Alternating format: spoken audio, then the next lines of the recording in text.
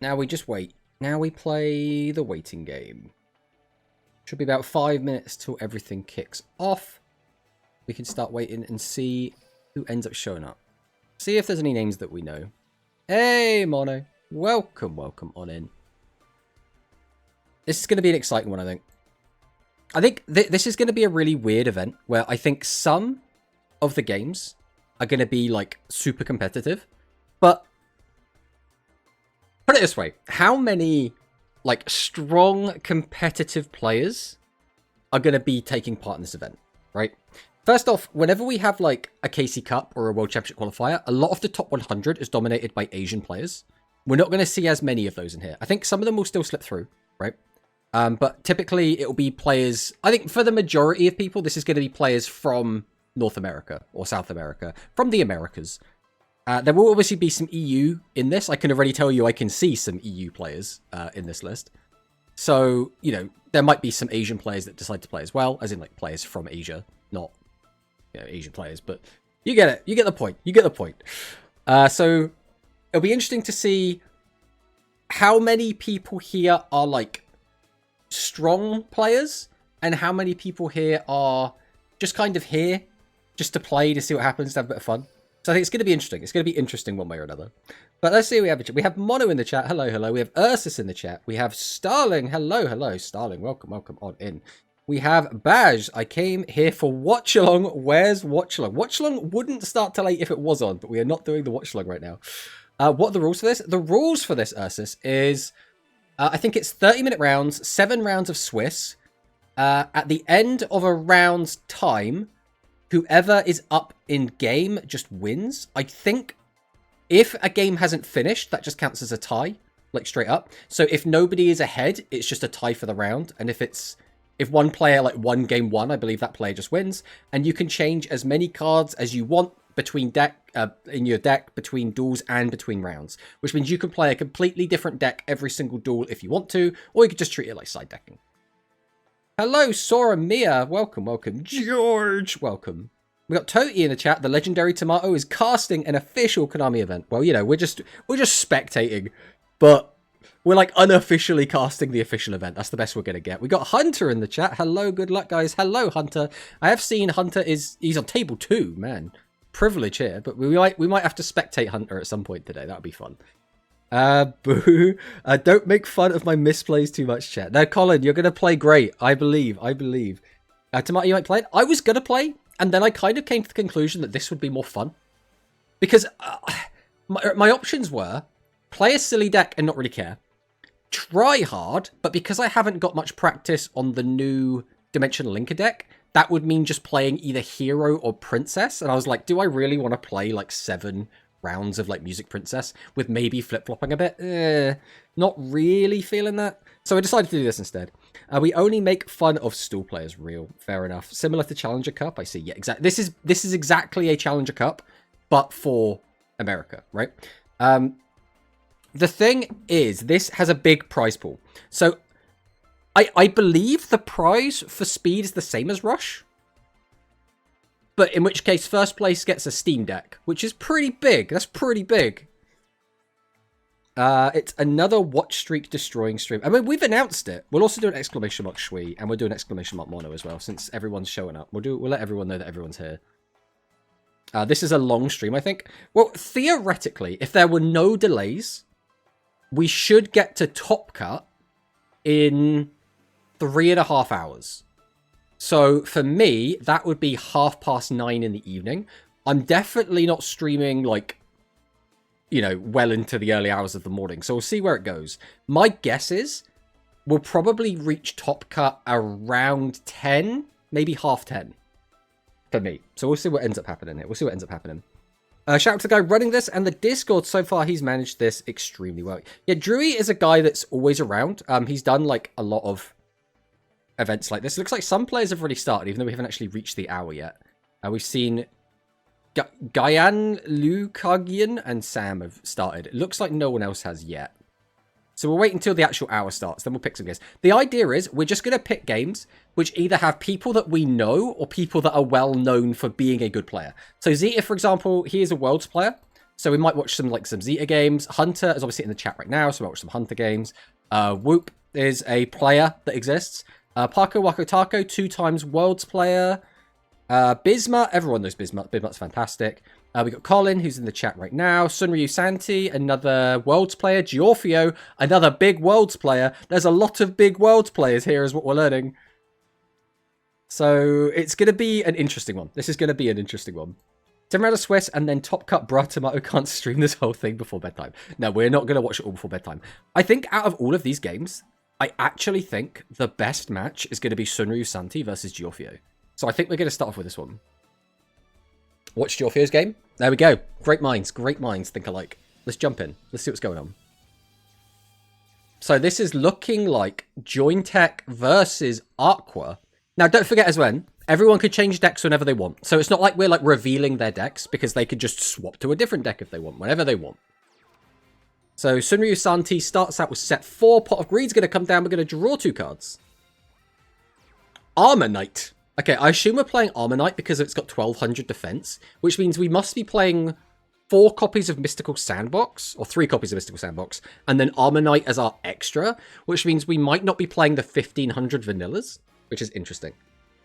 Where's the link off bracket? Parko did post it already. We do have it here. I can post it in the chat if you want.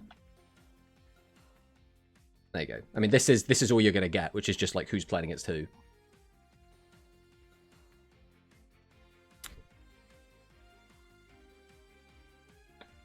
All right, so we have Armor Knight down. Giorfio's doing the big think. Now, don't forget, Giorfio did time out twice during the World Championship because he was thinking. So, bro is the thinker.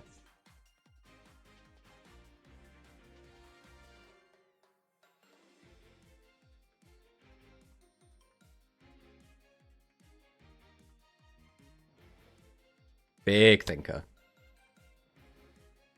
Well, he summoned this in attack position, so he must have a proactive play. Okay, we're grabbing Nuvia. We're grabbing Sandbox.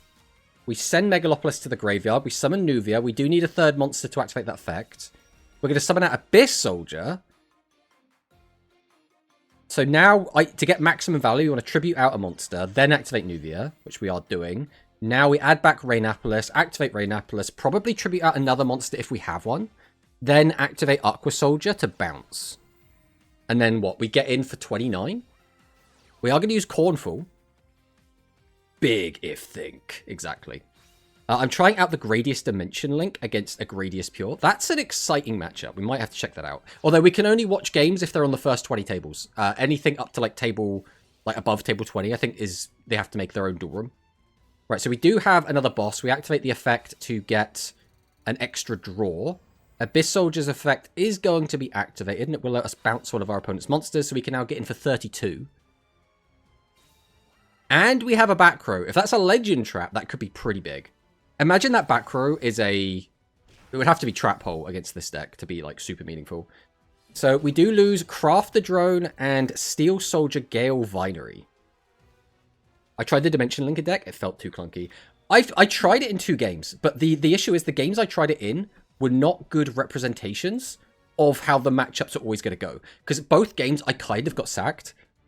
So, like, it was a tricky one. It was a tricky one, right? Like, in one of the games, my opponent went, I think it was triple Cornfall Charity.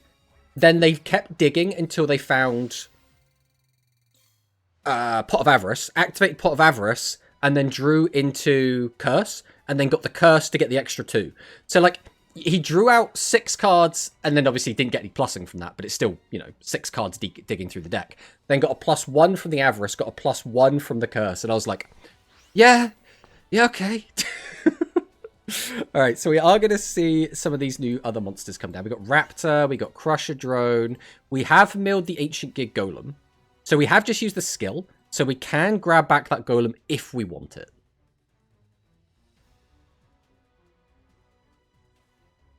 Oh, what is Sunryu Santi gonna do? Sunri Santi. I keep saying Ryu Santi, but it's just Sunri Santi. Or Sunrai Santi. We're gonna go Sunri Santi. But I am curious to see what decks people are actually bringing to this event. This is going to be interesting, especially because, again, you could just flip-flop. You could just change decks between games 1, game 2. You could just change to whatever you want. So it's going to be interesting. It might be a little bit awkward in some of these games as well.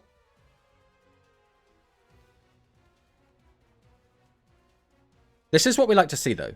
Lovely big think turns. Big think turns are what we really, really like.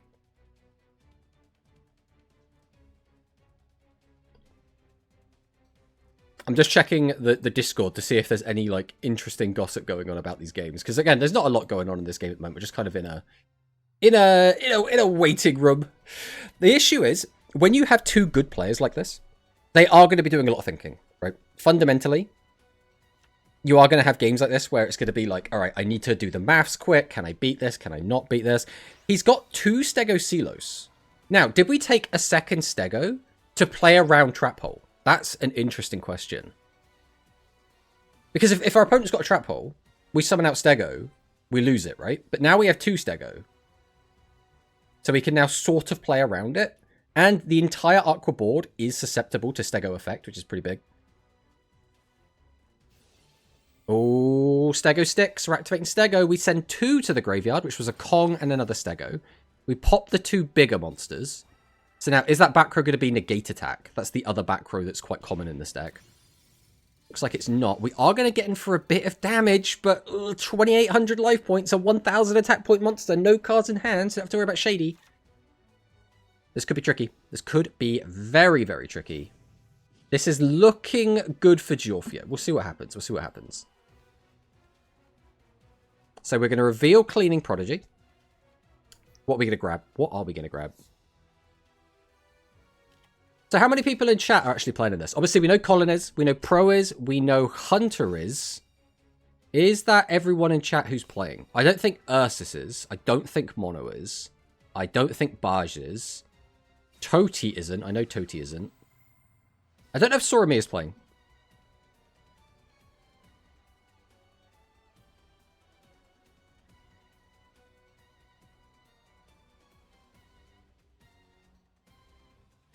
So we added Tutamus, Nuvia, sent Armonite, normal Nuvia, activate Graceful.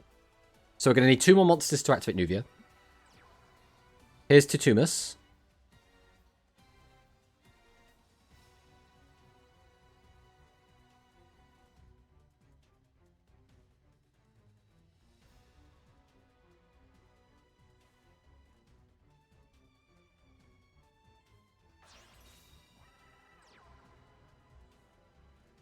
We tribute to summon out Diankito the Food Prodigy. We did this without activating... Okay, so do we not have a third normal summon? We had a third normal summon, but we sent it to the graveyard because we sent the armor. We could have just kept that in hand. We could have sent the Rainopolis to the graveyard instead.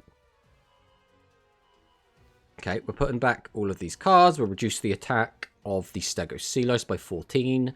And then, I mean, does this threaten lethal? This is what, 21 plus 17? I mean, that threatens lethal. And we have it. That's going to be game 1 to Giorfio. Now the question is, do we watch another round of Giorfio versus Sunru Santi? Or do we watch another game? There's going to be a bunch of other games we want to watch as well.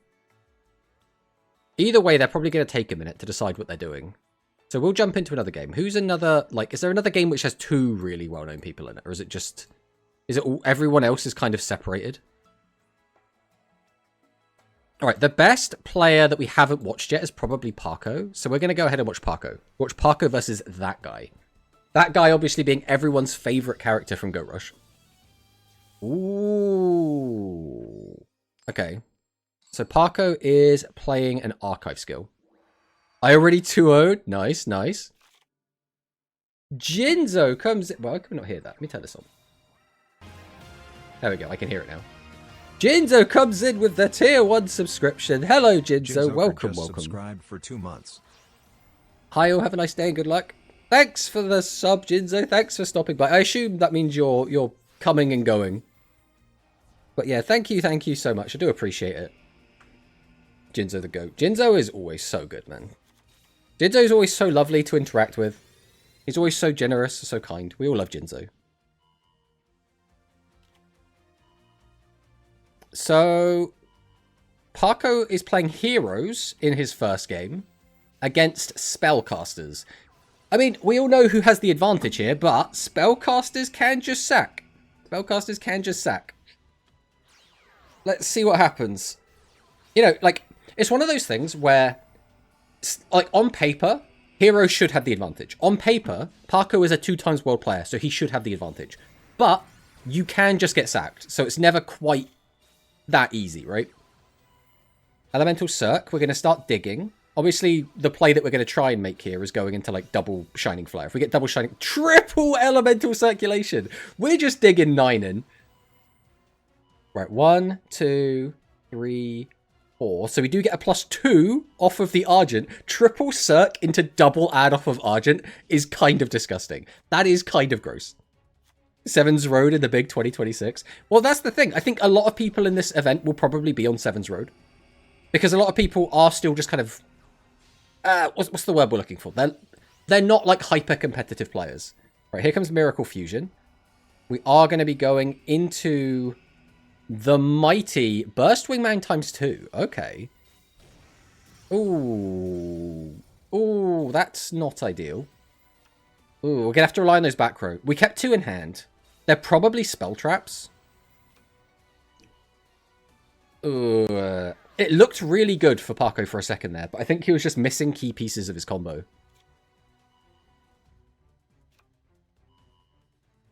Because, I mean, this is easily looking to be like a double Charmy. Okay, Shady comes down. This is what we were hoping to see. We are going to gain the 15. TSA is going to come down. That's not going to be super relevant. Like, it's helpful, but it's not going to, like, decide the game. A second TSA is still not going to change anything.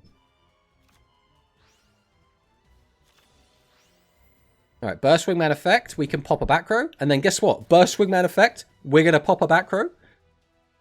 He's deciding, I think, if he wants to put the boost on the same one or spread it out. Because what he could do is make room by sending the middle Burst Wingman to the graveyard using the skill. So he could put the boost over and stack it all on the one on the far right. He forgot about Alchemy Lost, wasted 2 TSA.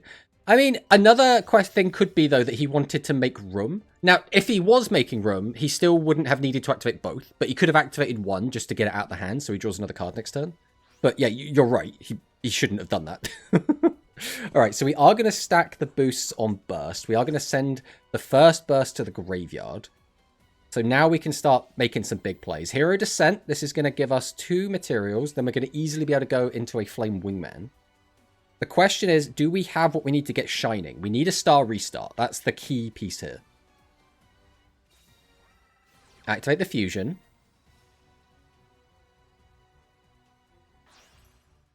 And now, come down. Elemental Hero Flame Wingman. There he is. Oh, not even chronicled. Star Restart's going to come down. Joint Tech best deck. We already did see a Joint Tech earlier. Unfortunately, it did lose, which was not ideal. So Starry Star is going to give us access to the big Shining Flare. How big is it going to be? 22 cards in graveyard. This has got to be pretty big. This is probably just lethal on its own, right? Surely. Surely this is lethal. How big is it? 67. Yeah, this is Giga Lethal. We have Omega Giga Lethal. We're going to attack for 57, then burn for another 16. This guy deserved to lose for misplaying. I mean, yeah, I don't think he was likely to win anyway. He basically would have had to sack to get the win there. All right, let's go and take a look at some more Worlds players, shall we? Let's check out Zeta. Let's check out how Zeta is doing. Oh, all right, so Zeta, we do know, has been favoring the Aqua deck. But Zeta is not the one playing Aqua. Zeta is playing Music Princess, unless he's using the Straight Pierce skill, which is, I mean, it's possible. Okay, no, he is just using the Music Princess skill. I don't know who Repo Robotnik is. So if ever there's a player that we just don't know about, we just have to assume that they're not going to be as good. But that's not really a fair judgment to make, but we don't have any information to go on. So we're just going to do the best we can, guys. We're going to do the best we can. So full Orchestra comes down immediately. This is going to force out the Shiny Shady. That is going to get the card out of the hand, but that now does mean that we are... Never mind. I was going to say, it could have been a bait to get the curse off, but it was turned 2 anyway. But you still want to ideally get them to use the Shiny Shady first, because if you flip something up and it's an effect monster, they can just Shady their own guy face down again. Okay, we've got 2 bosses out. We're going to go ahead and grain the Rain Apolis, activate that. It's fair because most likely they don't only get their matchup experience from ladder. Yeah. That's what I mean, right? But, like, occasionally you'll have a player that does really, really well and gets, like, top 100 in, like, a GRF or something, even though they're a player you've never heard of. So, like, I like to give people the benefit of the doubt a little bit, but you're not wrong. So Turbadish is going to come down. We're going to add 2 cards back to hand, including the Avian, which means we're probably going to activate Circulation. There it is. Revealing the Flame Wingman, discarding the Avian, activate Fusion, and this is going to give us our action. And action is pretty damn strong. I mean, ladder players be sacking sometimes. Yeah, you're not wrong. I mean, I think there is a small number of ladder players that are like ladder-only players that do end up being really, really good. But I can't help but feel like that's not very often to happen, right? For the most part, ladder-only players are going to be a little bit weaker, just because, again, they don't have the same kind of competitive experience, right? Dean Keto is going to get us a draw. We're going to summon out Abyss Soldier, which is going to be met with the Shiny Shady. The Imi special skill is going to be activated, revealing Cure Prodigy, so we can tribute over that, but now we're never going to have... I mean, theoretically, there is a world in which we tribute both to summon the monster using 1 extra tribute that we needed to, and then we could put it back in our deck and try and dig for it out, but I think that's so unlikely. Ooh, Zeta down to 19 against the 7,500. Oh, we burped then. Apologize for that. That just kind of slipped out on me there. We're going to set 6. I mean, again, unless we do just find the Abyss Soldier, we'd have to have a boss to make room, and then we need to have the Abyss Soldier. That's the only way we can actually beat this. Otherwise, we're just going to smack 3. Now, again, we are going to deck out, so we can't just, like, do that every turn. But at least we got a turn from that. Hey, Sakadetsu. Welcome on in. Dream Ticket, you are hit for Rush. Nice. I haven't actually looked at it yet. I don't know what we can get off of it, but I'm excited by it. Turbadish effect is going to add Digisoon and Boton. We're going to activate Fusion, go into action again. Now, are we going to have another Shady for this? Imagine that last back row is a Shady again. Turbadish effect, we're going to grab back Ensemble, and we're going to grab back Boton. Activate action effect. We add the Fusion back to hand. We're going to go for another Fusion play to get out double action. I see we can get the Blue Fang Fusion and a Shining Flame Wingman. That's pretty interesting, because those are obviously some really good cards. Plus, the Concurrent Dragon only just came out. Assuming it is the Contact Fusion and not the, the regular Fusion. Blue Fang Fusion is bad. Oh, is it the original one? Is it enhanced instead of concurrent? Because I mean, enhanced is like okay. Like I would always want to have a minimum of one of them, right? Oh, negate attack! No, Zeta! The Worlds player Zeta, who has gone to every form of Yu-Gi-Oh! Worlds, has been defeated by the power of Imi Amimi. Alright. Let's see if we can jump into some more games. We can watch a Bismuth game. Let's check out a Bismuth game.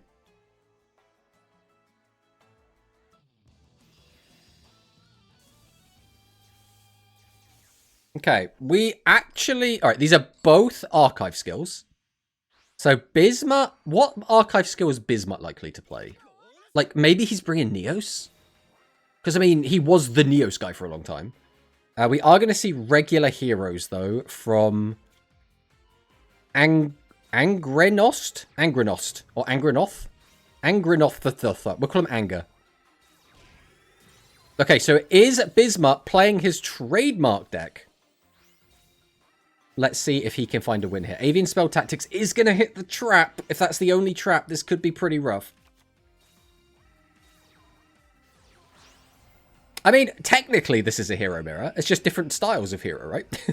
Filler character beats world competitor. Right, so it was double shady. That's actually so big. I don't know if it was that big, but like it's big. It's big-ish. So there's a watch along, or am I just here to be here? There is no watch along badge. It was a bonus Sunday stream last time. This is now the bonus Sunday stream. Yeah, there is no watch along today, Badge. You're here just to cheer on your friends. To cheer on Paco. I don't know who you actually like that's taking part in this, Badge. This is technically a watch-along of the Challenge Cup. Yeah, exactly. Exactly. Parko probably hates me. I mean, if Parko hates you, then we hate Parko. Everyone loves Baj. I think Pro is playing. Baj likes Pro. Yeah, I mean, we can watch some Pro games if he's playing in the top 20, as in the first 20 tables. But I haven't seen him yet. Fake Neos. So we mill 2. Name becomes Elemental Hero Neos. Now, there is a small issue here, in that we don't have room to summon a Neospatian right now. Okay, Neos is coming down. The fact that we tributed the fake Neos instead of Freed tells me we probably don't have access to 2 Neospatians. Hero Descent is going to come down, which is going to give us access to a Neospatian from the graveyard. We are going to go for Scarab. So this is just going to gain attack equal to the number of cards on the field times 200. So you want to have as many cards on the field as possible before you activate the effect. Let's see what he does. We are going to Contact Fuse. I love the animation for Contact Fusion, by the way. It looks so nice. Elemental Hero Heat Neos. We're going to set a back row. Set another back row. Use Heat Neos effect. Go up to 3,900. Then activate Hero Descent. I mean, this didn't really change anything. Like, the number of cards doesn't really get changed by activating this before or after. We are going to grab back the Heat Neos. Or the Flare Scarab. So theoretically, we could have instead tributed the Freed when we summoned out the Elemental Hero Neos. And then contacted that. We would have had one less monster on the board, though, if we did that. And we wouldn't have gotten any more damage in. So this is arguably better. When are we getting Trad Tax?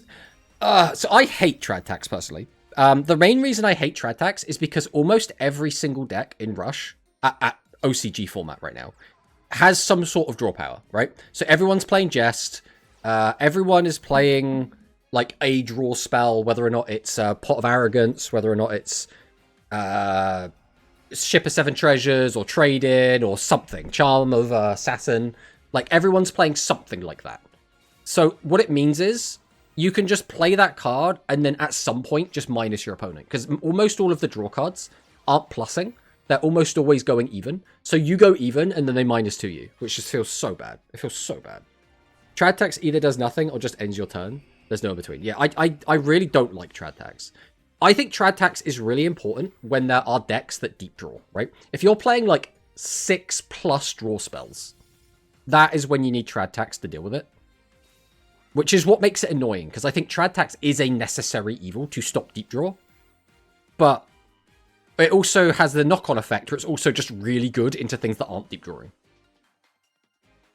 Because the other thing is there's a lot of cards that people play to just draw spells as well, like Pot of Greed, Graceful Charity, Card Trooper, right? There's just lots of generic cards people play.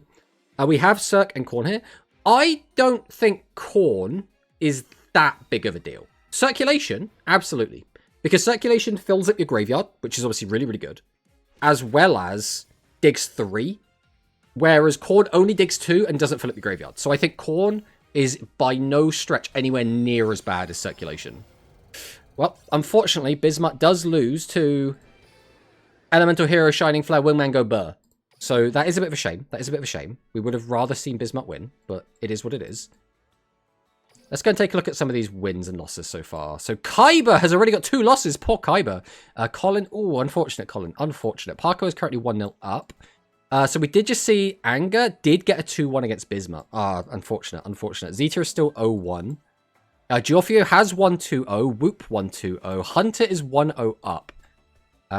We might go and see. Oh, we've got Jinzo's playing as well. Jinzo also 2-0 up. I didn't even realize Jinzo was playing in this. Starling is 0-2 as well. Oh, that's a shame. I got really excited when I saw Starling's name. Shelmy is 1-0 up. But again, don't forget, this is a 7-round Swiss. So there's still plenty. There's still plenty to go. What we could do is watch some replays, actually, of some of the games that we've missed. Who do we want to take a look at? Unfortunately, not a lot of the people we want to watch are in here, which is a bit of a shame. Is Hunter still playing? Because he was 1 up. We can go and check this out.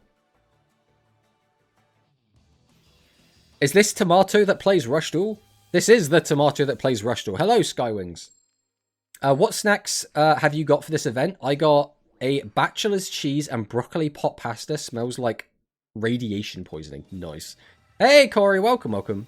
As always, I missed the start. I mean, this was a bit impromptu, so... I got rolled by high-tech player whose limit 1 was Ghost Cyclone. Ooh. I mean, it's going to happen. Ooh, that's exciting. So we have got Jointech versus Royal Rebels. That's a matchup. Now, that is a matchup. In terms of snacks, I haven't really got anything. I've got this. So I have a box of Gillian. I got these for Christmas. And we've slowly been getting through them because I don't really eat a lot of chocolate. So I've slowly been eating like sort of one every couple days. And we're just slowly making progress through that. Royal Rebels in 2026. I mean, Royal Rebels are like, all right, I don't know about Rocker, but Royal Rebels are playable. I'm not going to sit here and lie to you and say that they're a strong deck and, you know, worth playing. But they are playable. They're definitely playable. So we're going to use Phaser. Command as well is an interesting tech. This is a guy, I think, that is just like a Royal Rebel player, right? He is like an anime Roa fan. Seems to be my... Oh, and Hammer Crush. We did also hit Trap Hole, which is huge. Trap Hole is such a good card into Royal Rebels. 2 invested Hightail currently and missed notifications. I mean, are you enjoying Hightail? That's what I want to know. Hello, Pokemaster Ian. Should I spend my Yodun ticket on Ghost Cyclone, or is that not good anymore? The issue Ghost Cyclone is it's now limit 1, and most decks aren't going to play it over other limit 1s. That is the issue with that one card specifically. As long as I don't X3 drop in the first 2 rounds, I consider today a W. I'm sure you'll get some wins. Wow, so streaming at this time of day, it must be my birthday. Hello, Swaggle. Welcome, welcome. Yeah, we are streaming because there's a big tournament on. So this is a 128 player tournament where the winner gets a Steam Deck as well as like, I think like, what is it, a deck mat and some sleeves and like an acrylic stand and some other guff. Basically, everyone's playing for a Switch deck. That's why this is like a big tournament. That's why we're up for this. So, hello, Swaggle. If you got 0 Cyclone, you can get 1, but probably not. Rocket isn't bad idea at the mo. Can board nuke, summon it to recycle for skill next turn, and then direct attack with it. The only problem is, there's a lot of situations where it doesn't help. And it also can contribute to the brick. Because... one of the big problems that Royal Rebels has is if you just open a hand full of high-level monsters, you still can't really do anything. Like, you can summon out 2 guys in defense.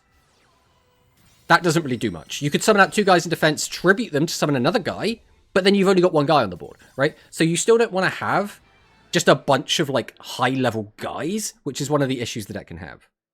And just like that, we do see Royal Rebels actually take a W there. That means both players are 1 and 1. We might check in with that to see...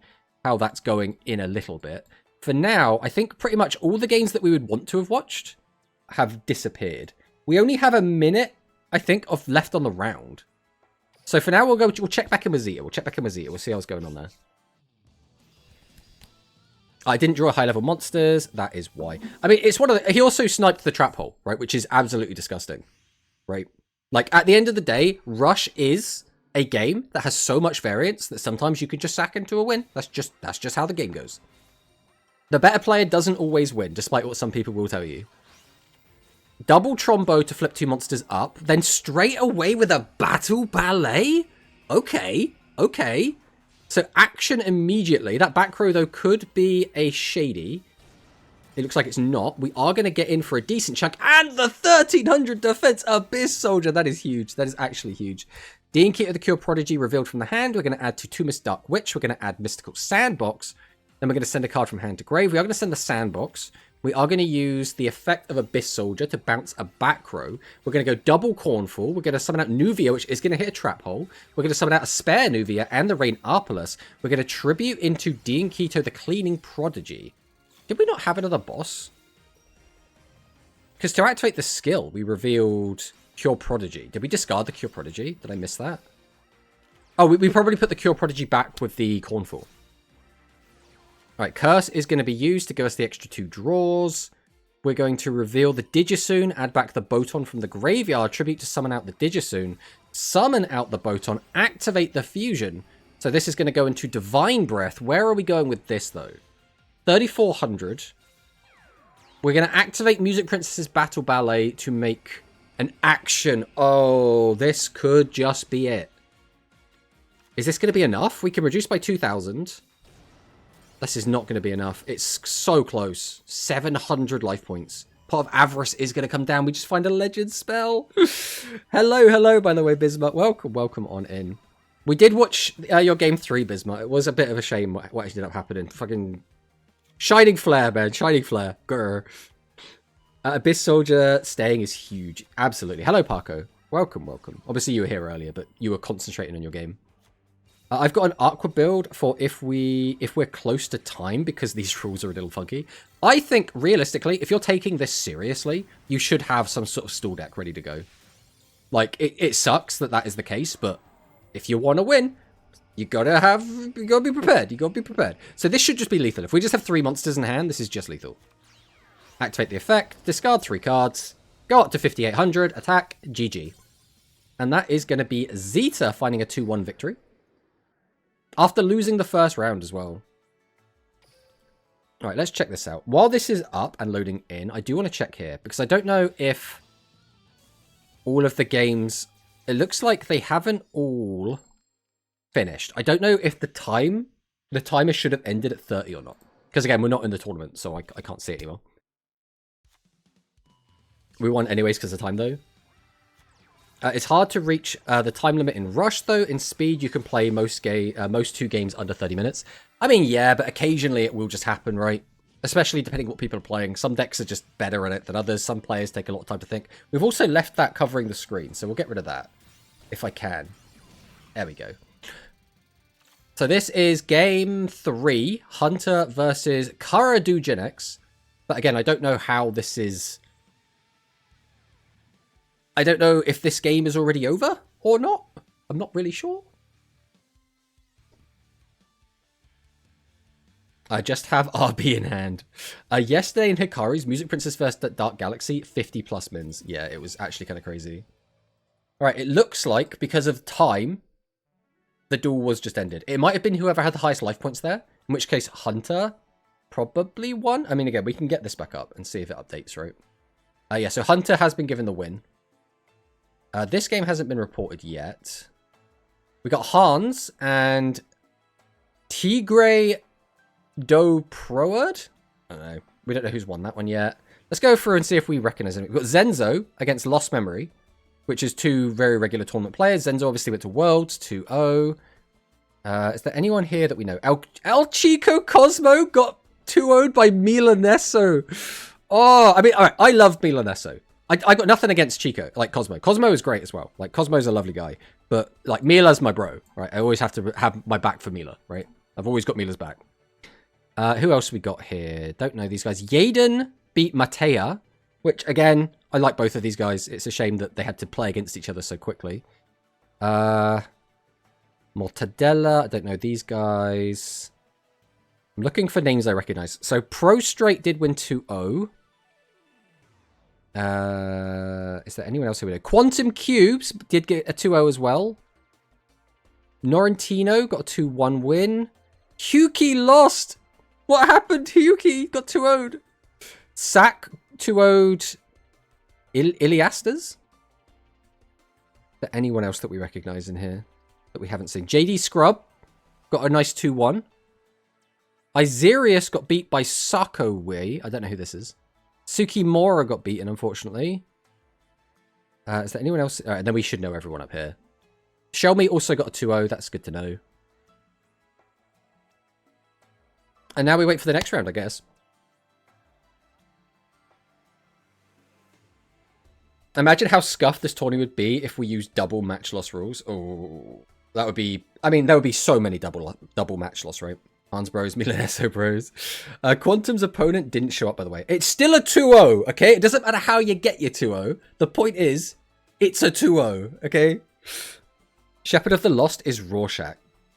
So he beat Huki. How did Rorschach beat Huki? Like, I don't want to, like, throw shade or anything. But, like, Huki's, like, a decent player. Like, genuinely a strong player. Hey, Zorak, welcome on in, my friend. Hope you're having a great day. You've caught us watching the big tournament, commentating on the big tournament, giving our unique insights as a Rush nerd. Imagine how scuffed it would be if this was on Start GG. Wouldn't it be better? I'm trying to think, like, what the negatives are of having it on Start GG. Like, if the website went down, that would be rough. People, like, writing the results in wrong. Other than that, I can't imagine it'd be much worse.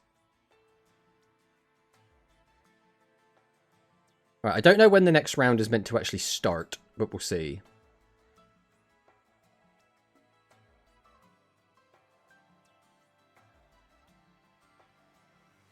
I'm just trying to catch up here.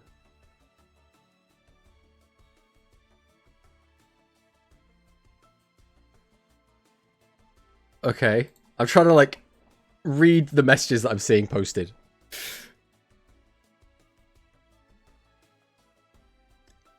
Yo, hello, Meister. Welcome, welcome.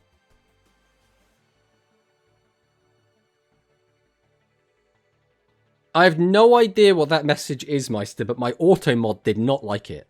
As far as I can tell, there is nothing wrong with that message. But it's really weird. People don't know how to use Start GG, so for tourneys like this with lots of new players, it would be a mess. I mean, that is true. That is true. What's this tourney, by the way? So this is basically Challenger Cup, but for NA. Or I keep saying NA. For all of America. So, like, you know, all of the Americas. North America, South America, Canada. What do we call that? I think it's just the Americas, right? Is there any official stream for this? Not that I'm aware of. Otherwise, it would be probably right here. There's, like, a bunch of people that are just streaming it. But, like, I don't think there's, like, an official one. Them Americans. Exactly. Official Konami tournament with scuffed rules. We love the scuffed rules, though. I love it when there is a scuffed rule tournament if I don't have to compete in it. That I'm all for it. I'm like, yeah, this is great. I didn't join. I don't really have time to play 7 rounds of Swiss. Just play 7 rounds of Swiss, Mono. It'd be great. Just think about all the time you get to spend with Dimension Linker. You can change your entire deck between games. It's all America. I think the Canadians wouldn't be happy about being told that they're from America. But I don't know. I'm not Canadian, so... It's weird. It is weird. It is very, very strange. And you must not be the one organize it too to enjoy the scuffness. Oh, yeah. I'd be ripping my hair out if I was trying to organize this and getting mess. Like, already, I'm getting, like, posts of people saying about how people are saying stuff's unfair. You know, trying to contact the guy that's running it and be like, yo, this is wrong. Blah, blah, blah, blah. I'm like, I am so thankful I'm not doing that. For its scuffed tourney, I go to the regional, but that's not till next week for me. I mean, that'll probably still be fun. Canadians would indeed not be happy. Exactly. Exactly.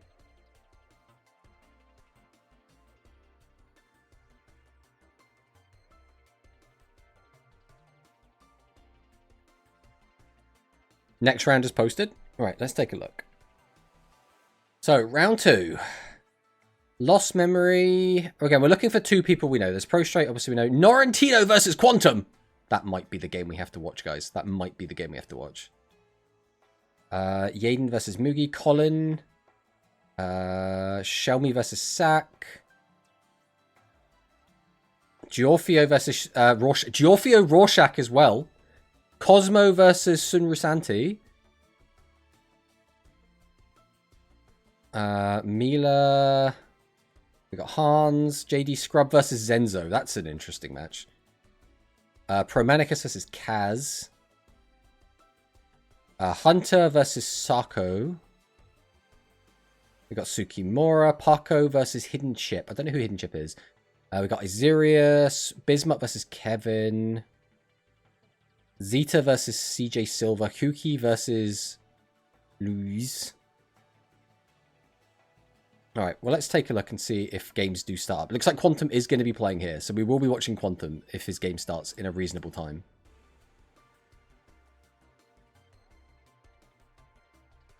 I heard Mexicans considered they were part of North America, but here we are taught they are part of Central America. I mean, I don't know.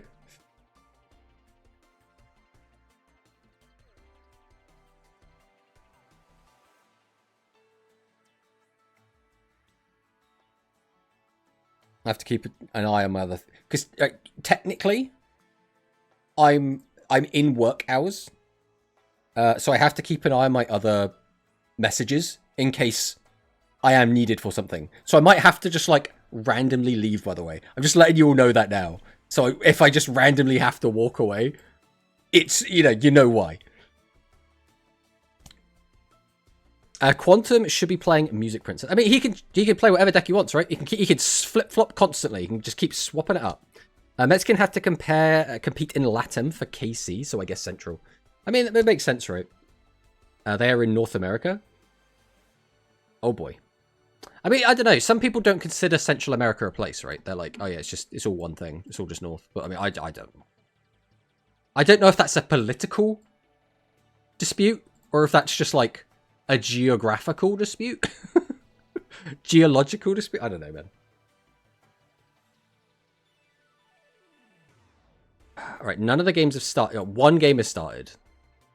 By the look of it. So we're going to wait and see if the... I want to watch Jinzo as well. I want to wait and see if the Norrentino Quantum game starts. Because if it does, we want to hop in there for sure.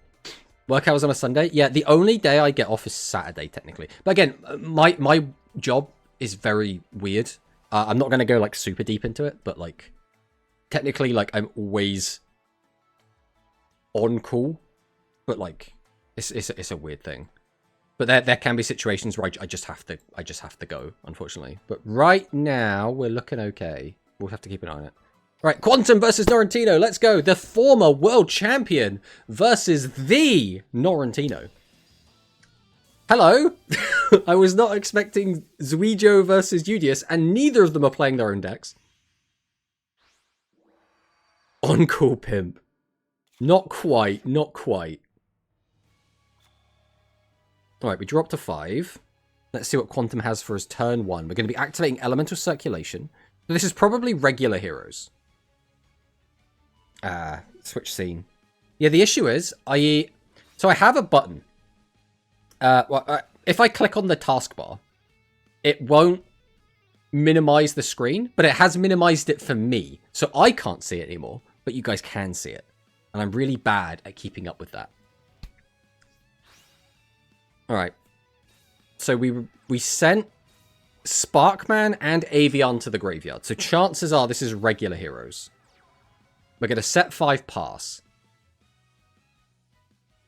Right, so is Norrentino... This is looking like a mirror. This is looking like a hero mirror.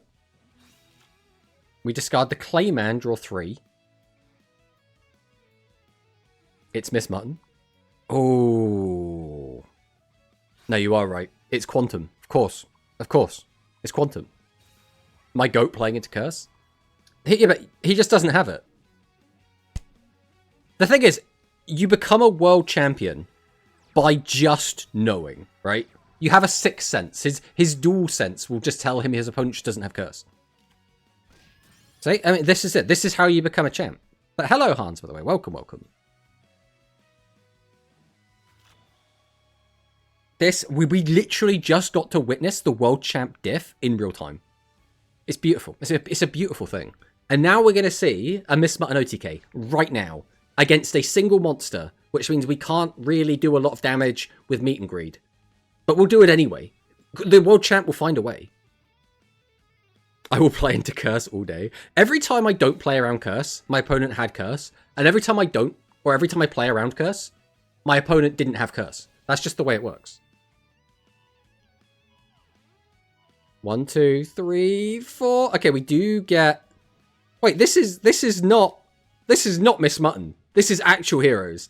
We're playing Descent Tactics. And this is... Where's Mig? What have you done with her? I'm going to post my Meeg-chan emote in solidarity for Meeg-chan. How far Quantum has fallen. After not being the world champion for so long, he's now just turned his back on Meeg-chan.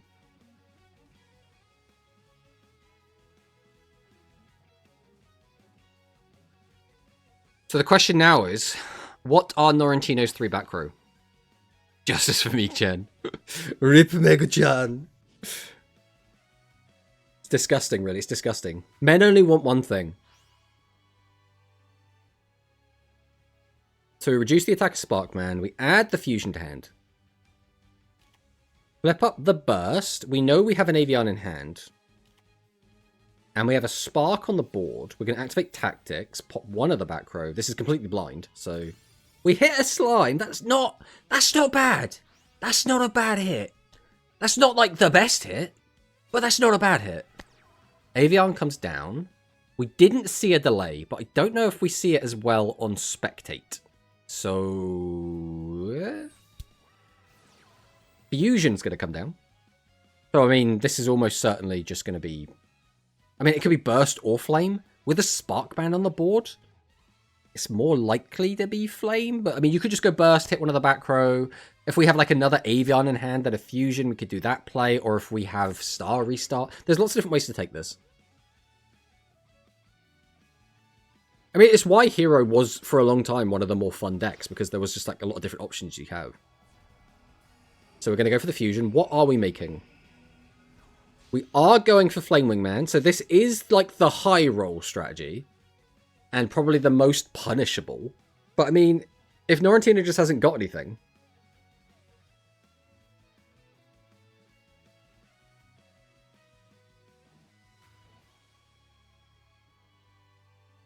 Doing a big thing. So now the question is this Norrentino deciding if he's going to use a back row, or is this Quantum working out what the next play is? Okay, Star Restart's going to be activated. Go up a card from the hand. Who do we bring back here? Yeah, I mean, it's always Avian. But, like, are we going to make... Because we could go Voltic into Burst, pop a back row, clear. That would be what? That'd be 11 plus 16, which is 27, plus 2,000 plus 31. That is just lethal. That is probably the best chance we've got. Okay, we're instead going to go for the big flare. Okay.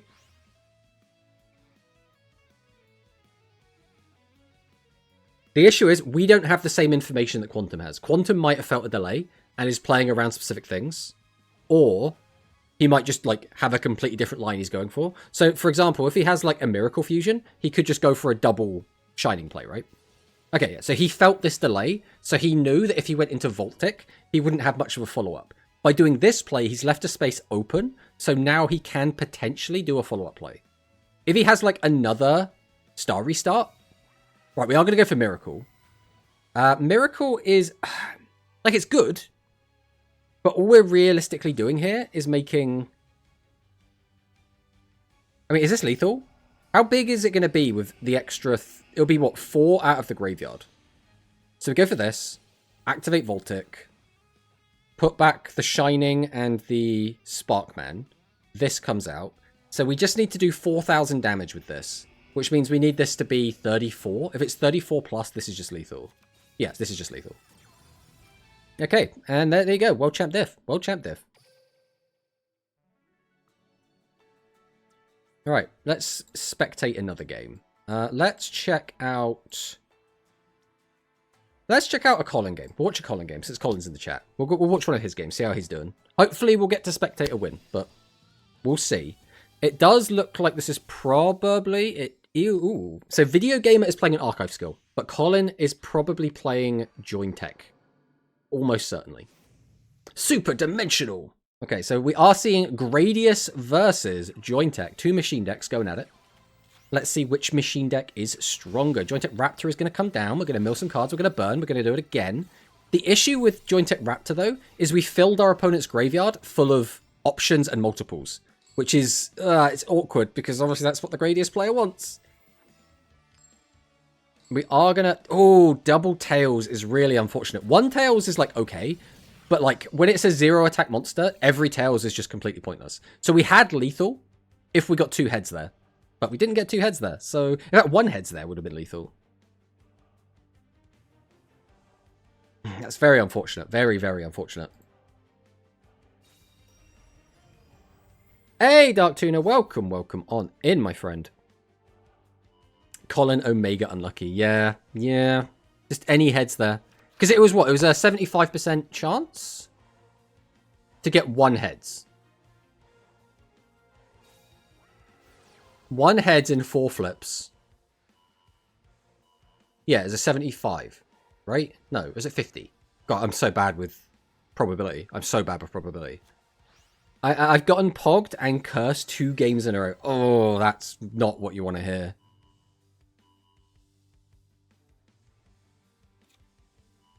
Okay, well, with Capsule Red, we have grabbed Vic Viper Spread Bomb, which means we can pop the back row.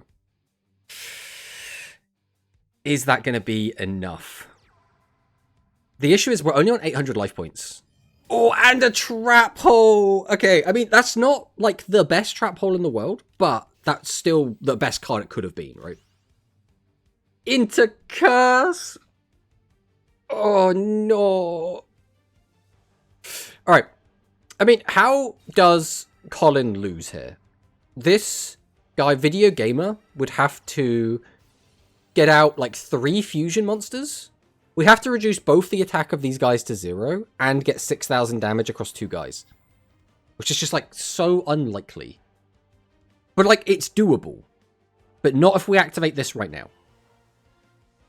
Why have we... What? What are we doing here? Couldn't we have used Vic Viper Beginning to get back to Gradius option, gone into full custom, then activated Power Meter, and gone into a second fusion? Unless we own... No, that still doesn't. No, it shouldn't have mattered. We had a Spread Bomber as well, just left over. I feel like there was a better play here. But without seeing every card we had access to, I can't be, like, 300% sure. I'm pretty sure that was, like, Giga throwing.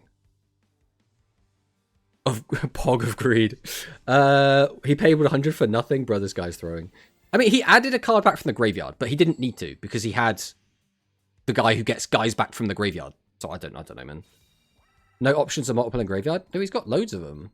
They all got milled. Like, even now, we've got 2 multiple and an option in the graveyard. Like, we had all of the pieces in place to do, like, a really big, sick play, and then we just didn't do it. But it happens, right? I don't want to criticize this guy too bad.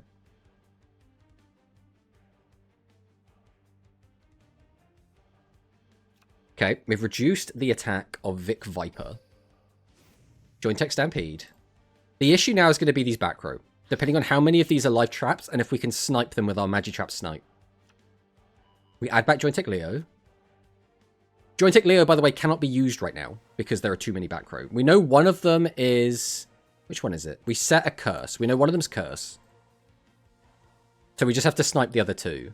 We know that we have a Jointech Rex in hand currently. And we know that we have a Leo. So we can summon the Rex, pop 1.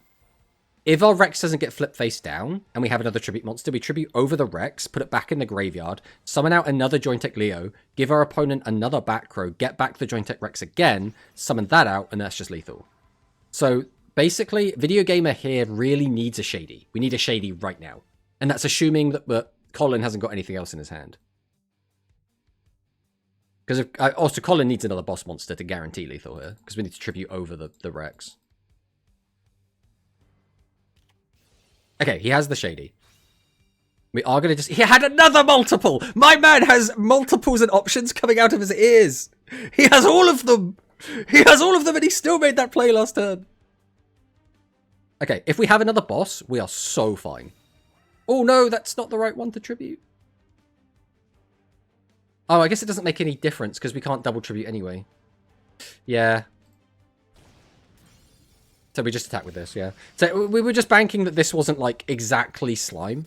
I get confused between the Jointex skill and the Aqua skill. The Aqua skill lets you choose if you want to tribute one monster or two monsters. Whereas the Jointex skill says, no, you have to only summon with one tribute. Which is, like, kind of annoying. We can watch Jaden's game. Oh, actually, you know, guys. Jorfio versus Rorschach. I'm just saying. Who said I got mega unlucky this match? You're quite... I mean, you should have won on turn 2, to be fair. That was the point. Like, if you just got a coin flip, you would have been fine. Sparkman is hiding at the very bottom of my deck. Ooh, that's not ideal.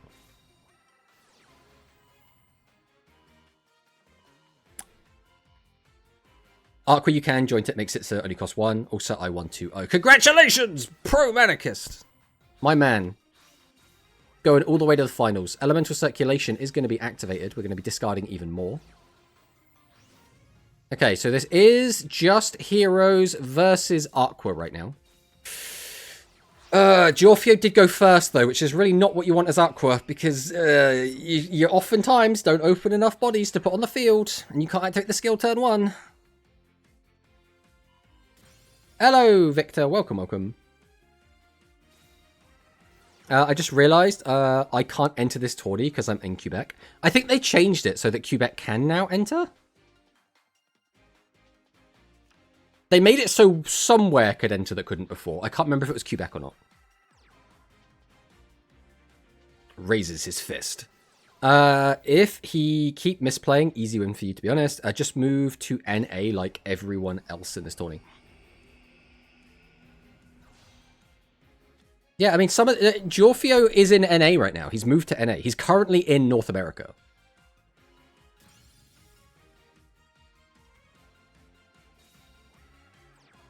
I was in North America earlier today, and I just flew back. Quebec is in NA. I know they put out an announcement. I don't... Ooh, that's not what you want to see. Jorfio getting taken down by Rorschach. There was an announcement. I can't remember where it was. Oh, yeah. We are pleased to inform you that duelists from Quebec are now eligible to participate. So Quebec players can now participate. That is now allowed. Oh, Shelby versus Sack. This is a good one. This will be a good one. That sounded wrong. It was supposed to be Bro Fist, but I just said Fist. You can Fist Manicist if you want. Whatever you guys do in privacy is fine. You can, like, we're not going to judge you. Just don't do it in public. Quantum and Jorfio are in my house and flew in 10 minutes to here, Trust. Well, Quantum lives in Quebec, and Quebec is now eligible to play, so that's fine. He's allowed to be there. Jorfio does have to fly over and sit in someone's house, though. You can always enter these tournaments, but you can't get the prize delivered to you if you aren't from the selected region. Exactly. That's just what everyone does, right? Do you know when the next tournament is? There is a tournament next weekend. There is both a speed and a rush tournament. Rush is going to be on the 24th. Speed is going to be on the 25th. The Rush tournament has 100 out of 128 slots already filled.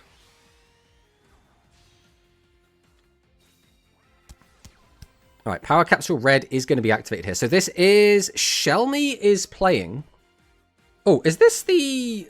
Is this Sack playing actual? I don't think this is. No, this is... This is Sack playing level 8 slot. This is level 8 Gradius. This is Dimension Linker Gradius, because the skill didn't activate at the start of the turn. Or the start of the duel. Super Dimensional Lord British Space Fighter. Activate the effect. So we do have a multiple out, so we could have changed the battle position, couldn't we? Oh, no, because we didn't special summon. Oh, no, we still can. Oh, it's this one that changed the battle position. We're slowly getting there. The cogs are slowly turning, guys. We're catching up. We're catching up. Right, Ripple Laser comes down. We can activate double Ripple Laser and reduce this board by a hefty sum. I gotta go see it. Thanks for stopping by, Victor. Surprisingly, no Stool Gamer so far on stream. We'll see. We'll see. They'll all come out. Radius's option is going to bump the attack up to 25, and Sack is going to take out Shelmy. Now, obviously, Shelmy is a Worlds player, but, you know, Worlds for speed. So, I mean, still very strong. Right, let's check out the Jaden Sword game, I think. Jaden Sword versus Mugi. Let's see what's going on here. Round ends at 7:12. Okay. If you could just keep letting us know that, Manicus, that would be fantastic. So we could just, like, know when time's coming up.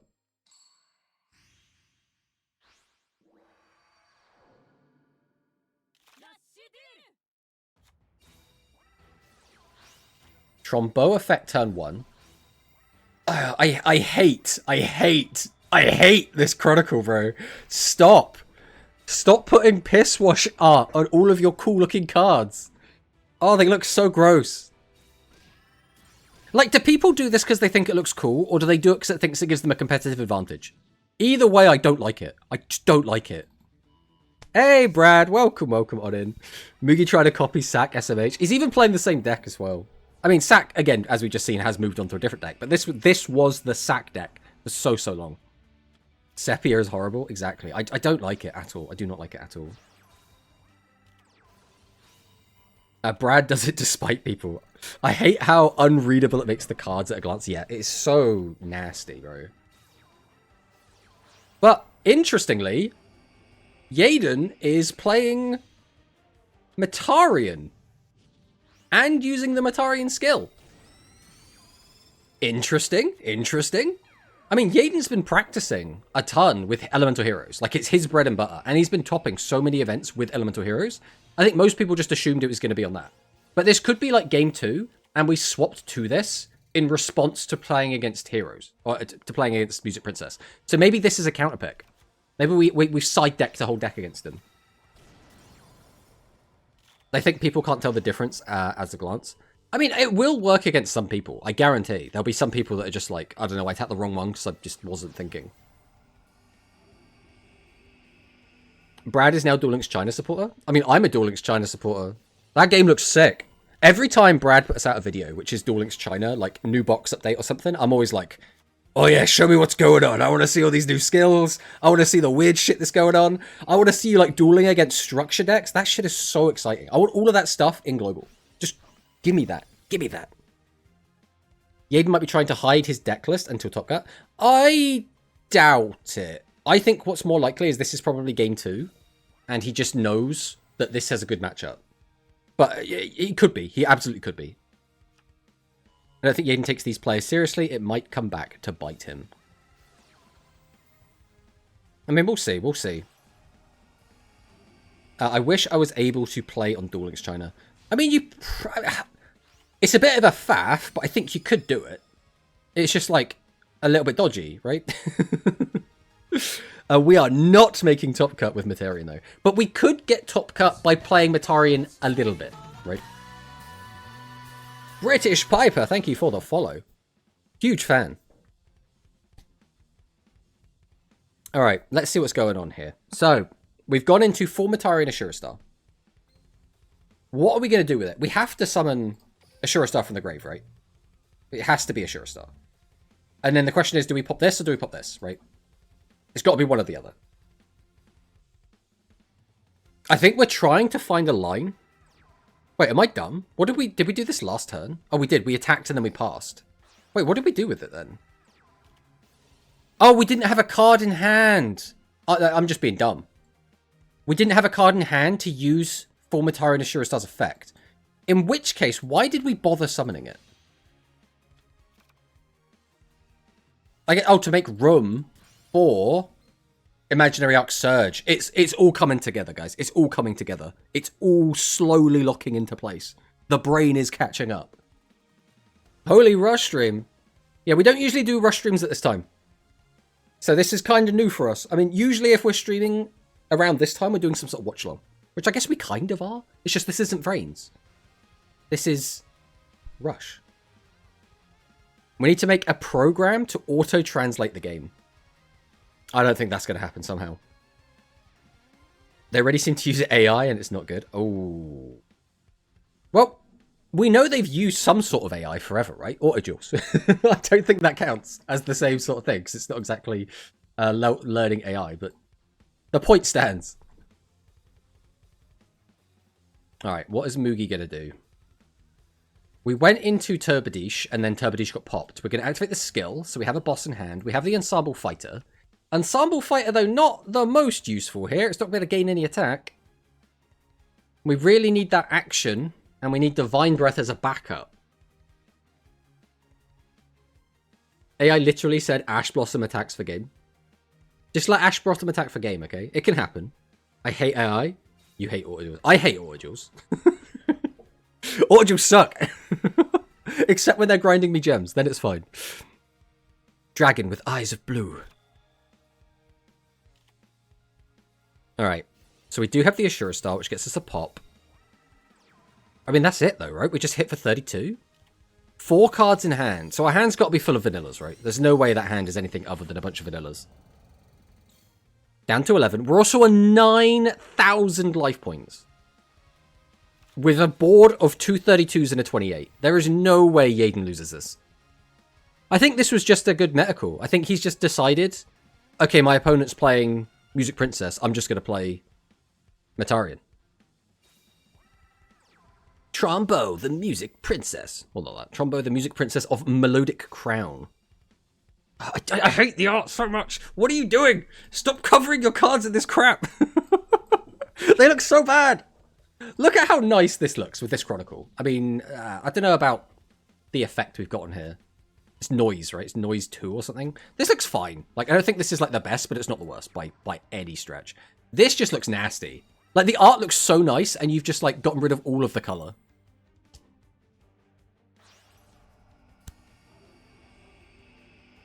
That is a pretty pog. Where was the pog? Is the pog in the grave? Right, there goes Shady, and that's just game. We can go back and find the pog. We have the technology. I don't know, man. I don't know if I think that's a good-looking pog. It's got a nice, like, rainbow rim. That looks nice. That's not me. Hello, Sack. Yeah, we watched one of your games earlier. So we know that's not you. It's just because he's got the same, like, sepia on a lot of the cards. That was the joke.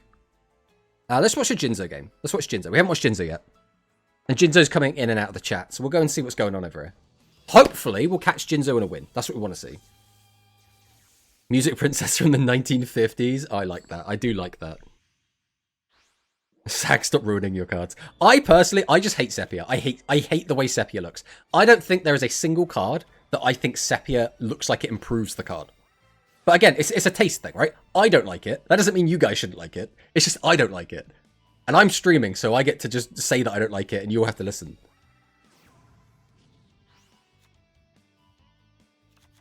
Waiting for the Ghost Rare effect to be added to Duel Links so I can chronicle my cards. The issue is Ghost Rare looks good because you can tilt the card and get like the extra effect off of it, but you can't do that in this, so I don't know how good that would look. Oh yeah, I love to blind my cards. Rainbow Rim plus Aurora plus Overrush Rare. I think on some cards that looks sick. Jinzo, no! It's spreading! It's spreading! Ah, it's got a Yuka stamp on it as well. Ah, even the curses. It's got a Marek stamp. Oh, I hate them. This stream is no longer us even watching like Rush Duels. This is now just complaining about people's chronicles that I don't like. That's all this is now. Ooh, Jinzo, that's not ideal. I mean, heroes aren't great at dealing with set monsters. We basically just have to summon out like elemental hero burn effects. Isn't Sepia supposed to be Ghost Rare? It kind of is. It's like Ghost Rare if it was brown instead of white, right? That's kind of how it looks. I hate the stabs. I hate the stabs as well. They look so bad. There's a setting to remove chronicles. But I like seeing the chronicles. I just don't like seeing Sepia. You know, it's like, It's Manabu! It's the Manabu Rex! Seeing the stamps here, if anyone here has watched Cardfight Vanguard, Dear Days, there is a blind character in that puts different shaped stickers on each of their cards so they know what they've drawn while they're like, you know, feeling the sticker in their hand. It reminds me of that.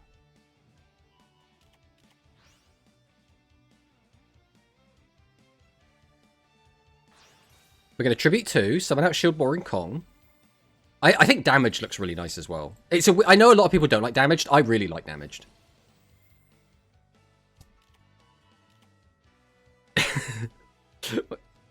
This stream is just judging people's Chronicle tests. Exactly.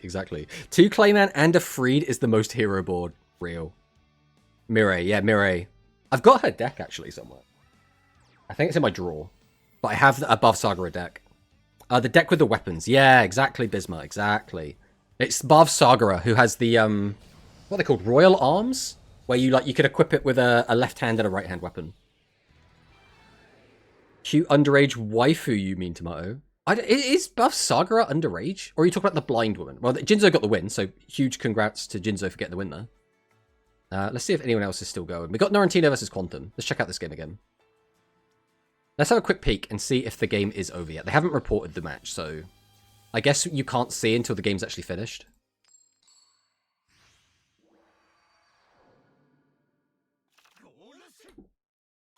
New business venture? Braille sleeves.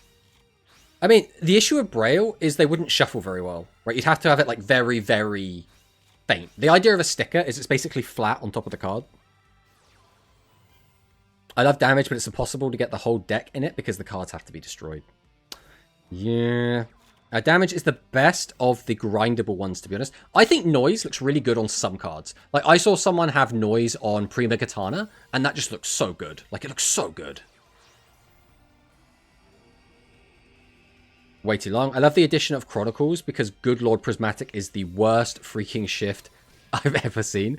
Yeah, I don't really like Prismatic either. People always congratulate me on getting Prismatics, and I look at it and I go, I don't like it. It's got lots of weird little swirly things on it. And I'm like, that's not looking cool. I like Aurora. I like Starlight. I like all of the new like elemental effects. Like, what was it? The fire one, the light one. The dark one looks okay on the right cards. On some cards, it looks ass, though. Like, the water droplet one looks okay. On some cards, it looks really good. On others, it looks kind of whatever. Talk about Mireille. I don't know how old Mireille is, but she owns like a company. But I guess so do the Goha siblings. So, how far into the tournament is this? This is round 2. We are on round 2 of 7. Yeah, it's up until 2:12. Okay, so it's literally about to end. This round is literally about to end. So Norrentino is about to win on life points, I think. I believe that's how this is going to work. I'm already 0-2. My best place now is Toxic Steam with some luck. I believe in you, Bismuth. I believe in you. You can just somehow claw it back. It'll be fine. I've been wanting to get Noise on Psychic Upper. I think it would really fit. I think a lot of the Psychic cards it works really well with. Get 5-2. Top 16 will have some prizes, I think. Aurora looks oversaturated.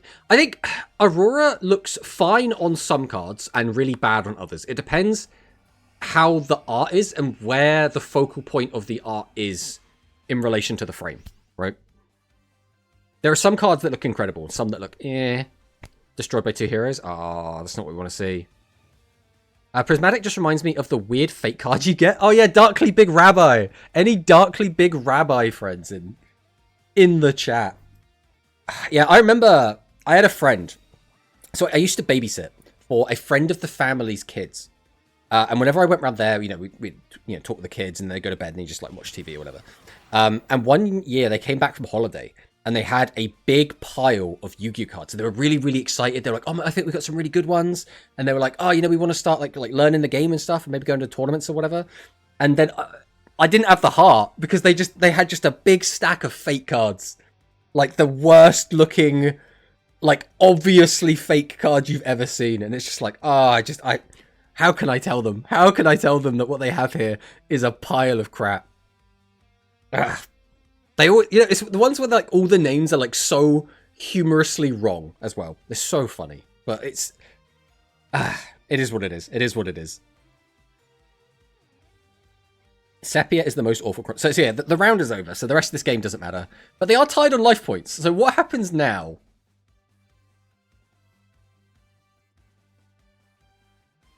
Turn off foil for opponent to avoid seeing Sepia in my game. I mean, that's fair. A shout out to my man Beckers and the effect that only affect people in the open country. The open country is the important place. It's kind of weird how the special chronicle effects just delete what you applied before. Yeah, it is suck, but it is what it is. Sometimes you just gotta be honest. Yeah, but like it's different when it's a kid, right?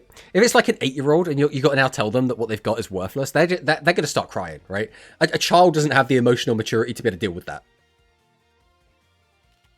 Until one of them makes a difference. Highest at the end of a turn.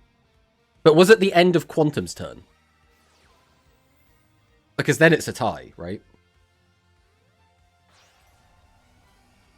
Because now we're going into this. All we have to do is declare an attack, and we would theoretically win. So it comes down to, does Quantum have a trap card to stop himself from taking damage here? Because the safest way would probably be go into Flame Wingman and attack over a defense monster. But it's not always that easy. We do have the Shady, so we are going to flip both down. Have we used the skill yet this turn? We have not used the skill, so we can make room. Add back the fusion. So if we have an Avian and a Burstinatrix, we do just have lethal. And we've got 5 cards to be an Avian and a Burstinatrix. Star Restart.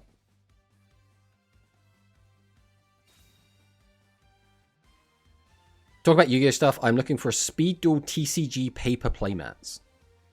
What do you mean paper playmats? Do you mean like a playmat to play paper on? Or do you mean like an actual, like a paper playmat you get like when you buy a Speed Duel product? Now, there's no Tooth Fairy, there's no Easter Bunny, and there is no Darkly Big Rabbi. Yeah, this is just lethal. There's just nothing you can do about that.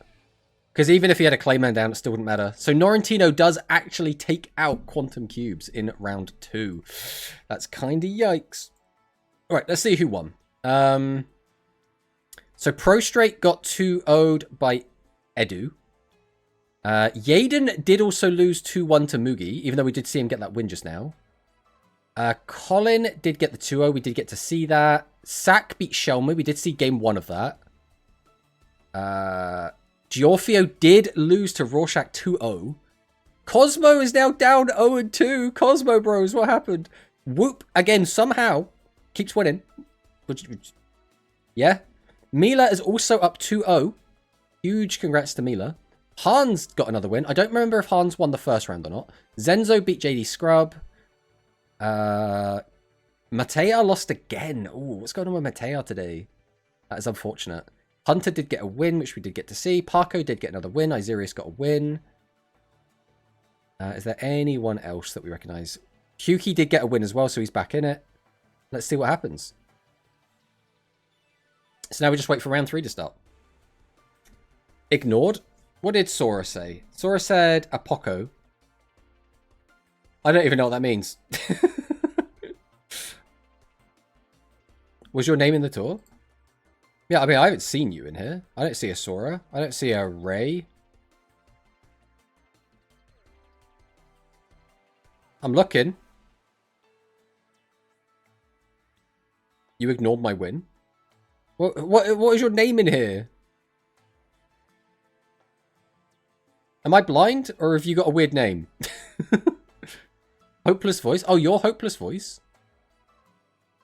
Where is Hopeless Voice? I'm guessing you're blue then, since you won. This one. So you beat Zero Shadow 2-1. Well, now we know that you're Hopeless Voice. Now we can keep an eye on it, Sora. But if you keep playing silly buggers, changing your name every 2 seconds, how are we supposed to keep up with that, man? Come on. That's more on you than it is on me. Bro, Soromir keep changing name. Exactly. Can you believe this guy? And then he gets all aggro at you, like, oh, everyone's ignoring me. It's like, come on, Sora. We're trying, man. We're trying. All right, so we wait for the next round. Where is Manicist, actually? What is Manicist's name in this? Because there's definitely no pro-Manicist in here. So he did win.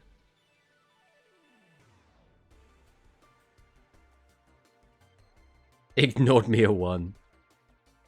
Oh, there he is. Pro-Manicist. I just completely glazed over. Okay, Pro-Manicist 2-0 against Kaz. Okay. Seed 67. Why do we keep seeing the meme numbers? What's going on with the meme numbers? Alright, round 3. We have a bye. Any good matchups going on here? Any matchups where we're like, oh, Shelmy versus Prostrate? That could be an interesting one. Anyone where there's 2 players that we know? Pro-Manicist versus Zenzo? Okay. Huki versus Giorfio. Why is Giorfio playing against the entire Duel Links community? What's going on here? It starts at 23. Okay, so we've still got 4 minutes yet then. Giorfio is just like 3 rounds in a row just playing against people from this community. Parko against someone I don't know. JD Scrub. Video Gamer 80. This is the guy that was playing against Jinzo? Or was this the guy that was playing against Hunter? There's so many games. Against Bismarck. We got Hans. Cosmo. We got Shepherd of the Lost versus Soramiya. Mila versus Painful Truth. Hunter is against Mortadella. Tsukimori against Silver. Zeta versus Isirius. That's also an interesting one. I think the most interesting game here is probably going to be Pro Manicust versus Zenzo. I think that's going to be the most exciting game. Followed by Prostrate and Shelmy, probably. 6-7. The Matrix is memeing. Exactly. What can we say? What can we say? So this game's already started, apparently, or is still going. I don't know. Either way, that's happening. I mean, we could see if there's any replays. What I would like to see is if people are swapping decks. I mean, this is clearly the wrong way around.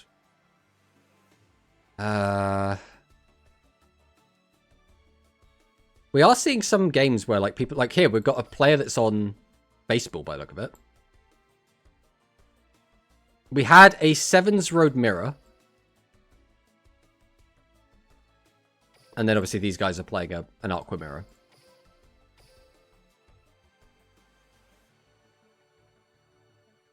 But I think the game that we want to watch next is gonna be the Pro Manicust versus Zenzo. Is that even in, like, the top 20?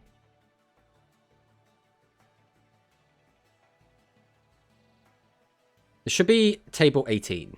But again, I don't know how accurate that is to the actual tables.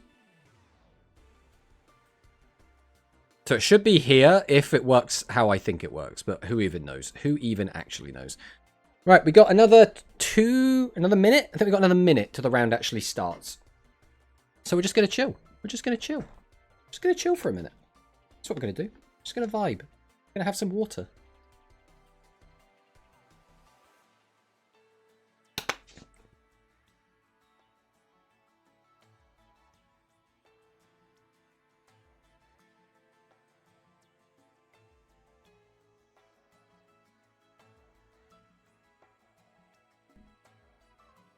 From 87 to 100. So it's 87 to 100 everyone that's in the room. Oh, is it just that? Which means this won't be. Is this event exclusively a Swiss system? Yes, it is just Swiss. I don't know the rules about sharing room codes, but ours is just outside the top tables. Okay, in which case we can't watch it then, which is a shame. But it's fine. We'll get there eventually. We'll get to see some games eventually. If I was you, I just wouldn't risk it. Like, just don't hand out the room codes. It's just the easiest thing to do. Which means this is going to be the game we want to watch, I guess. Shelmy versus Drageas. Tomato, I'm pissed. Oh no, what happened, Quantum? Didn't you win your last game? Am I blind? Let me get rid of this first. There are no rules. Oh, no, that's right. We saw the, we were actually watching that game, because you got the burn effect, right? Because Argent's return to bottom of deck was in reverse order than I thought. That's pretty yikes. I mean, it sucks, but I guess a takeaway is at least you, like, learn something from that. Like, I mean, it's not a very... It's not going to make you feel much better, but... So Shelmy is playing... Is this the Vic Viper skill? This is not the Vic Viper skill. So this is probably level 8 slop. We have got the Polglaze. So this is the sack deck. I don't even remember. Yeah, it's rough. I mean, it looked as well like it was like... It was a tricky one. I think Rorschach as well was just in such a good position in that game.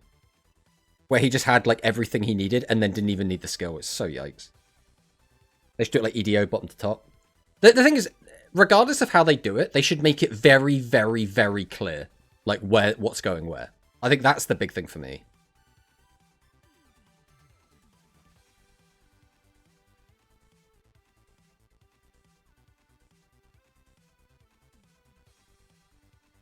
I'm gonna be honest, fam. In 9 years of Duel Links, I still don't know the first or last cards is in the bottom, etc.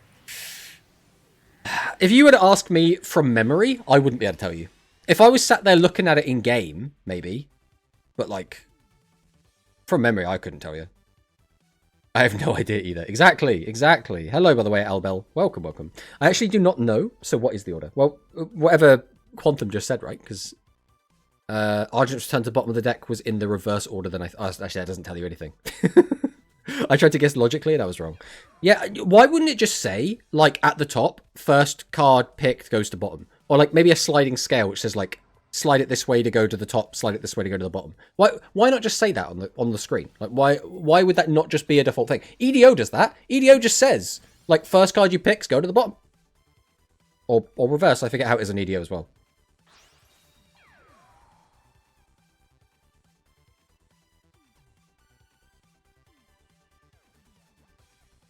I think we're going to get hit with ads in a second as well. But we do have double Poglace. Did we... We made double Vic Viper Ripple Laser. Then put Ripple Laser back into our deck to summon out Poglace. Who then couldn't attack because we had used an effect to lock us? Because we used Spread Bomb. Who locks it so we couldn't attack with our guys. Oh, that is unfortunate. But it doesn't matter. We win anyway.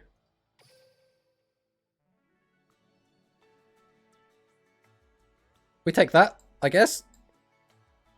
Let's go check out another game. Let's check out Yaden. Let's see if Yaden is playing the Matarian deck again. That's dumb as fuck. If you return a card, the fourth card returned would be at the bottom. Yeah, that's how I would personally think it would go, but...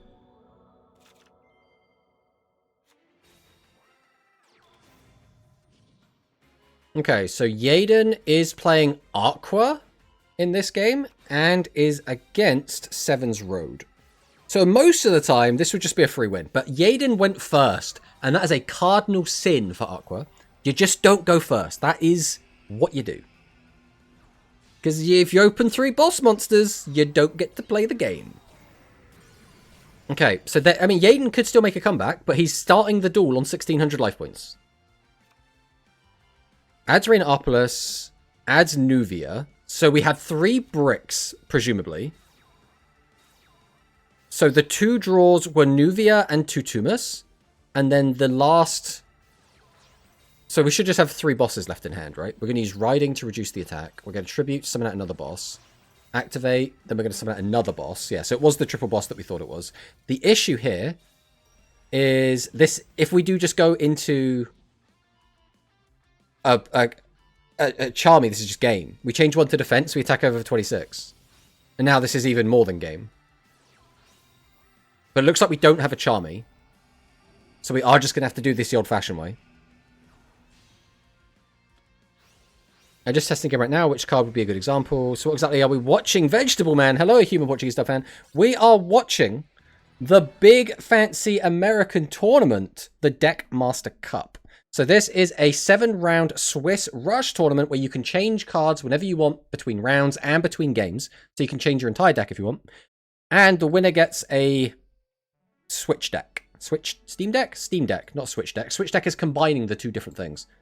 There's not really a ton going on right now. There's a lot of games just not happening. I guess we'll check out this again. We'll check out Shelby vs. Dragius game 2. Can Music Princess still use Pot of Greed? No, they can't. They still have to adhere to the ban list. Card 4 goes to the bottom. Alright. Now, the last game we watched between these 2 players, it looked a bit fucky on both sides. So let's see... Ooh, Shelmy has swapped to Music Princess. We are going to flip up the Beta Burn. Widespread Ruin is awful in this matchup. But it worked. Dragon's Inferno is going to come down. We're going to pop the fusion. Get a set a monster. We don't have a boss for the skill. Red Boot Bros. Oh, that stings. Okay. Damn, what a prize. For a Rush Duel event, that is a huge prize. Nowadays, they should give out RAM as a prize. How could they afford that? Come on, man. Be realistic.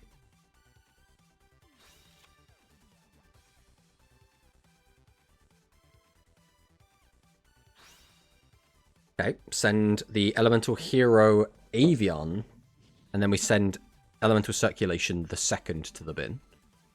Interesting, interesting.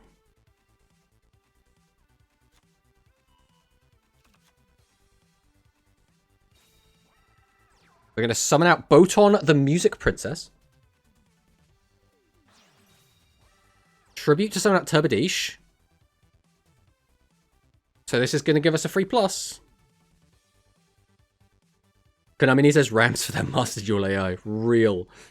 You can buy a house in Brazil with the Steam Deck money from selling it. I mean, that's a good investment then. Did you soon the Music Fiend comes down? Wait, did we not use... Did we not use Turbadish's effect? Did we not have a high-level engrave? Just getting the extra vanilla body would have been worth it, wouldn't it? Also, why can't I look at the graveyard? There we go. We did have a high level. I mean, maybe it would have gotten stuck in our hand, but surely just getting these two back to hand would have just always been worth it. Oh, I'm not a world champion, so I don't know. Maybe I'm just going to trust Shelby knows what he's doing. Buffered Slime comes down, which we wouldn't have died from that. But Buffered Slime doesn't work against high-level monsters, so unless it's exactly in action pushing for OTK or pushing for lethal, I don't think it's going to matter either way. Same behavior card, one goes to the top with Dark Magic Circle. Oh, we do pop the Shiny Shady. Is this... Alright, we do have a boss in hand now. We only had to dig 16 into the deck to find one. So do we have what it takes to win this duel right here and now? I still don't know why we didn't grab the normal monster back. Alright, Xiaomi's going to scoop it up. So that's probably 1-1. Unless they snuck a game in there when we weren't looking. Let's see if there's any other games here. We got a SAT game. Let's check out a SAT game. Snuck there. Hiding all the way down at table 25. Oh, it's an Imi Mirror. And one of them, Sack, is going to be playing, I assume, the level 8 slop Dimension Linker Gradius deck. And Poopa is going to, I assume, be playing the vanilla deck. Pot of Greed. Power to Weave Hope. Dimension... Oh, look at that card. Look at this. Look at how nice this card looks, man. Look at that. That's what we like to see. Activate Emmy Special. Add the Rainapolis. Send the Rainapolis to the graveyard. Summon out Nuvia. Summon out Abyss Soldier. Trap Hole on the Legend Monster. That's pretty big. We're going to use Cornfall into Cornfall. We're going to go ahead and summon Spirit of the Mini Harp. Interesting choice. Then we're going to tribute to summon out Dean Keto the Cure Prodigy into Cleaning and Cooking. Then we're just going to slam in with everything. We're going to summon out Gradius, summon out Multiple. We're going to Contact Fuse into Ripple Laser. Another 2 in the books! Congratulations, Colin. Good job, my friend. Activate Power Capsule Red. We're going to reveal 1, 2, 3, 4. Unfortunately, we did not find the vanilla, but we still get a plus. Add the options. Summon out Lord British. Activate the effect. Bring back Multiple. Or option. No, it's multiple. Yeah, it's multiple. We can activate multiple if we want to change one to defense. Is there a reason to? It looks like we're not going to be doing that. We're going to go straight away and contact into Ripple again. Then I assume we are just going to normal summon multiple or option. I think it's option we have in hand. But then the issue is we still have to crash somewhere if we want to clear this board.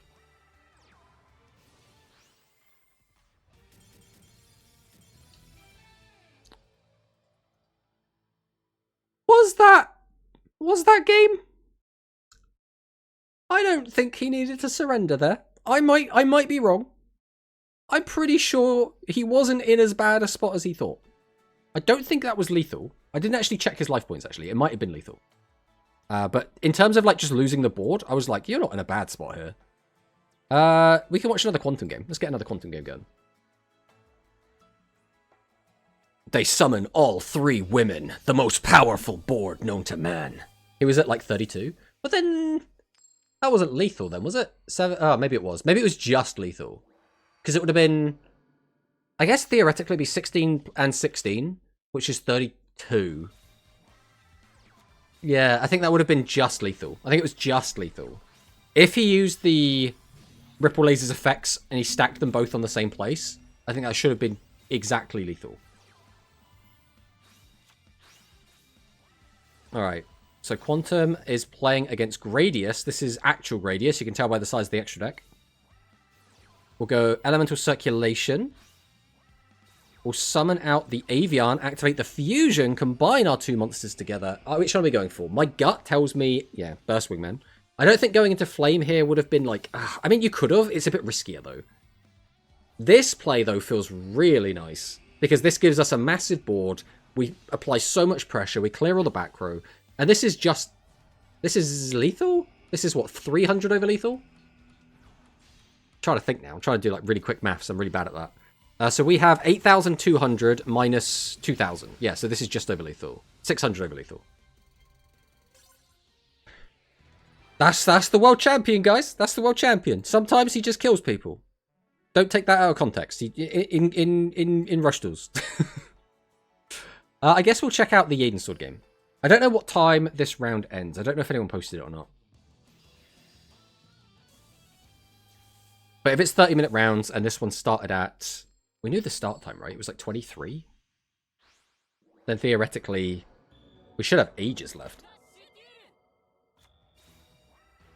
Alright, Yaden is now... Yaden, we've seen play 3 different decks, I think. Because Yaden was playing Aqua, and he was playing Metarian, and now we're playing Music Princess. I don't know what that means. I'm going to assume mono means monosync. That's the world champion. He just kills people. Don't, you know, what Quantum does in his spare time is none of our business, really, is it? Come on, guys.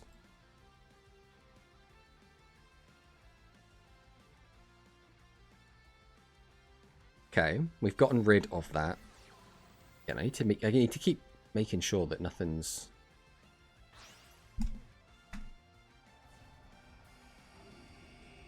I sent a message almost an hour ago and haven't had a response, so I'm a little bit worried about that. But if there is anything up, I should get a message, so it shouldn't... It should be fine. It should be fine. Right, attack for 33, attack for 28, and Yaden is out of there. Ooh. Right, let's bring this up quick. Let's see if we got anything going on. There's a lot of games that haven't been reported yet. Quantum got a quick 2-0. Whoop is undefeated so far. Sack got another 2-0. Colin with the 2-0. Is there anything else in here that's big? Mila got another 2-0, so Mila is also 3-0 now. Hopeless Voice with a 2-1. I don't know if that means Sora is 3-0 or not.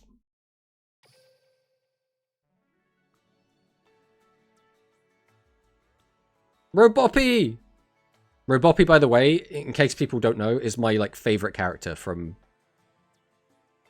Vrains so far. We're doing a Vrains watch-along at the moment. We're watching Vrains for the first time. And Roboppy is my favorite character at the moment. There's only one game going on. Well, there's 2, I suppose. We'll watch Victor Lee versus Vesper. Now, I don't know if Victor Lee is the Victor Lee.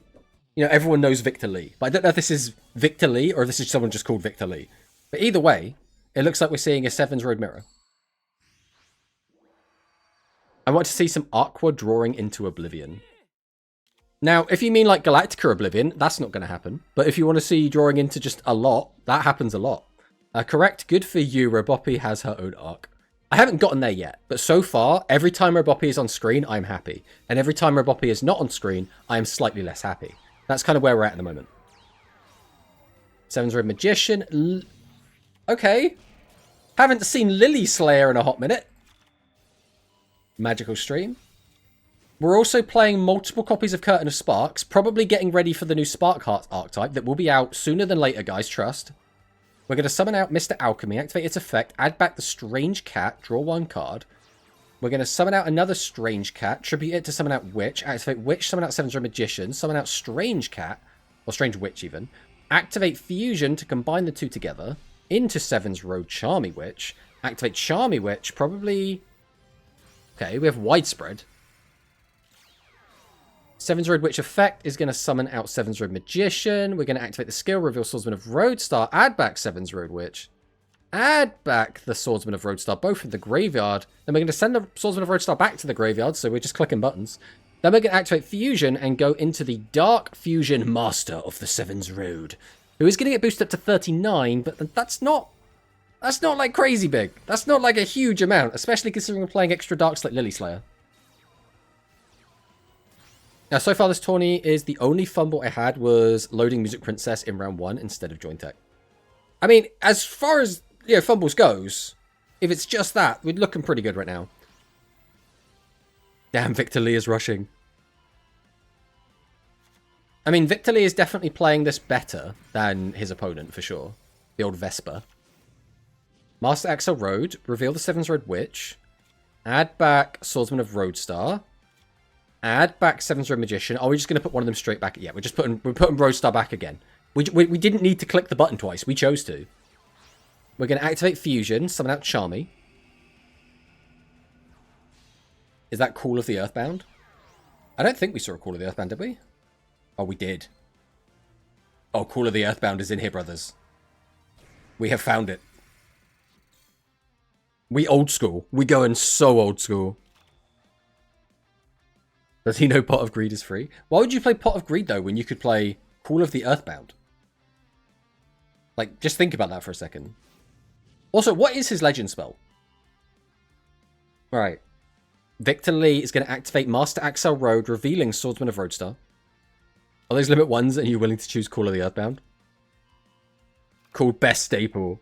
Is Call at 1? Yes, it is. Yes, it is.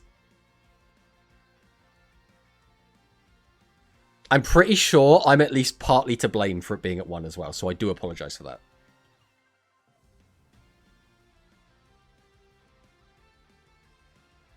Legend Speller's Upstart. Oh, could you imagine? Could you imagine? I don't know if we're going to see another turn.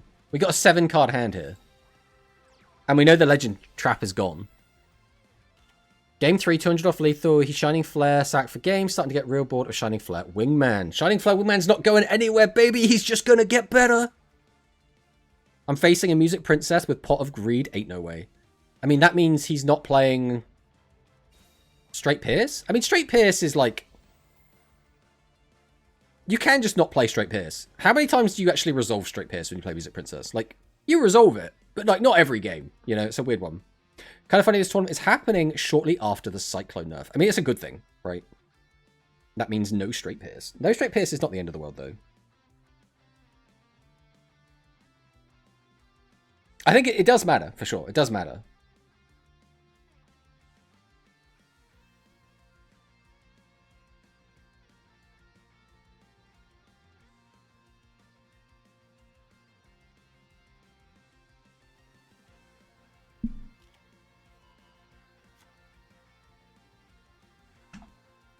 Alright. Look at this hand! 1, 2, 3, 4, 5, 6, 7, 8 cards in hand with a Strange Witch and a Charmy Witch. And our opponent doesn't have a Legend Trap. Why don't we just have a back row hate? If we had one back row hate, this is like guaranteed. Watch this back row be like Slime. Mind you, is Slime? Slime is limited. So it has to be Slime. It's Slime or Death. Slime or Death. Straight to battle. Battle with 5 cards in hand. There is a delay. The barrier. Also, we didn't have lethal anyway. This has to be a cat. How do we have this many cards and no play? How do we have... What happened? What happened? We had 8 cards in hand. We had 8 cards in hand with Charmy on board. And we had nothing. I feel so sorry for you, Victor Lee. That you were done dirty. You were done so dirty. That is rough. That is so rough. There's like one game going on, so I guess we're going to go and watch this one. I can only assume he had like just cats. Just all cats. Just nothing but cats. Just all 0 attack monsters. He's like, I don't know what to tell you, man. I drew more cards. There were more cats. Hello, Tomato. What's going on? Hello, United for Eternity. Welcome, welcome. You've caught us watching and commentating the Deck Master Cup, which is the big official American Duel Links tournament. Very exciting stuff. Transam like... Alright, we've been missing out, guys. We've got baseball versus Light Galaxy. Why have we been watching good players when we could watch this? Right, Volcano Attack Dragon added to the hand. We're going to add the Fire Dragon. Do we have the combo? Do we have the full combo? Right, Fivorous Spirit Stadium. Zuba Babata. Summon out the Fire Dragon. Oh, we're playing Home Run Smash. We're not even playing the build, right? Why would we play Home Run Smasher if we're... But we are playing the Secret Order and the Volcano Dragon. This is a very strange build. This is a very strange build. I'm all for it, though. I'm all for it. And Canadian... All right. We need to settle this. Is Canada in the continent of America? Because there's North America, which is a country. There's South America, which is like a region. And then there's like above America? Is that like Norther America? Is that just like part of the continent of America? Or is that like its own separate thing entirely? I need to know. Canada isn't a real place. Oh no. Oh no, people weren't like that. OTK incoming. Yeah, he's unofficial caster for this official tournament. Exactly. That's exactly how this goes. We love being unofficial for official. That's just how we do. I want to say yes. Canada is part of North America. Okay. So Canada is part of the region of North America. Not the country North America. Just so we're not getting confused. Canada is definitely North America. Tomato needs to be the official Rush Duel Links caster. I'll wear my suit next time. We'll get like the jacket out and everything. North America is the continent of Canada plus USA. Okay. Go ask Ryan. Canada is North America. Konami unsponsored stream continent. Okay. Okay, so North America is a continent and South America is a separate continent because they've been cut in half by the Panama Canal, right? Otherwise, they would all be connected as one continent? I don't even know if you count it as one continent when they're connected, like, ever so loosely. It's like a little thread connecting the two. We need to bust out the GeoGuessr. Well, there we go. Eternal Galactica Oblivion does give a win to Alco. Good job, Alco. I'm going to assume this is the Team T. Good job, T, Alco. If South America is in this, then it is an Americas 2x tournament. Yeah, this is a tournament for the Americas. South America and North America. If I tell you Central America is another continent, I don't want to believe that there is a Central America continent. I'm going to Google this. We're going to Google. We're going to find out what's going on. Let's do it over here. We'll do it in real time. America continents. The American continents refer to the land masses of North America and South America, often seen as... Oh, thank you, AI, by the way.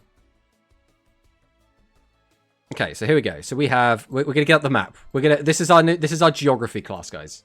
So North America, South America. See, no Central America. So we don't count that. That's not a real place. Texas is a continent? Where is Texas? Texas is... The issue is I can't tell where it is. I know what Texas looks like. It's like here-ish. It's like here, I want to say. It's somewhere around here. But without seeing like the shape of the state, I couldn't point it out like exactly. Look, guys, this is where I live. I live over here in this little island. This is called England. That's me. That's where I am. And everyone taking part in this tournament, they live here in this big orange bit. There is Central America, but it's not a continent. So it's a region, but not a continent. Nice unofficial work you do. Piper approved. Thank you. That's all we need. I would be lying because it's not. Texas is a continent. Real. We need the Animaniac song. Oh, God. We're not putting that on. That's a copyright strike waiting to happen. Except Quebec and Cuba in my Lamau. Yeah, we don't, don't worry about Quebec. Okay, Quebec is allowed to play in this event. Okay, that's all that matters. That's the only thing we need there. Damn, same. That's what we need. Yes, all of us. Say the most British thing you can. I don't even know what the most British thing I could say is. They live here. Exactly. Allegedly. Hello, Icy, by the way. Welcome. Exclamation mark Icy in the chat. On your map, Greenland is in America. It isn't part of Europe, or is that map post-Trump invasion? I couldn't tell you. All I know is I usually know stuff that's happening in kind of this area. This is kind of my territory. This is what I know about. Everything over here, this is all you guys. Whatever's going on over there, you do you guys. We're hanging out over here for now. Quick trip. Yeah, just a quick trip. You just nip over, play in a tournament, nip back. That's how we do. That's how we do. Bruv. What is the most British? The thing is, there's two ways to go with British, right? You go posh British, or you go like chav British. So there's like, oi, how you doing, mate? Idiot, right? Or you go the exact opposite way, which is spiffing day we're having, brother. Right, brother isn't quite right. What a fine day for a cup of tea, right? There's the two different ways you go with it, right? You don't want our problems. You're not wrong. I don't want your. I don't want anyone's problems, really. So we still haven't finished all the games on this yet. I don't know how long we are planning to wait for this, or like how long we have left on the rounds. Victor Lee and Vesper are playing again. Do we hop into that? I feel like there's probably been a lot of drops because there's not a lot of active games going on. But again, it might just be games that are outside of, you know, the top 20 tables or whatever. Bruv equals chav, fellow equals posh. Please never speak like that again. Which one? Round ends in 3 minutes? Okay. I appreciate letting us know. Beans for breakfast. Beans on toast is a British... It's like a very British meal. But it's not something that you'd have a lot. Usually beans on toast is like, I don't want to cook. I'm feeling very lazy. I'll just whack some beans on the hob. Put some toast on. And that'll be me done. Right? It's very lazy meal. I told you what time it ended, bro. Read. I can't read all the messages. I have the attention span of a fly. What do you want from me? Beans and crumpets? That sounds disgusting. Like, actually so disgusting. Crumpets, lovely. Beans, quite nice. Together, I do not think so somehow.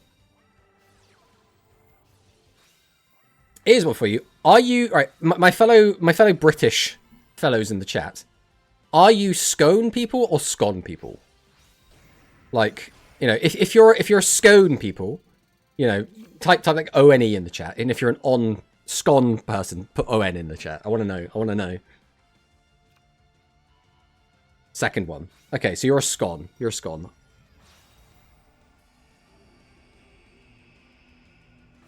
Sounds nasty, tastes good. I don't think I agree with that.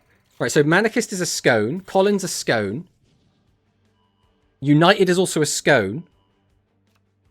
But Brad is a scone. See, I'm a weird one. I flip back and forth. My family growing up called them scones. So that's kind of what I've always lent towards. But I will just use both of them. Unless you're poor, Brad must be from the north. He's from Tet North. Going down to a pub. Get a pint of Guinness. That's the best northern accent I can do. And it's not even a very good one. Never heard of a scone before, not going to lie. You're not missing out on much. Scones are fine. Let's get a scone up quick. There's nothing, like, super exciting about a scone. So this is a scone. Yeah, you cut them open. You put some jam in it, and you can put, like, some cream cheese in there. It is a fine piece of food. It is nothing exciting. It's nothing particularly... Like, I wouldn't go out of my way to have one, right? It is just fine.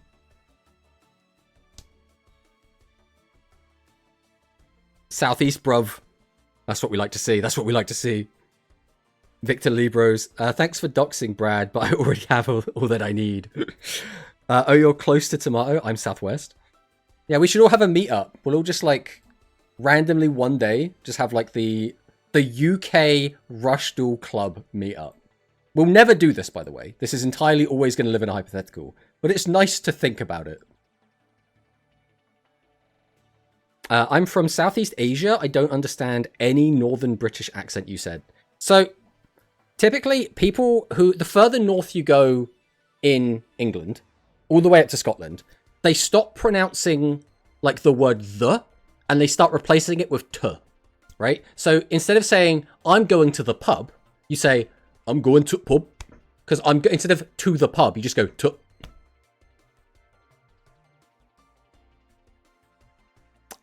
I've never had a scone. Sorry, I've never had a scone. Well, I mean, again, there's nothing special about them. Like, they're fine.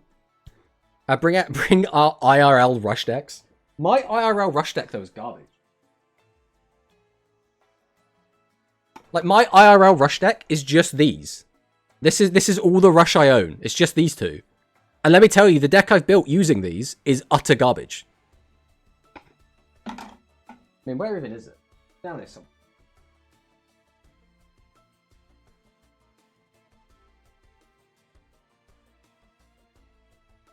I've lost it. I've done something with my rush deck.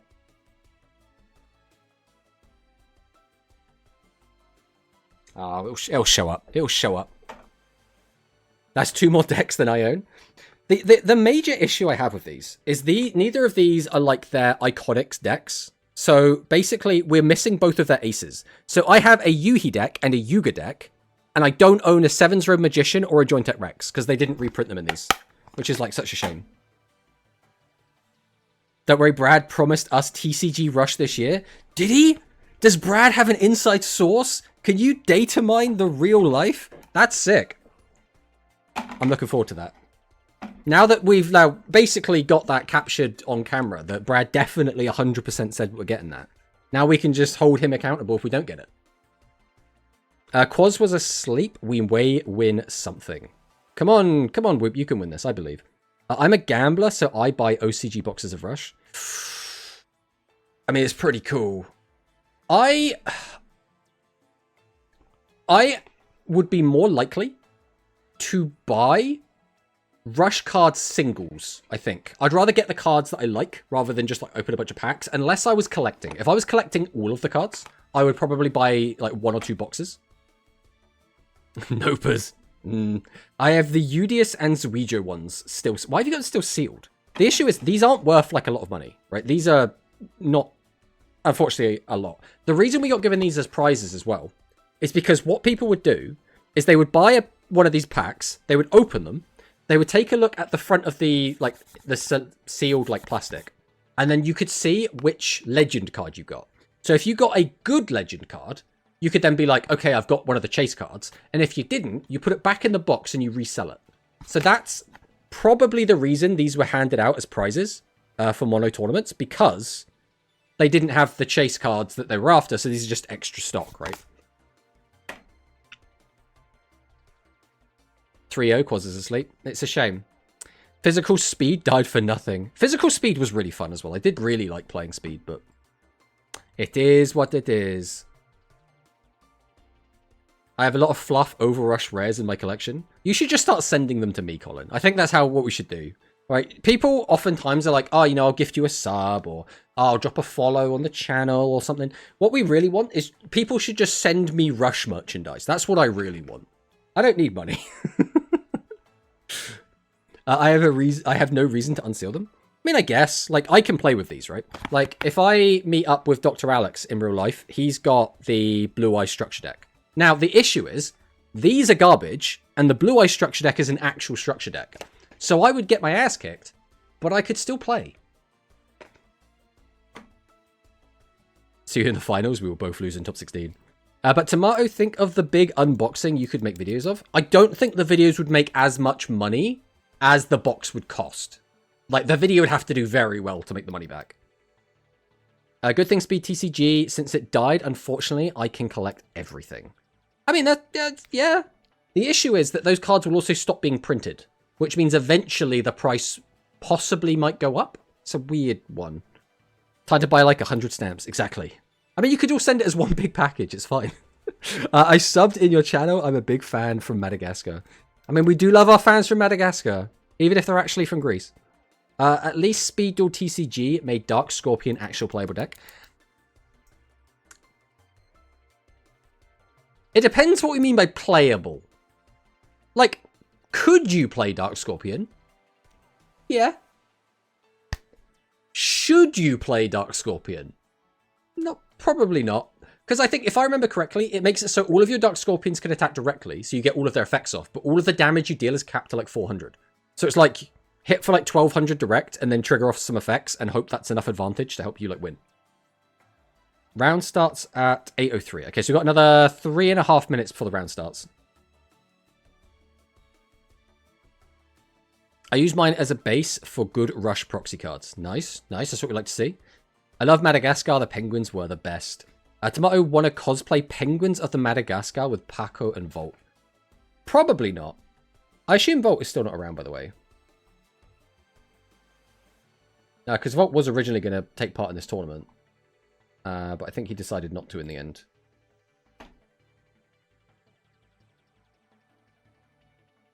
Tomato analysis. I don't know what you even mean by that. I'm not sure what you're asking of me, Volt. Volt. Whoop. That's the one. Thank you for the follow, Black King. Welcome, welcome. Apparently, there was an issue, but I wasn't needed for it. So we're fine. We've dodged having to stop the stream, or at least having to leave for a bit. We've dodged that, so we should be okay. Everything is fine. And we've got another 2 minutes before the round starts. So have the pairings been posted for round 4? That is the next question. Let's see who we've got here. We've got Tsukimura versus DSM. We got Azirius. Is there anyone else we know? We know Saku. What is Saku? We know Sak.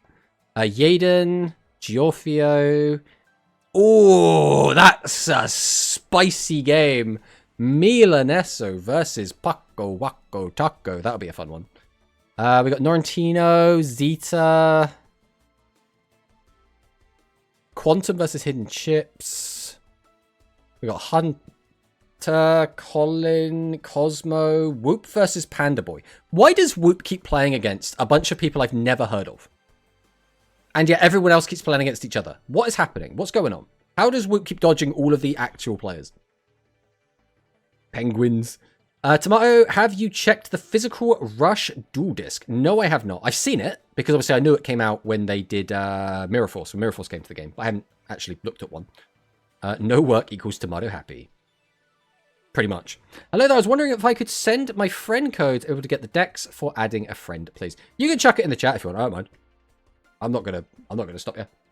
I'm not gonna, like, tell you you're not allowed to or anything. Just I'd go for it. I don't think anyone here is going to do it. I'll tell you, no, straight up. But you can post it if you want. Somehow I have to get the Steam Deck.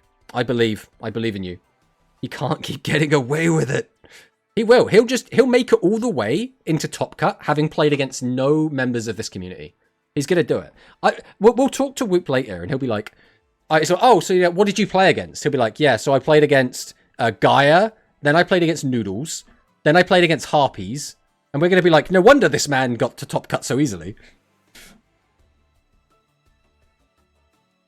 Steam Deck was promised to me 2,000 years ago. I don't think the Steam Deck or you existed 2,000 years ago, so I'm not sure I trust the validity of your statement.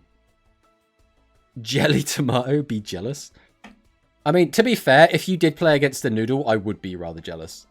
I want to play the Noodles. I want the Noodles to come back in a big way. Bring back the Noodles. That's all I'm saying. That's all I'm saying. Alright, the round should have just started, so we can start checking out some games. Let's see who... Oh, Parko is the one we want to watch, but Mila's not checking in yet. Mila's down here. I don't think these guys got the memo that they should be at the same table. But we've at least found them both. So for now... We haven't watched an Azirius game yet. We can watch an Azirius game. Norrentino's in a game. Looks like they're about to kick off. We'll check out this game since it has just started. Are you implying Israel couldn't protect the Steam Deck? Couldn't predict the Steam Deck? I'm not going to imply anything whatsoever. I'm going to let you decide. What do you think I meant by that statement? No, Noodles in 2026 will happen, trust. Hey, Huki, welcome. Noodle contact fusions incoming with ritual and maximum support. I'm not sure that's something we want. All right, let's get this out of the way. So Mila Nesso went first. What is Mila playing? Archive skill. 3 cards and extra.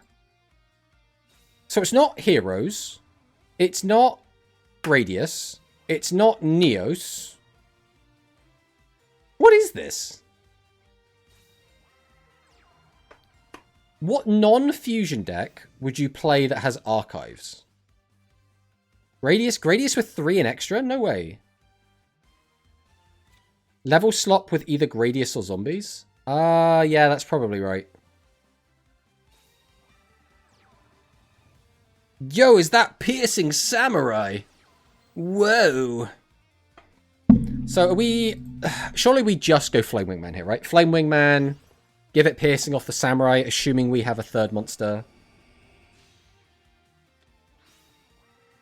Burst Inatrix. Not the strongest board, but we should get in for a chunk of damage here. Alright, do we hit something with a nice low defense value and a nice high attack value? Okay, well, it's Gradius card, so yeah. Okay, so this is Gradius level 8 slop. This is the sack deck.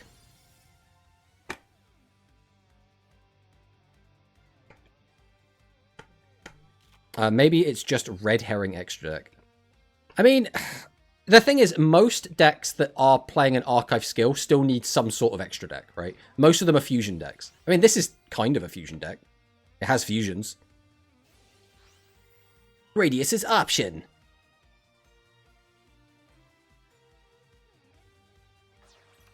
Contact fusion. Ripple laser. Alright, so we can use Ripple Laser to reduce the attack of 2 monsters by 800, which is pretty good, but what's the rest of this hand? We haven't used the skill yet, if we do have level 8s to summon. We are going to summon Lord British. We're activating Lord British, which means we're not going to be summoning out any level 8s, or if we are, they're not attacking. I got Dark Hold. What, you got like actual Dark Hold? Or you got Dark Hold devised?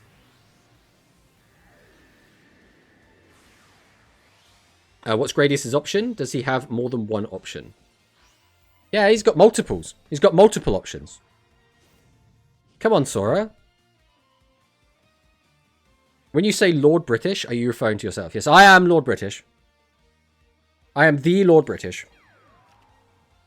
Alright, Polglaze comes down. We're going to activate Polglaze, change it to defense because it can't attack anyway. And that is exact lethal.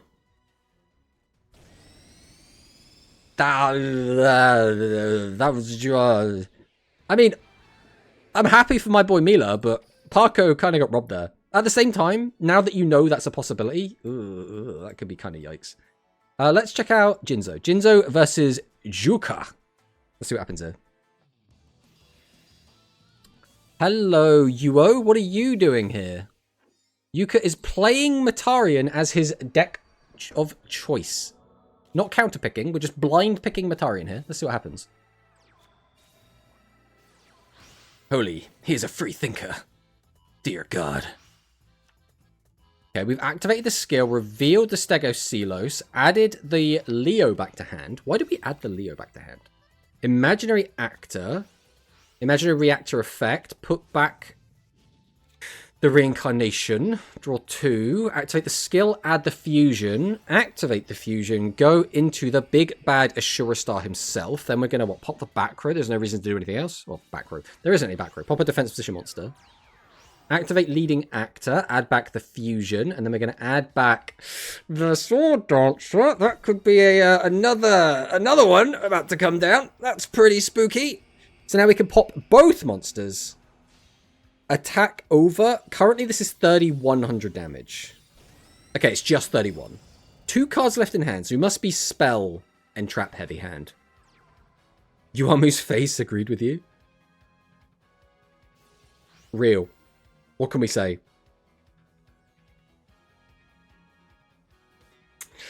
Alright, Jinzo is in a pretty rough spot. We got to beat 2 28s and 3 back row with 2 in hand. If the 2, or if some of the back row is like Shady, this could get real awkward. Like, you could still, like, Shady isn't like the worst thing, but when you've got so few cards to work with, it still can be really annoying for joint deck. Ancient Gear Golem! Into the Shady. There, we were talking about this, and that is unfortunately also going to heal back for 1,500. And is now just waiting to get popped by an Ashura Star. So I think this is probably over, right? Like, what would we have to make a comeback from this position? We need a boss in hand. We need a skill activation to get a +1. We're going to need Curse to get another couple draws as well. Okay, so this is going to get us a boss. That'll get us a skill activation. If this last card is like Curse, maybe, because we can get another +2. Or it will be a +1, but... I'm playing against Chaos Galaxy. I mean, that's another, like, not meta deck, so it's kind of a good thing. So we've revealed Stegocelos. We sent Stegocelos, Riding, and Hedgehog. What are we adding off of this, though? It's got to be a boss, right? Unless we just don't have enough bodies, in which case we just wouldn't. The issue is, Stegocelos hits things at 1600 or less defense, and this guy's got 17, so we can't pop him. We have to just attack over it.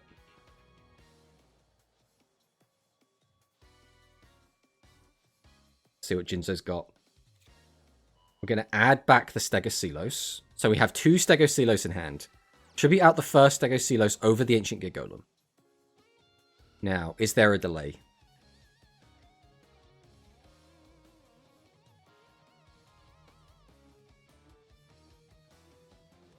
Here's footballing!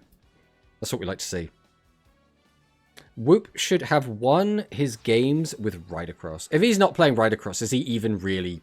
Like, does it even count? Does it really count?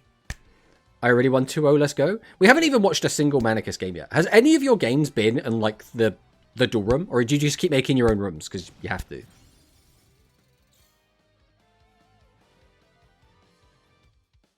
That is not what you want to see.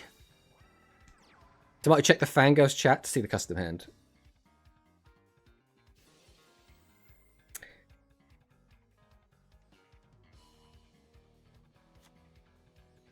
That's disgusting. Okay. Yeah, sure. I'm assuming none of that back row was live and you just killed him. I'll show it to the chat in a minute. We'll wait until this game's over. Sad hand. Yeah, I don't know what you were supposed to do here, Jinzo, to be honest. I mean... He had it all. At least he's not killing us here. So... We got another chance. This board is also technically weaker than it was. I'm balling 4-0. I didn't attack turn 1 because he locked himself. But no. Yeah. I mean, they can always find a way, especially with the new tribute monsters. His opponent isn't somebody, he's the guy that got second in NA, almost overthrowing Parko. Nah, he's a nobody. Oh, if we get one more... Wait! Are we going to do it? If we get back Raptor... And then we just end the turn...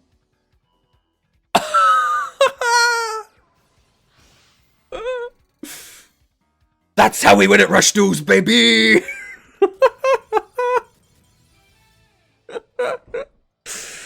Oh, who needs to break the board? Don't need any of that. I'll just deck him out. Easy peasy. Alright, Whoop wanted to show us his custom hand, I guess. We'll check that on stream. After we looked at scones for so long. So this was Whoop's custom hand, which was just like GG. GG no re. Absolutely disgusting with that skill. Who are we watching now?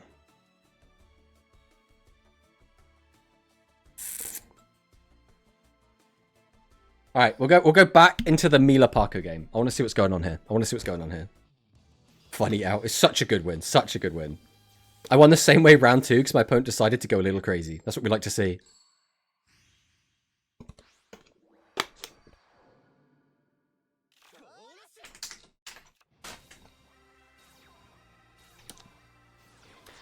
Okay, we're still on the heroes.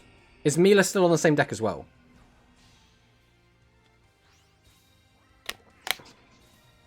It looks like he is.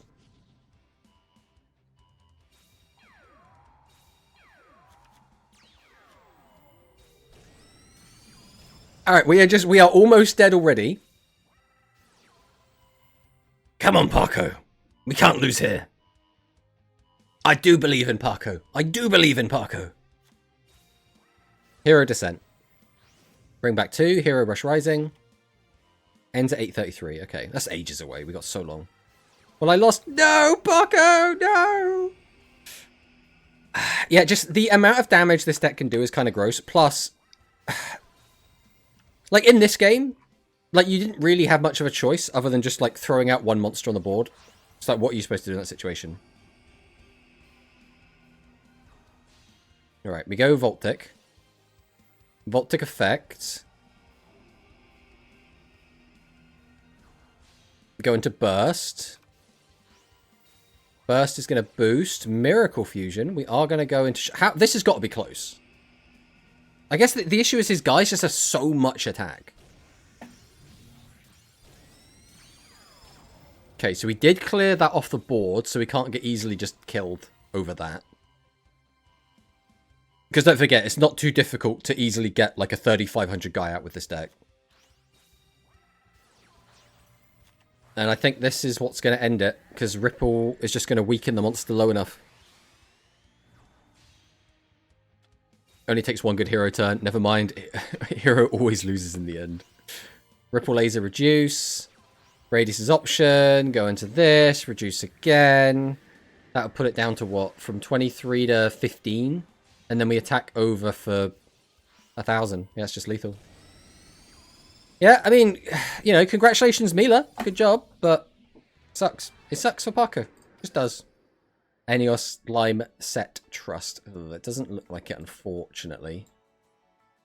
Let's try and look at some games we haven't seen today, shall we? Who haven't we seen? We haven't seen Roboppy YouTube. Let's watch Roboppy YouTube. And obviously he's playing against Colin, so we'll see how Colin's doing as well. But I need to see how my girl Roboppy is doing. That's the important part. Looks like playing Light Galaxy. Okay. Okay.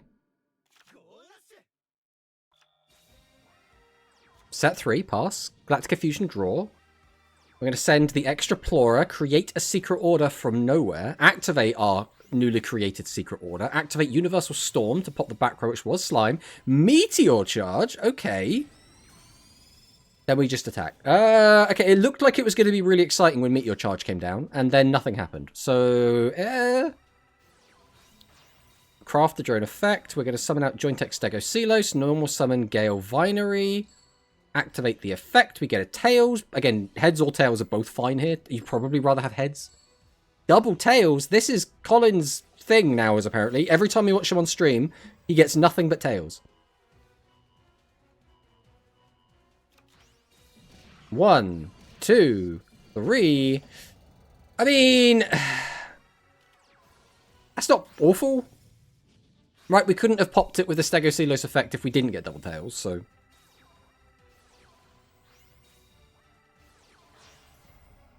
Roboppy is a boy in brains? I have no idea.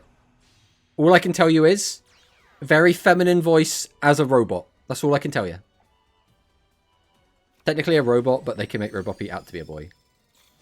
Listen, I'm not going to get into the nitty-gritty of applying gender to a robot, okay? It's fine. Roboppy can be what Roboppy wants to be. Summon out Stegocelos, activate Gale Vinery. Tails. I mean, Tails is good here. We want Tails. One more Tails. We need another Tails. Oh my god! It's 6 Tails! Oh, every Gale Vinery flip we have watched on stream from Colin has been a Tails. That was kind of disgusting. That was kind of disgusting, guys. That was kind of a little bit disgusting. Double Tails, which is exactly what you need. I mean, to be fair, a heads and a Tails would have done it as well. Let's see. We haven't watched an Isirius game yet. Watch an Isirius game. Semantics, bruh, do you even speak English? What do you mean by that? What do you mean?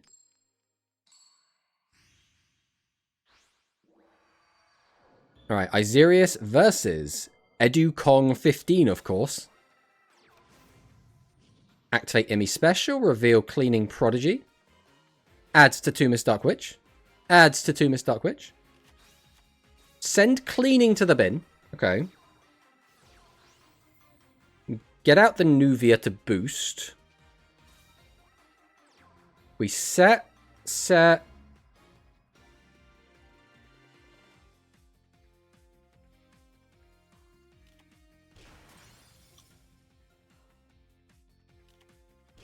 So, what? We want to keep a card in hand for Shady, I guess?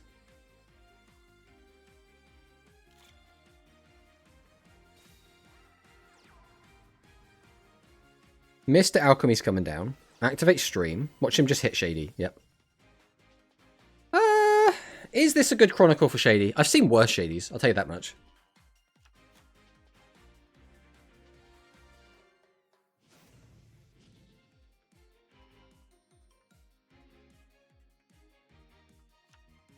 Ah, big sneeze.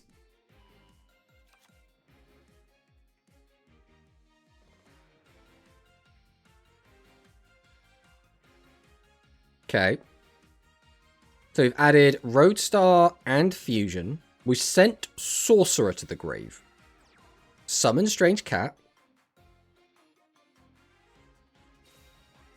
Summon Swordsman of Roadstar.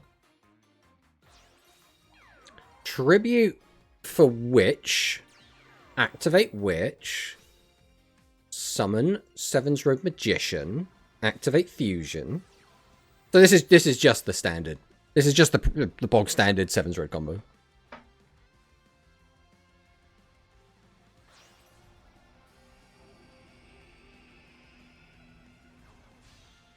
Charming Witch comes down. Activate Shady GG's. Yeah, but he hit the Shady with the 50-50. Ooh, the other one was a slime. So we have stopped ourselves from taking... God, what was that? 23 plus 28. And that would have been 51 damage. Instead, take 2,000. Starlight being used on cards with a long-ass shelf life is smart, though. It's what I've done with mine too, but silver borders.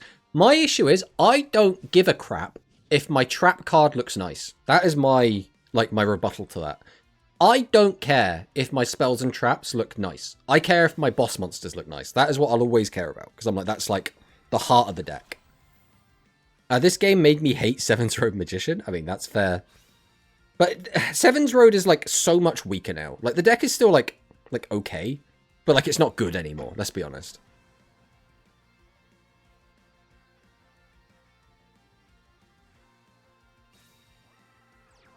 Right, Tatumus comes down. Tomato, you haven't seen the QCR Trap Dust Shoot. You're right, I have not seen the quarter century rare Trap Dust Shoot. 3 2-0s in a row! Colin's making a comeback!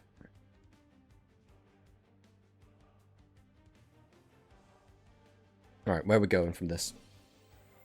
Riding comes down. Bring back the Witch. Attack reduce. Activate Nuvia.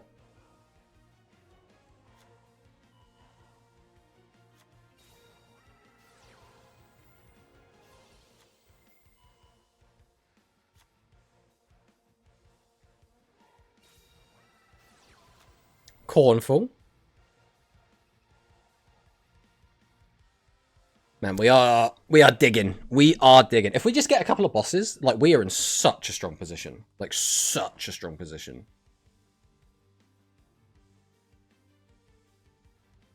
We're also lower on life, which means we can even activate, like, cleaning, which is quite nice.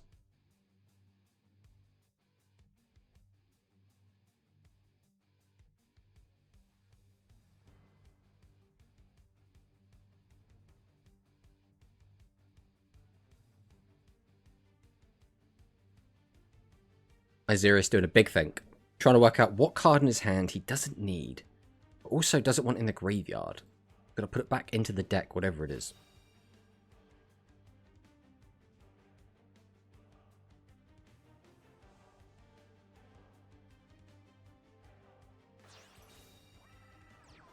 Well, here's one of those bosses we were talking about. So now we can activate the effect, get another draw into another boss, hopefully. That's not another boss. Do we have a cleaning? If we have cleaning in hand... Currently 2-0, 2-0, 1-2, 2-0. Who was the loss to? The loss was to Zenzo, right? Manigas? Pot of Avarice. We're just digging for bosses. We just need more bosses. Nothing but bosses. Did we find a boss? We did find a boss. It's cooking. Or food. Food prodigy effect. Discard. Gain 1,000 life. We need another boss if we want to clear the whole board. Curse. Which our opponent has activated a trap. So we are going to get the double draw. We can now clear. If we change... Yeah, specifically the witch, we can now clear the board. Regardless if we get anything else. Straight to battle with 3 in hand. That means the hand has to be 3 low-level monsters. There's no reason for it to be anything else.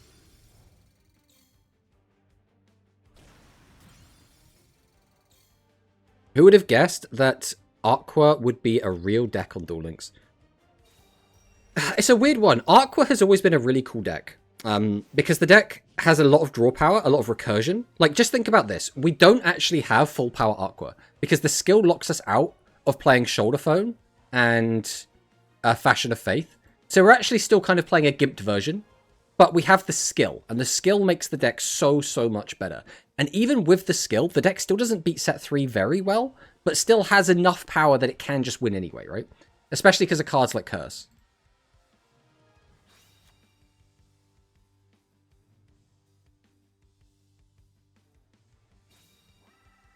So far, my matches were High-Tech, Gradius, Heroes, Light Galaxy. So of that, High-Tech is kind of like tier 2 or tier 3, depending on where you think it lands. Gradius and Heroes are probably tier 1, and Light Galaxy is probably Rogue. So it's a respectable record against those decks.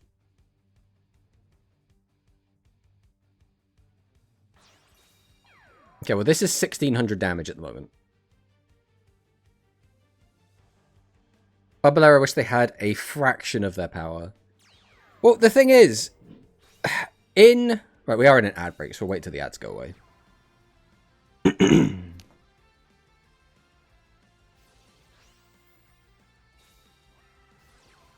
Activate Fusion. Which means we are going into Master. How big is Master going to be here, though? I don't think it's going to be too big. It's going to be, like, okay. Like 37. Yeah, 37's, like, fine. Alright, welcome back from the ads. Yeah, the thing is, in OCG, like, it's basically just the same deck, right? Because you don't have attribute restrictions. So you just play it all as one pile.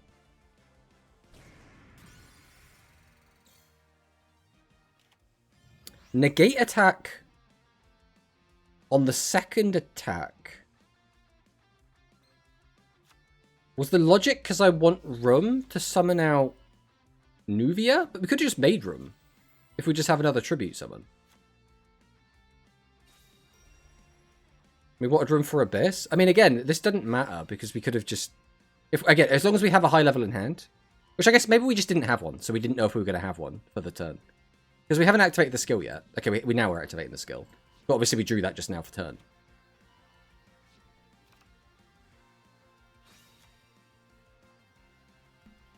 Imagine having ads. Real.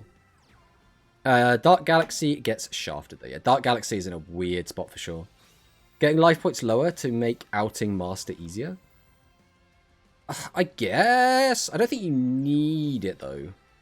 I guess it's fine. It works either way. Boom. Boom.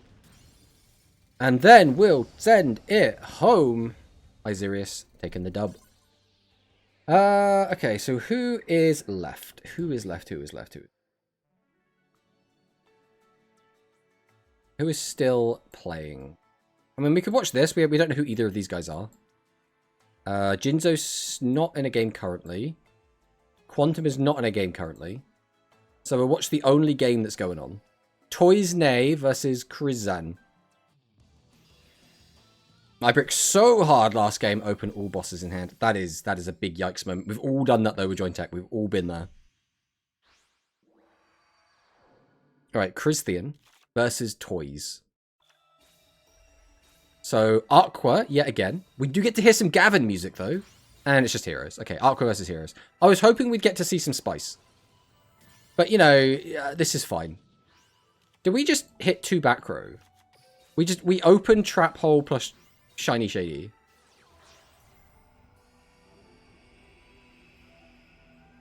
We're going to go into Burst. I mean, Burst is safer, but it now means that the plays could be slower. It kind of... Burst is probably the correct answer, especially since you're just going to end with just one guy on board against Aqua. Like, Aqua can struggle to out this guy, because they got to 27, they reduced him down to 29. Cornfall, we're digging for, like, TSA or... I can't remember what it's called, the card that reduces the attack to 0. Cleaning Prodigy, we do find a way to out it. Argent, activate Argent effect. We get a +1. We get a +2 off of that. We can add both Burst Dinatrix. Summon out Spark Boy. Pop the field spell. Now, are we going to regret that? It depends what that back row ends up being. Summon out Clayman. Activate Fusion into Thunder Giant.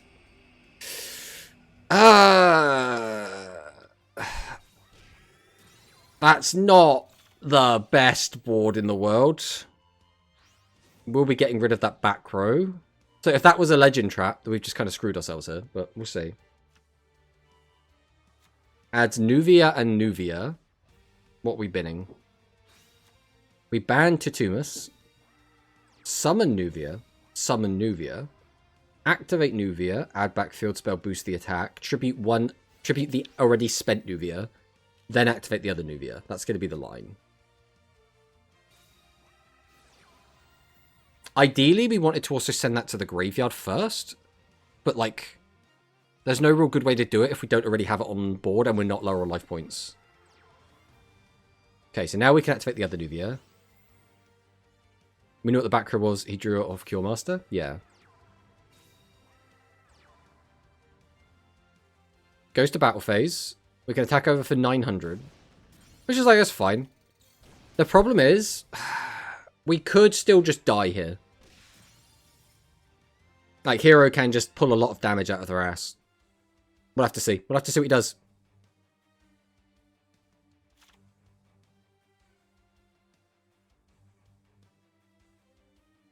Check my messages again. Everything looks fine. Excellent. Alright, Argent. Argent effect. Are we going to get another +2? 1, 2, 3, 4. Well, that is a +0. And those are 4 really nice cards that he would like to have in his hand right now. They're all going to the bottom of the deck. So both legends on the bottom. Sends Argent to the graveyard to reduce the attack of cleaning. Adds back the fusion. Sparkman comes down. Summons out Avian. Activate fusion. Go into Voltic. Time! Cease. Okay, in which case this game no longer matters. I guess Aqua wins. He just needs to get low. Oh yeah, I keep forgetting it's at the end of the turn. I mean, he might be able to win this turn. Like, there isn't... Imagine like one of the last 2 cards in his hand is Starry Start. If he's got... Oh, no, never mind. That's not Starry Start. So this is... There's no way to get him lower, though, right? We can get 800 plus 8. Or we can get 21. 21 doesn't get him lower. We hit 22 damage as the maximum damage we can inflict. So we're just dead. The game is over.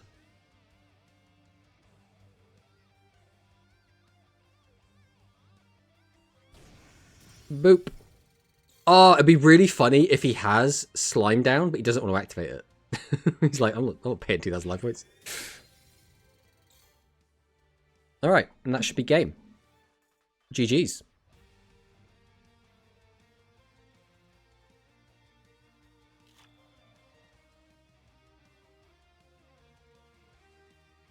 Alright, well, that game doesn't really matter anymore, so we'll just check this out. So, Isirius won.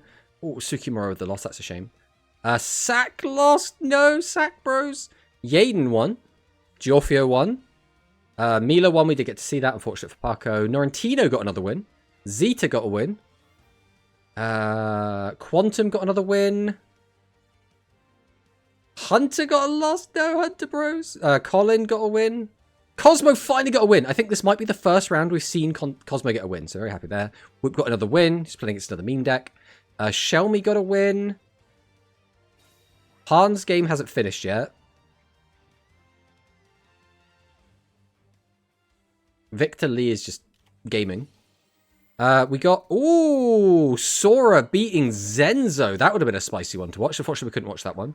Pro Straight got a win over Kaz, who's got a strike. So does that mean that if they've dropped? It might mean they've dropped. Ranger Huki, unfortunately, looks like has also dropped according to this. I think that's what that means. Bismarck got another win. And Promanicus got another win against Bear Bloom. So now we just wait for round 5. I mean, this game is still going on, but the round's ended, so I don't know why they're still playing.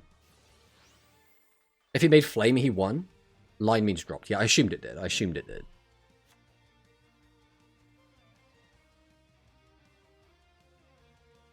At this point, are we just playing for fun? Like, Rainapolis comes down.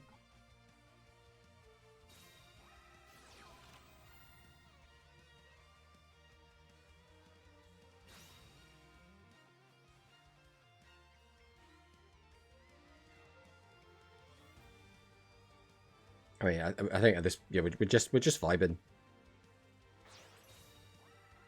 Dinky-o. I don't like this noise. This is not my favorite style. The one thing that's funny about this is the mouth doesn't match up with the eyes on this. Because obviously there's a mouth down here and there's eyes up there, but it just makes it look derpy.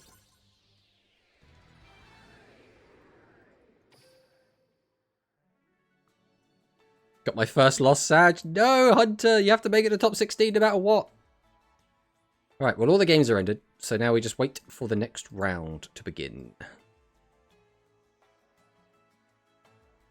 So that was round 4. So we're going into round 5. Oh, but this is going to be a long stream. This is going to be such a long stream. Okay. What I'm going to do is... It's too late for a coffee, realistically. What do we do? What do we do in this situation? I'm a bit worried about my voice. So what I'm going to do is... I'm going to... Alright, I'm going to go get an ice cream, I think. It's a weird tactical decision, but I think an ice cream might be good for my throat. So I'm going to go do that. So we'll go a quick BRB. I'll go do that. It's never too late for a coffee. I don't have anything decaf, so I cannot have anything else. I just want something to, like, ease my throat a bit. And usually a warm drink could do that, but we're going to get an ice cream instead. So I'm going to turn off my camera briefly. Mute myself. Go get a coffee. Not a coffee, an ice cream, and I'll be right back.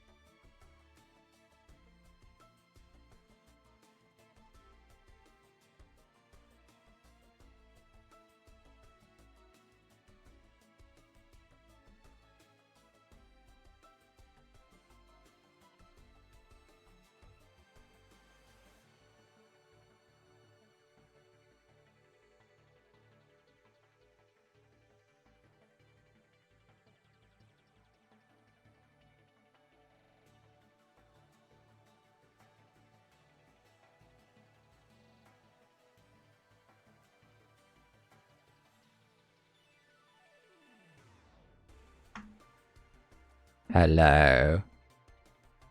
I'm back. I have an ice cream. You can watch me eat it, but I'm probably going to mute myself while I eat it. Oh, as we just open this bad boy. Look at that. Look at that. Oh, yeah. That's a British ice cream right there.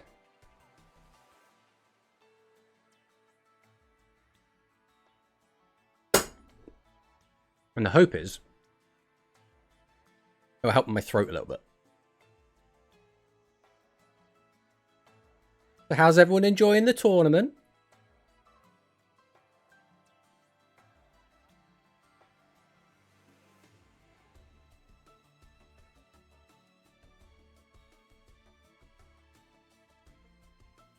Colin versus Shelmy.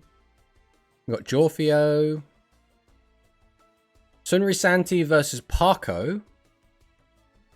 Yaden versus Zeta.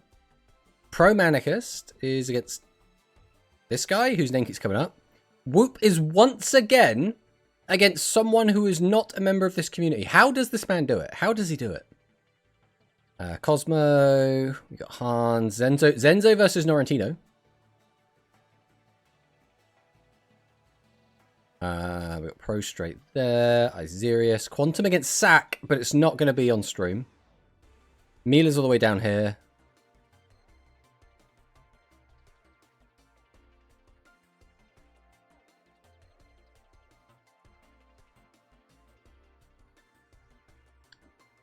It looks like we got some good ones, though. Parko versus Sunri Santi should be a good one. Yaden versus Zeta. And then Colin versus Shelmy. I guess they're going to be the ones we really want to watch. Shepard is... Oh, I keep forgetting that as well. Yeah, so Shepard versus Manicus. Although I don't know if you're going to be on stream. Because you might be like just past the cutoff. I'm not sure. Or, you know, in the duel room, I should say. Dangle Life is me. Okay, where is Dangle Life? Brain.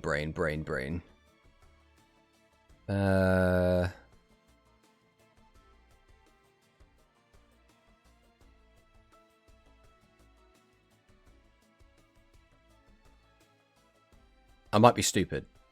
I mean, we say that a lot. There one. Versus Alco. We have seen Alco around a bit.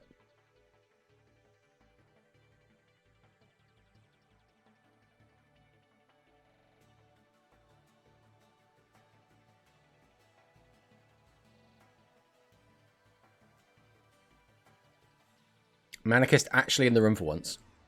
Well, we want to watch Parko again. We might just watch that one if one of these other games doesn't start soon. Although, we're going to watch a Whoop game. We're going to watch a Whoop game, I think.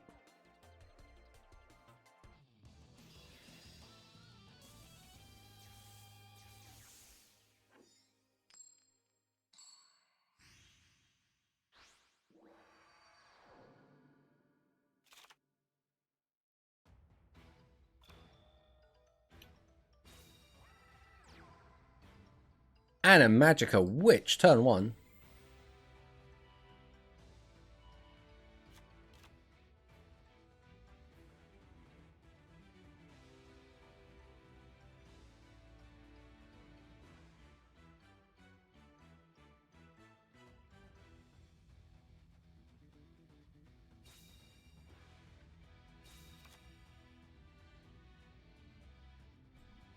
So we don't know what cards we kept in hand, but we do know we had a Blue Eyes Bright and a Polglaze.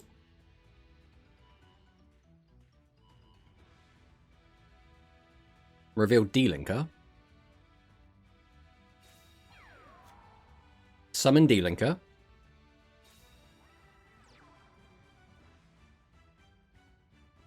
So chances are we have another level 8 in hand. Please get yourself Honey Lemon if your throat is still not well in after the stream. I don't have any Honey Lemon is the issue.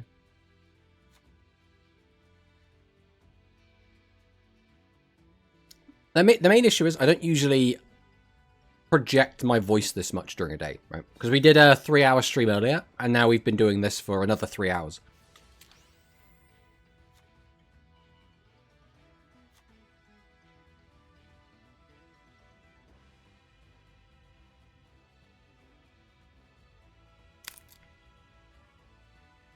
Enjoying that crunchy sound of me biting into the cornetto.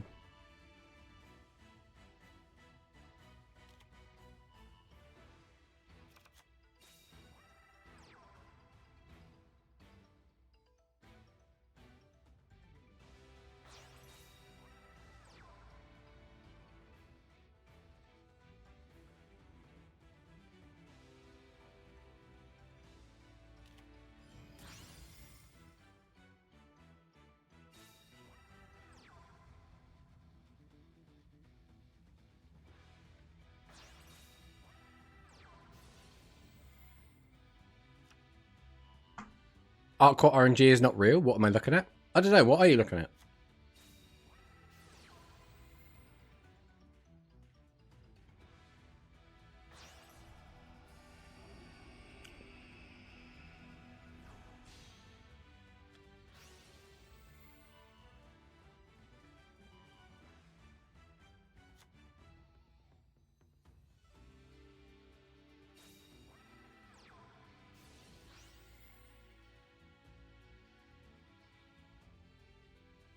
Well, I'd like to think it was constructed. It'd be weird if someone brought like a draft deck with them.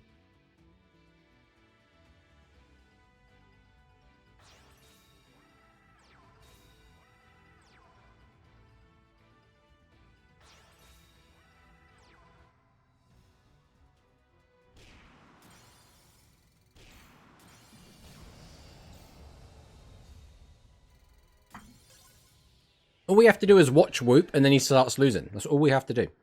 We'll just keep watching Whoop until he loses all his games, right?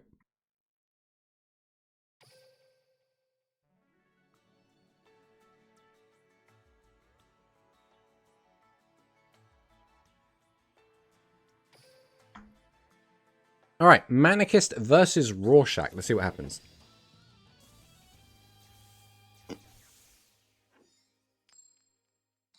So both players are on archive skills. Rorschach was playing heroes. Start out with a Pog. Power Capsule Red.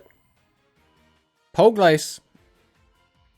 So it does look like Manicist is playing level 8 Pile with Gradius Engine. Argent is going to come down. We are going to reveal 1, 2, 3, 4. We are going to get a +1 off of that.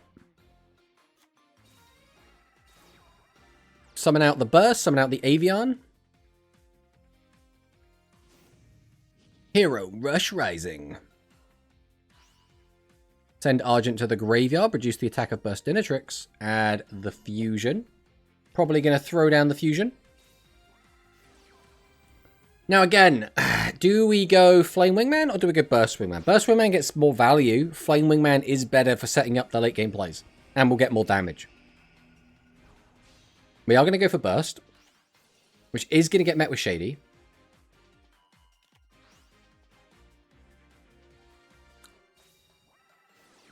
Star Restart. So the last card in our hand has to be an Avian or a Burst Dinatrix, surely. Or it could be a Sparkman, actually. If the last card had a Sparkman, this could go real hard. Okay. Are any of our boys doing well? Yeah, we got quite a few of the boys doing well. We have... Let's have a quick peek and see who's specifically doing well. Can I see, like, participants? Is that going to show me overview? It's not easy just to see, like, how everyone's doing. To my knowledge, Sora is doing really well. Sora Mia. Quantum was doing well. I assume he still is. Zenzo, I think, was doing, like, okay. Rorschach's doing pretty good.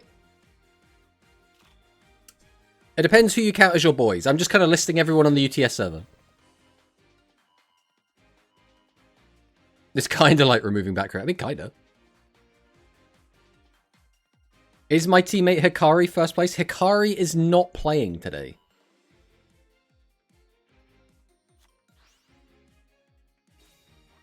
First place is probably... Well, there's probably a couple of people that are tied for first place. In terms of tiebreakers, I have no idea. But how are you doing, Murata?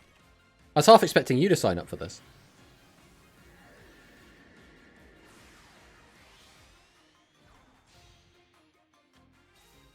Alright, we get Ripple Laser, activate Curse. Do we get much value in flipping that up? Reduce, reduce.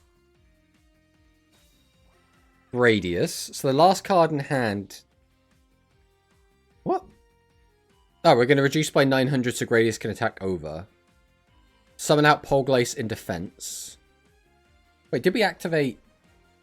We had to activate the effect, right? Oh no, because that one doesn't lock. Okay. I guess this is the best we could do. No, this makes sense. This does make sense. This is the best possible outcome. I was kind of sick-ish, so spent the entire day watching Dexter. I mean, if you're sick in bed, Dexter's a good show to binge. This guy decided to play Solitaire and win turn 2 both games. I hate this game so much. It's so bad. So I've been playing in an OCG tournament. I was playing in Kingdom's Rush. And I had so much fun. Like, so much fun. So many really good games that had, like, a lot of back and forth. And it was so enjoyable.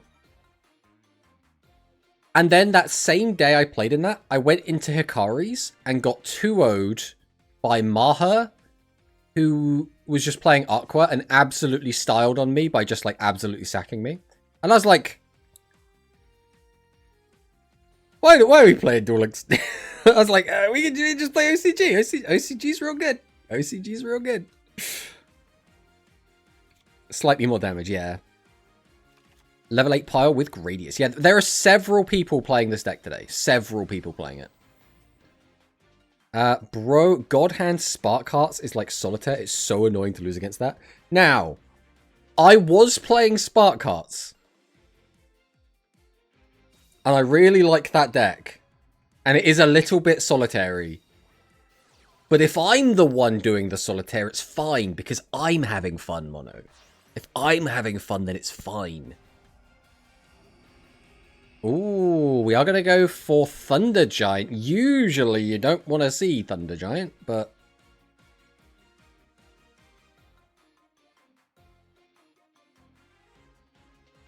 my face when Latam ID, friends resolve 4 draw spells every 3 turns. That's what I mean, you gotta take a shot every time. Every single time.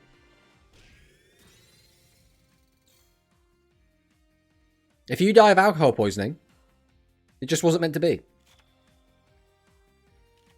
One of my opponents got 3 sparks in graveyard instantly for turn 1. I was like, buh. Manicist with the dub. I mean, yeah, the deck is really strong. Like, really strong. We can watch Jinzo. Oh, Yaden versus Zeta. We gotta check this out. Hey, it's Marauder. That's right. Sparks is a weird one, though. Sparks in graveyard at 3 copies doesn't, like, mean a bunch. Like, you need 1 copy, because it turns on a lot of your effects. But getting the second and third is only really relevant if you're going into exactly Markma. Right? Like, Markma gaining the extra value off of it is really nice, but a lot of the time you don't need it. It's kind of just win more. Obviously, if you go, like, double Markma, like a Ritual Markma and main deck Markma, then that's kind of gross, because you just get to burn your opponent for 2100. Fusion. Come forth. Elemental Hero Voltic Wingman. Into Star Restart. Okay, then we'll flip up. Wait, what? Was this the best play we could make? I guess we just don't have Burstinatrix access. This still feels really weird. What is the set then?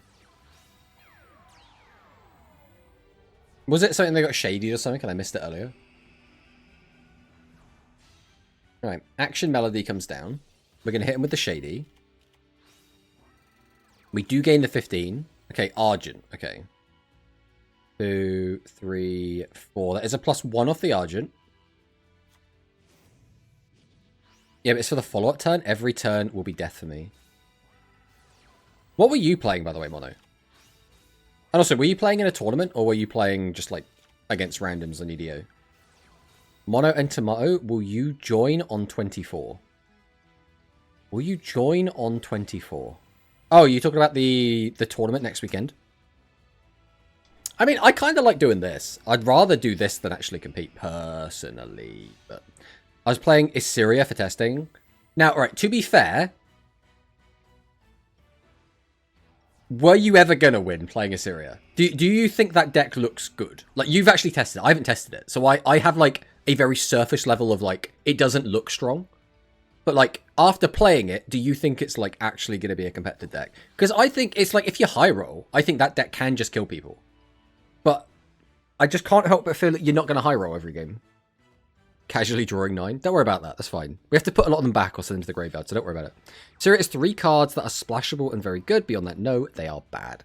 Which is a shame, because I like the idea of them, right? The whole, like, send a bunch of spells to the graveyard to ritual summon. I think that is a neat idea. And you have to use a specific monster as fusion material. I think that's also really cool as well.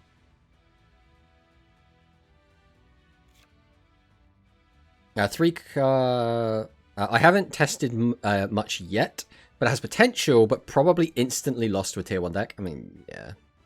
I've been testing. I think the best decks currently are probably Necromade Defiant, Spark Hearts, probably like Gradius Sidra is up there.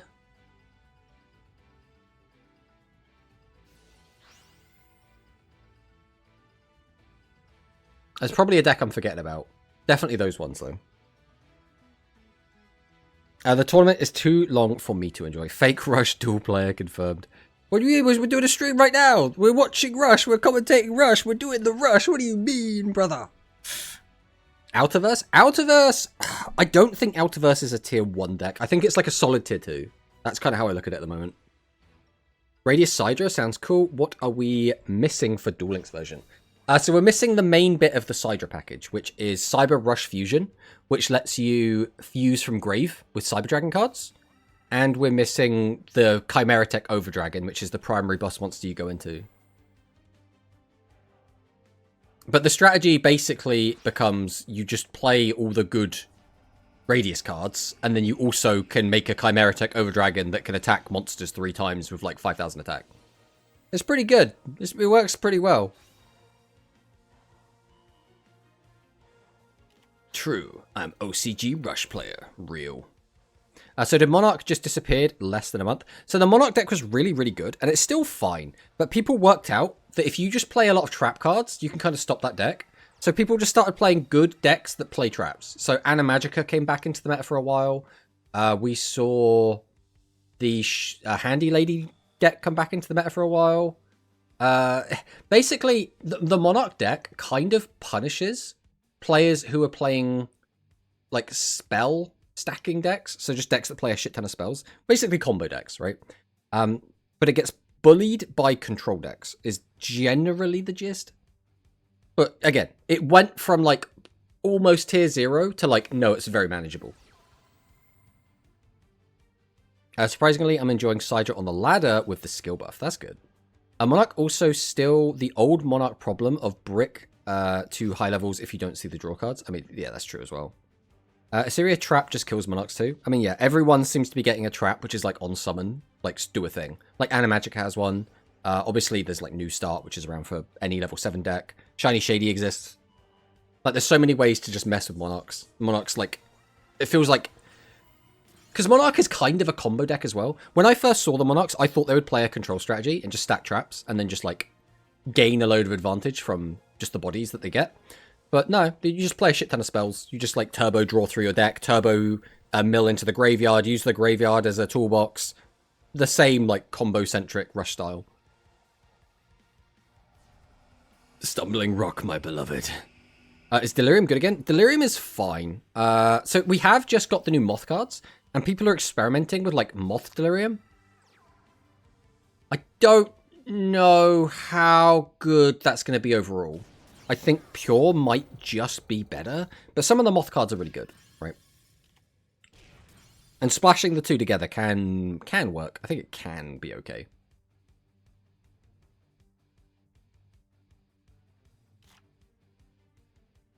Alright, Zeta draws a brand new hand. This is 1,100 against 9,000.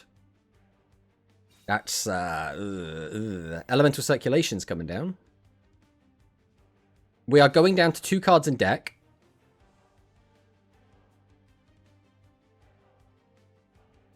I mean, have we seen Miracle? Oh no, all 3 Ballet in the bin. We got 1, 2, 3 Boton in the bin and a Fusion. If we're only playing 1 Fusion, that makes this very difficult. Right, with this, we could grab back the Boton. and then use the skill to get back the fusion. If we're trying to make a fusion play. Cocoon of Evolution will save Delirium. I mean, it could. Cocoon of Evolutions is not bad. We're getting back Horn Knives? This seems... I guess this gets you back a Boton. So this does work. Alright, so now we need to use the skill. We need to get the fusion back. And we need to treat this as one tribute. Oh, it's Turbodish. Alright, so no, this is fine. This will turn on our skill. Assuming we don't have a boss in hand, this will get us a boss. So we can then activate the skill. We can then get the fusion back. The issue is, how do we do 9,000 damage? One card in deck? I mean, it's not great. But we can make action here, which gets us back straight Pierce, which does put 5 cards back in our deck. So we're fine. The issue is, we have 1,100 life points against heroes. So I don't see us living another turn. And I also don't see us doing 9,000 damage.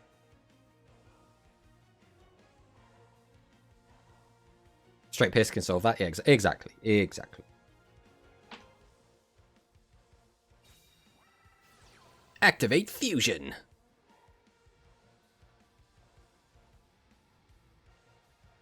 So, what's the maximum damage we can get? We can get 4,800 off of just this one play. If we reduce the Volt Tick down to 0. Then we have 5 cards left in hand. Now, the issue is, those 5 cards almost certainly can't make a fusion play. We have no way to recycle our ballets. If we're only playing one fusion, that's already in the graveyard, so nothing's happening there either. So I think we're just done. Are we playing double fusion? No, we're going to go for ensemble. We're just going to try and clear the board and pray. I think that's the best we can hope for.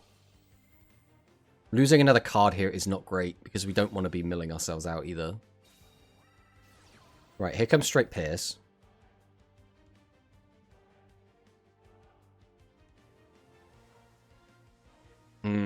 I don't see Zeta winning, but like there's always a chance. If Yaden just bricks next turn, like, I mean, we could win. There's a chance.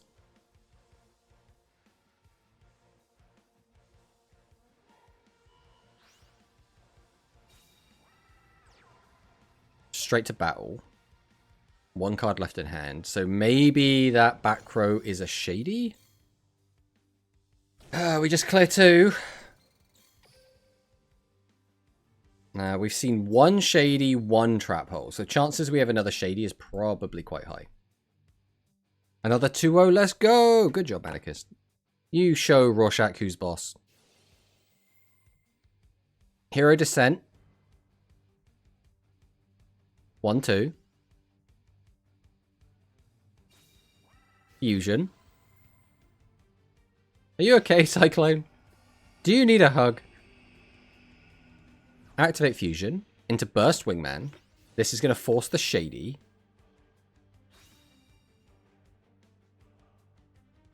Round ends at 9:12. That's 8 minutes away. What's the reward for first place? It's just a Steam Deck. It's nothing super exciting.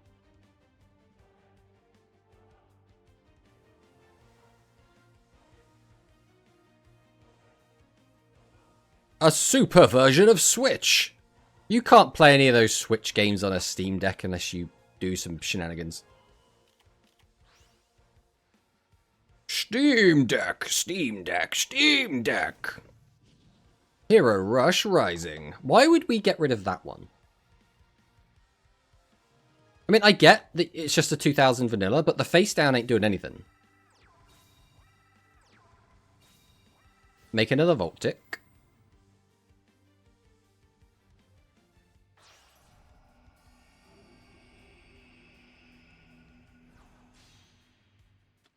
Activate Voltic. Do we have a Flame Wingman engraved? We do. Okay, this is just game. This is Giga game. Giga Mega Lethal Death. Goodbye, Zeta. Now, that is a nice looking Chronicle. I think the text... I don't know, does the text need a different colour? I think black might be the best for this one. I don't know, it's tricky. It's a tricky one. Alright, is anyone else still playing? It doesn't look like anyone else is still actually playing the game. We can look at some replays. Bismuth versus Rabopi. Georfia. Ooh. Georfio looks like he swapped to a different deck, guys. Let's check out a Georfio game. Fan de Yuamu. So what kind of elemental hero support is Duel Links missing, or do we have everything? Now, the big one we're missing is Skyscraper. Skyscraper is like the biggest one we're missing. We're also missing Hero Boy, which is also a really big one. Zenzo beat me, then dropped. Ah, just get fucked, I guess. What can we say? Alright, add Ancient Gear Golem to hand. Off of the skill. Go ahead and summon Gale. So Giorfio is actually the one playing Join Tech as well. So we must have felt a delay. So we know our opponent has Shady, so we set the Ancient Gear Golem so our opponent doesn't gain any life points off of it. There are too many hero cards that is not in Duel Links. There aren't, like, a ton, right? There's not a lot that are actually, like, good hero cards. Like, the other one is the fusion that we don't have. I forget what he's called. The one which is made of 3 monsters, and then you can pop a card on the opponent's field. No way Giorfio's on Golem. I mean, you have to be on Golem with the new thingy build. The new Joint Tip build. Because you're down to 1 Kong. So everyone's just playing 1 Kong, 1 Golem. And that's how we lose to the meme deck. Bro, the good one is limited one. Yeah. Yeah. I mean, it is what it is.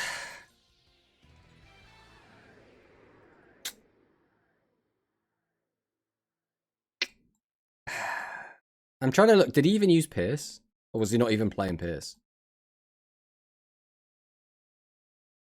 I don't think he was on Pierce. Was he not on it? He must have been on Pierce. Maybe he just wasn't. Just the direct attack was just too much. Yeah. Just, what can we say? What can we say? The remaining Neos fusion would be so good, I think. Yeah, being able to attack 2 monsters is huge. It's actually huge. I'm playing 1 Kong, 1 Tinosaurus! This man's gone insane! By the way, if you watch the 3 replays there, not 1 skill activation, where he did not reveal Red Boot.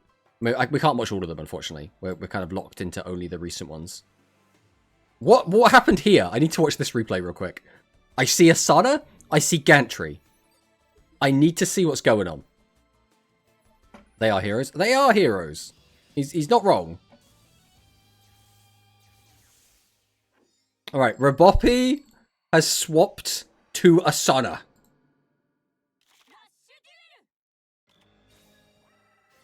Alright, Horn Knives.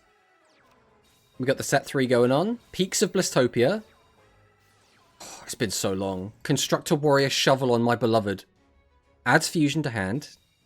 Summons out Pylon. Tributes Bow. Summons out Bill Dragon. Bill Dragon brings back Shovel on. Attack, attack. We get in for 0 damage. Best deck in the game, by the way. Reveal Ensemble Fighter. Add Boton. Summon Avian. Tribute for Digisoon. Set. Tribute set. Set 1 back row pass. Okay. Piccolon comes down. We're going to discard the Bill... What's his name? What is this guy's name in English? Drake Crush. We're going to go for a fusion play into Bill Dream. Bill Dream's going to get flipped down, unfortunately. Add Alt Art Bill Dragon. Tribute 2. Summon out the Bill Dragon. Activate Bill Dragon. Bring back Drake Crush. Attack over both. It's just a big board. It's just a big board of big guys. Traps are real now. Worm Bros. Rest in peace, Worm Bros. Action Melody comes down. Tribute for Turbadish. Turbadish effect. Add back the Digisoon. Add back the Boton. Activate the skill. Reveal the Digisoon we freshly added. Add the fusion to hand. Summon out Boton. Activate fusion. Combine the 2 into a second action. Activate action. Add that to top. Draw it out so we have another fusion ready. Summon out Trombeau. Tribute it to summon out Digisoon. Smack, smack, smack. Down to 26.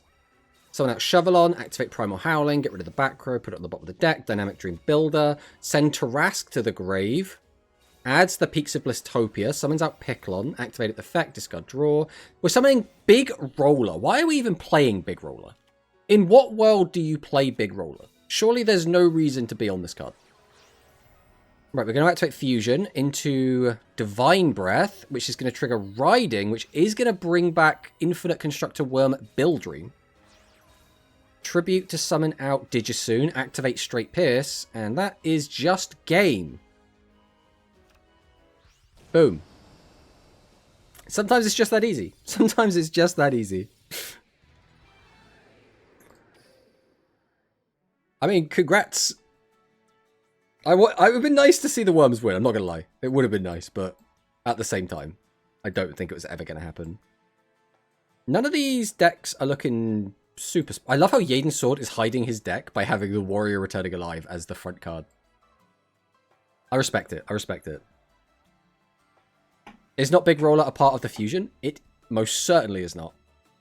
Would have been baller. Add Bill Dragon once per duel, because too broken. Yeah. If there's a skill you could go back and just change and actually make the deck somewhat playable, maybe Worms is the one you could do it with. Like, imagine if Worms, every turn, could add a field spell and fusion. Right? Or just Bill Dragon, but none of the other two. Like, you could do so much with it. Time.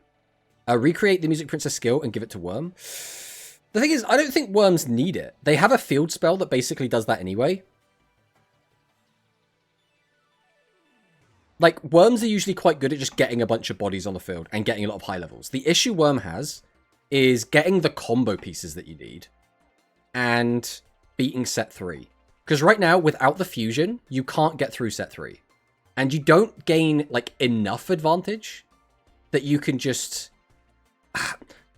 I guess fundamentally, if you summon out one of your bosses, so if you either get out the fusion or just a Bill Dragon or a Gantry, you're also just susceptible to a trap card just stopping you, which, like, really sucks. We need Osaka next month for the Worm Revolution. Well, we can get the rest of the Worms for the Earthworms, right? The Asana cards.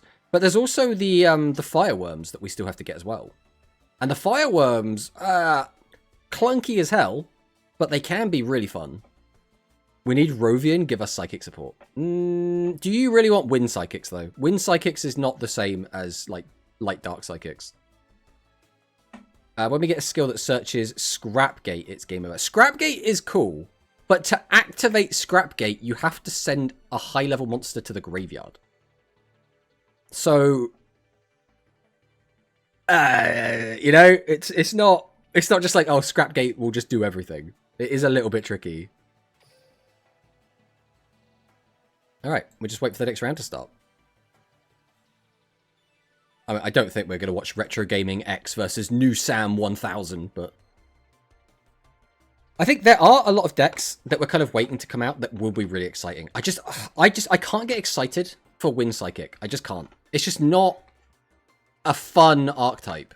Like, the most fun thing Wind Psychic does, like pre-fusions, is double attack with the equip spell. Like, that's like its fun thing. Did bro just say 6 or 7? He did! He did! Can we just get regular boxes and not build a box for 6 or 7 times in a row? Now. We've only had them twice in a row, okay? That's happened twice now. But it's only been twice. Yeah, I don't know, man. I don't know what to say about deck builds. It's not great. It's not great. Scrapgate skill will put a free vanilla boss on the board. If it did that, that would also set up a play with Bill Dragon. So that is multi-use, right? Which actually could be pretty good. The boss they got that gains a crap ton of attack and pops a card is so annoying. Oh, the fusion. Yeah, but again, I don't know if... I guess we could just get the fusions immediately. Like, we got the fusions immediately with Tiger. So we could just get them immediately with Rovian. So I guess it makes sense.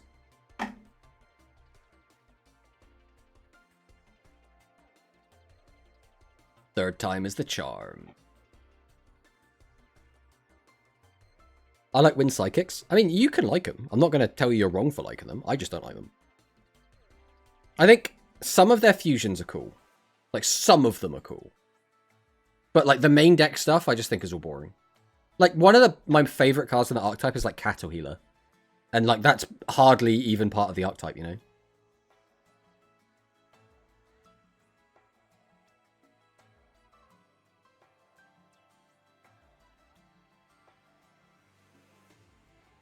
Just looking through to see if anything's going on the Discord server.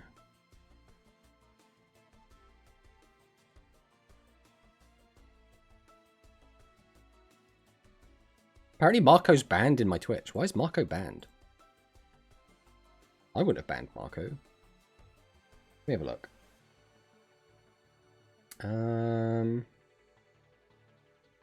God, how do I even do that? Moderation? Have a look. Keep Marco banned. No, I don't remember banning him, so it must have been an accident or something. Where even are banned people? I ban people so, like, infrequently, I don't know where it is.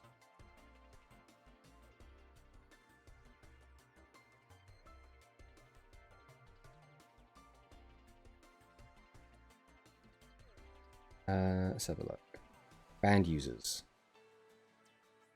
Almost every banned user in my chat is, like, some sort of, like, the name makes no sense. There we go, there's Marco. There we go. Just making sure that no one else has, like, snuck their way into being banned. Because most of the time, when I ban people, it's just bots that are just posting crap.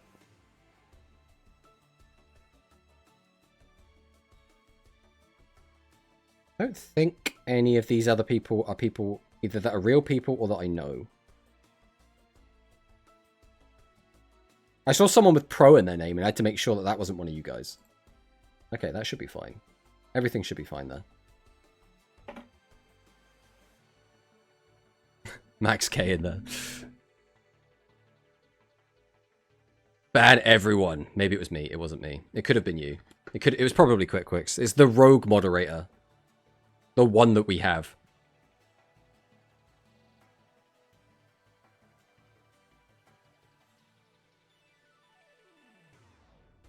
Alright. This game is still going on, by the way, from the last round. I don't know why, but it's still going on. Tomato doesn't ban Europeans. He's racist. Oh, man. No, Europeans are the worst. We gotta get rid of them. We hate Europeans in this chat. The people we like here, we like Canadians, we like South Americans, we like some Americans.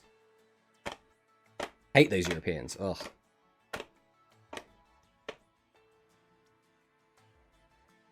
I don't know why I let Manicist in here.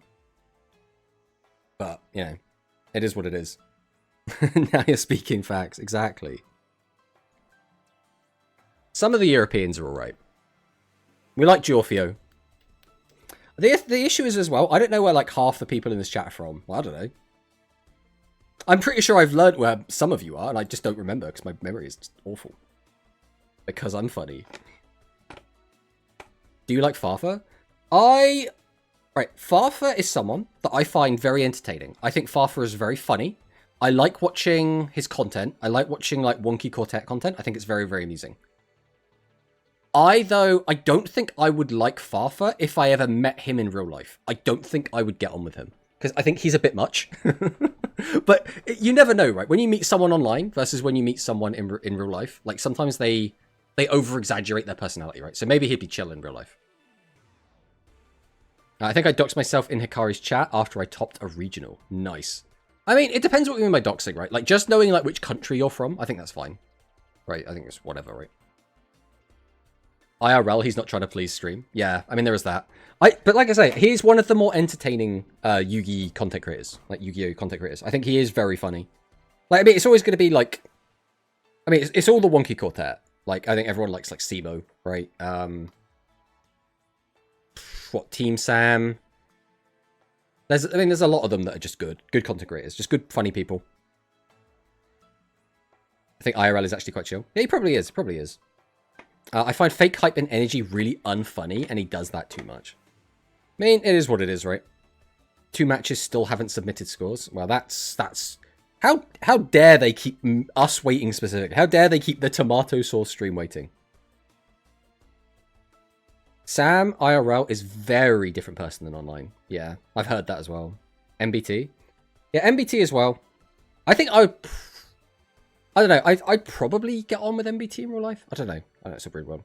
I'm generally quite like an agreeable person. Like, I am the sort of person that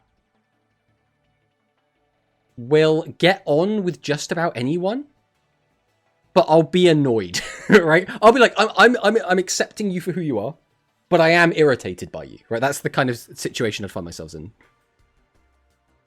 Do you think tomato sauce is different IRL? That guy sucks IRL. You wouldn't want to meet him IRL. Do they not know how late it's getting here, bro? Damn Americans. It's almost like they didn't consider the EU at all for this tournament. It's weird. It's weird. I don't know, man.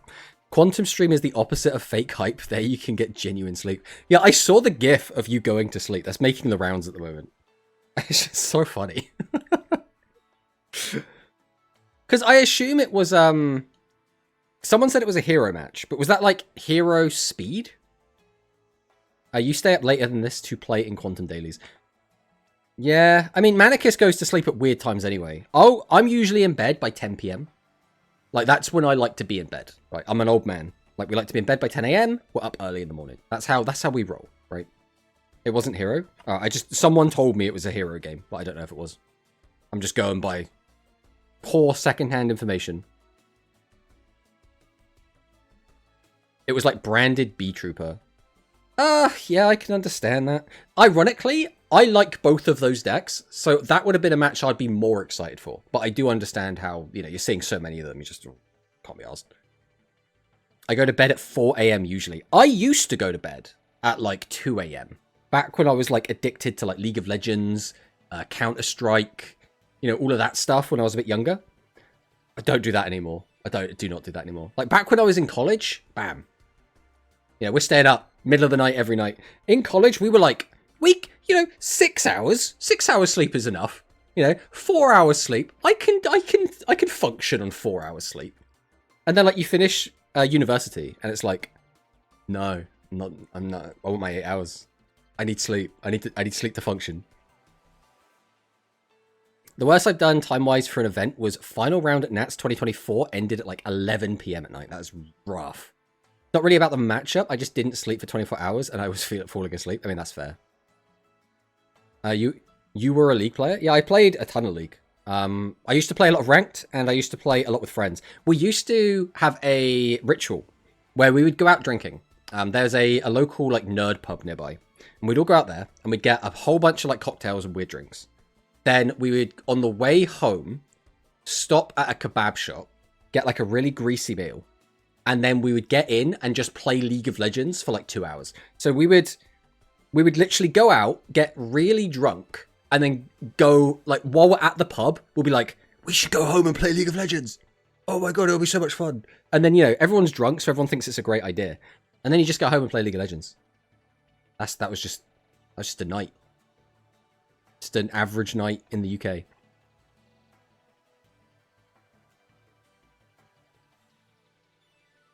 Back when I was a youngster, so 27 years ago. 27 years ago, I would have been a literal child. In my deepest sleeps, I only get to like 6 or 7 hours. He said the numbers again. Usually it's 4 or 5. Yeah, I try and get 8 now. I try and get 8.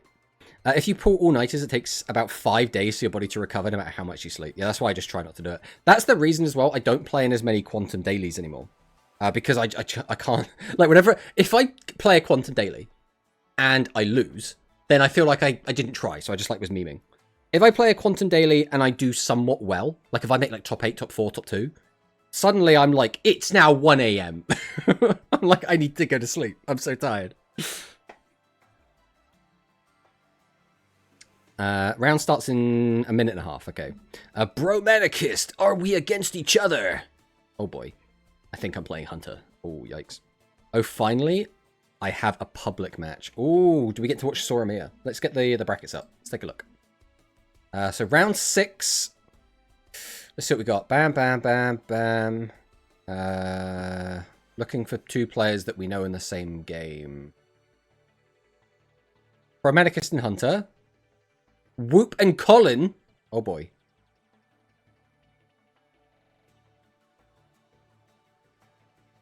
Did I miss? Hopeless Voice. Okay, Hopeless Voice is up here, but against someone that we don't know. Anyone else in a matchup that we know both the players? I don't think so. Either way, this should be an exciting one. Mean tournament, better than sleep. I mean, that's what I try to play in some, right? I do try to play in some. But it's just an issue where I just can't, right? Sometimes I just can't. Because something gets sacrificed, right? Sleep gets sacrificed, or tournament gets sacrificed, or, like, work gets sacrificed. And we can't sacrifice work a lot of the time. We're just not able to. UTS Soramia is in! Oh my god. We got Juka versus Shelmy. That could be a good one. Giorfio. Colin versus Whoop. Ready to go.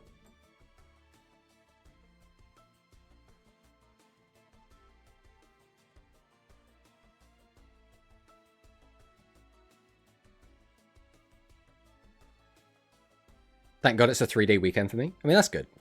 That's always good. That's always what we want to see. We got Hans. We haven't watched a Hans game yet. We'll check out a Hans game. Just, again, we haven't seen what Hans is playing. We haven't seen anything from Hans today. Oh boy, it's Yuhi and Imi. Looks like Hans is playing Aqua. And Kohanim is playing Jointech. Let's see what happens.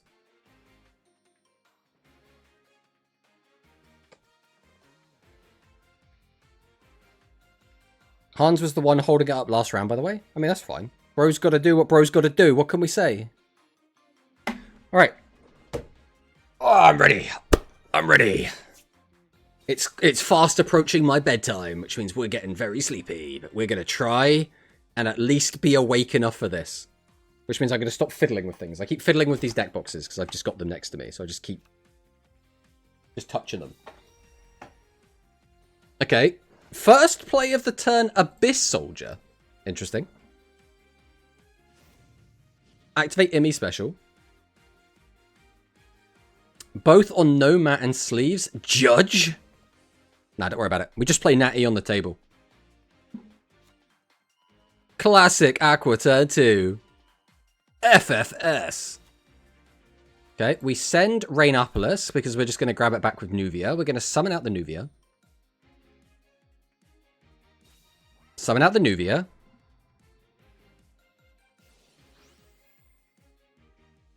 Activate the Nuvia. Add back the Rainopolis.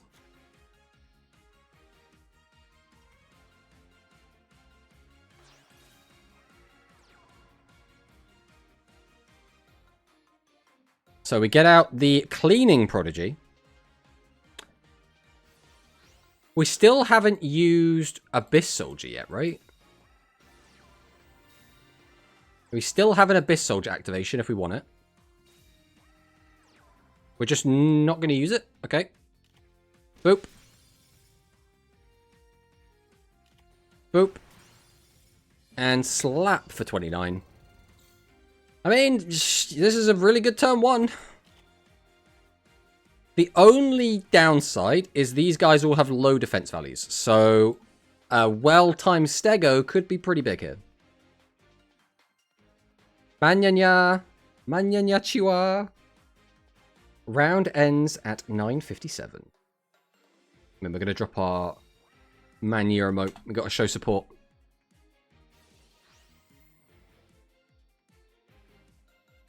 Okay. Nail Hedgehog. We're going to reduce the attack of Nuvia. Interesting choice. So we revealed Jointech Rex. We milled Ancient Gear Golem, Stegocelos, and Crusher Drone. We're adding back Raptor. That tells me we probably have a decent amount of bosses already in hand. My opponent slow played 2 minutes and tried to get the win, but I recorded screen and they gave it to me. Nice, that's what we like to see. I hate it when people just slow play, man. Like, on one hand, you can't, like, blame the player for doing it because they're just trying to win or whatever. And, like, it's within the rules, quote unquote. It's like a grey area or whatever. At the same time, it's very scummy.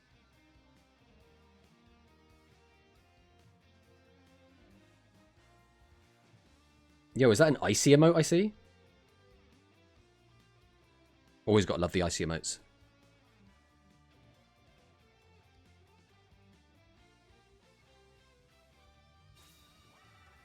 Normal summons Jointech Leo. We'll set Curse of the Rising Light.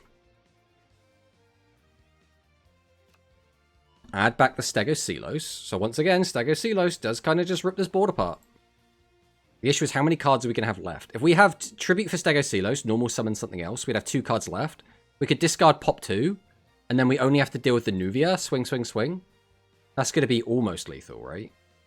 I guess this is still going to be on the field either way. So we'd get in for... Ooh, Raptor is probably not... I suppose we could tribute the Raptor here. Okay, Stego comes down. I assume we're going to activate Stego discard 2. But we could just discard 1. Alright, we are discarding 2. Both boss monsters as well. So this is what? This is 58 minus 7. So this is 5,100 damage. Oh, that's a delay.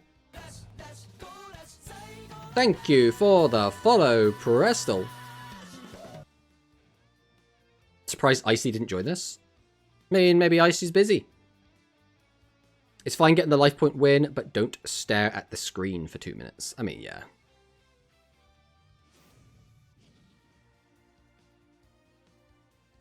Marata is coming for Steam Elements' job, I swear. He really wants it.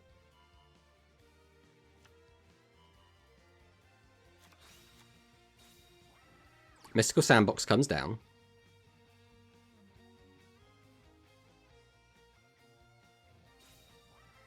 Mystical Sandbox comes down.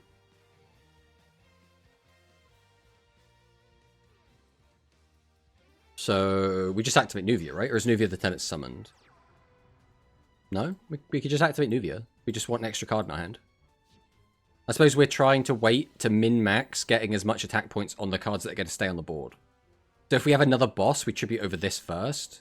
Then we activate Nuvia. Add back the field spell. Tribute over the Nuvia if we have a third. We're going to activate Cornfall. So now we're going to see if we can find a boss before we activate Nuvia. Because keeping the Rainopolis in rotation is probably the best. Like, you could make the argument that you could have put it back with the Cornfall. But, like, having it in rotation means you can keep grabbing back Nuvia. Right, so now we'll tribute over this for a boss. Yep. Activate the effect to draw a card. Activate this effect. Discard Rainopolis to get the extra attack boost. Triple Threat Thunder is so good here as well. Unless that back row is, like, negate attack, I'm pretty sure we've got this. Tomato, what is your thoughts on your more popular than the official stream supposedly? I don't know what the official stream is. Is there an official stream?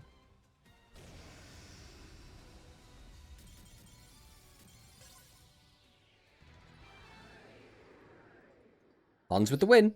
That's what we like to see. There isn't one for this as far as I know. Yeah, I think there's just like people streaming that are more friendly with Konami, right? I think that's more what it is. Alright, we're going to watch Renan versus this unknown player, UTS Soramir. We haven't seen this guy yet. He's probably a noob, but he's got a nice deck mat. Alright, elemental circulation is going to come down, revealing that we are playing regular-ass heroes.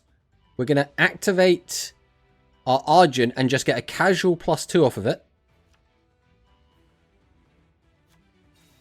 Summon out the Avian, summon out the Sparkman. Hero Rush Rising sends Argent to the graveyard. Add the fusion to the hand. We're going to activate the fusion, going straight into Voltic. The old, turn 1 Voltic. They have not promoted an off-stream. It's Bradders HD. That's right. Was this a good turn? Wouldn't you always go Flame Wingman here instead of Burst Wingman? Like, do you care about having a 3100 attack guy here? Wouldn't you rather just have the Flame Wingman in rotation? Because no matter what, it's going to get destroyed. Alright, Stego. We're going to pop to both. Riding. We're going to bring that back. Avarice. Summon out Stego. Pop again. Join Tech Rex. Pop the other back row. Swing and swing. Only 700 damage, though. Like, who the fuck plays Riding in Heroes? I mean, Renan does, man. What do you want?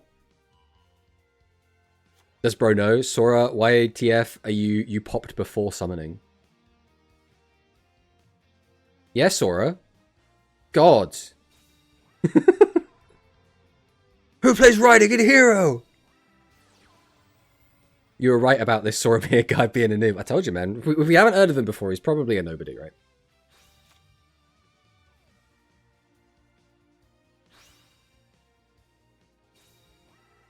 Alright, Avian comes down. Alright, we got to stop bullying Soromir while he's there listening and playing the game, okay? He's going to tilt. We can't have Soromir tilting. Look at this lovely rotating game map, though. We just keep seeing all my friends, the Dragon Maids. Miracle Fusion now? Okay. This is not going to be a 6,000 attack guy, though. How big is this going to be? Ooh, actually. Ooh. Is that lethal? That is lethal. Yeah. Yeah,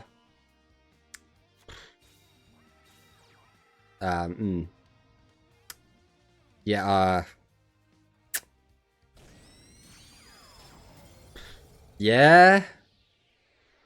It's the curse. We watch on stream and everyone starts losing. That's just what happens. Hunter is on cringe OTK decks. That sounds like you're losing. But we can't see the game anyway. Who else have we got here? Oh, Colin versus Whoop. 1-1. Well, good luck, Sora. I believe in you. The power of Shining Flare. Shining Flare too strong. So this is... Colin has just been on Joint Tech the whole time. And I believe Whoop has just been on level 8... Not Gradius slot. This is just level 8 slot. Okay. Hedgehog. Summon out the Rex. Get flipped down. Summon out the Rex. Gale is going to come down. We need a heads. This is the first heads we've seen Colin get today. Okay, it was a completely irrelevant heads. It accomplished literally nothing, but...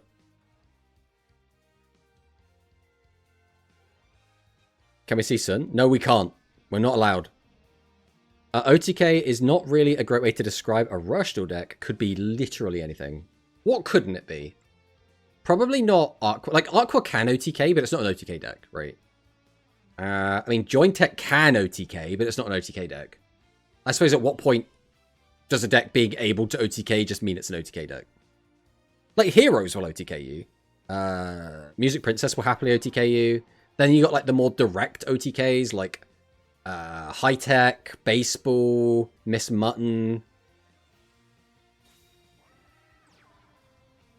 There's one I'm forgetting about. What's the other annoying OTK deck? I'm sure there's one more. Oh, Tearfing. Tearfing, yeah, there you go, Tearfing. Tomato, I threw hard versus Red Boo. I had 2 Shady but didn't activate because I didn't know Blue Dragon Fusion double attack. No! That is a shame. That is a shame. That's not what you want to see.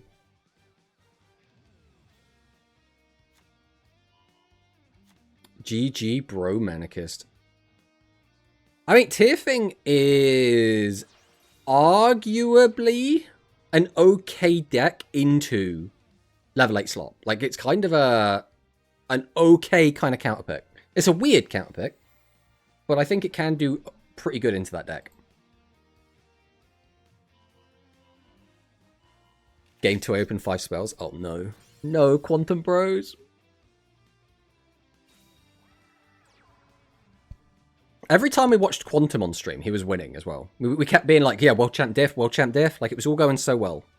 And then as soon as we stop watching Quantum, he starts losing. It's like, you can't win. You can't win.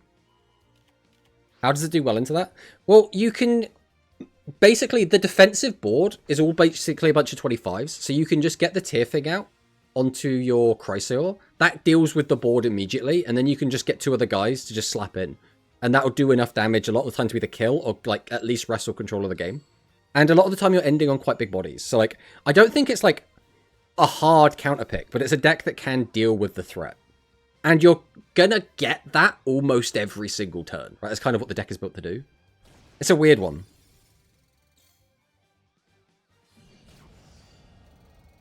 Get him for 25, get him for 17. I did my favorite content creator Monosync join this, or he gave everyone else a chance. So let me get this straight. Monosync's your favorite content creator, Hikari's your favorite teammate, and I'm your best friend. Is that as far as I'm following the Murata lore, that is how things are going currently.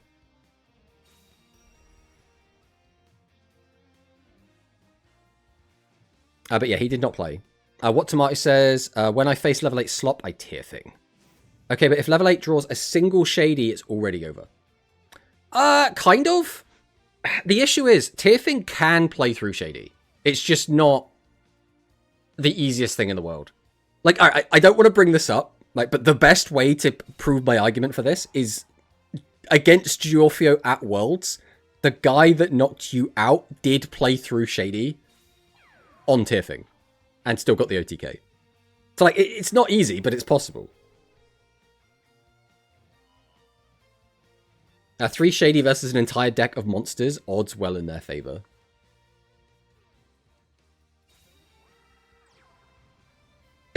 Okay, I didn't have a board there. You're not wrong.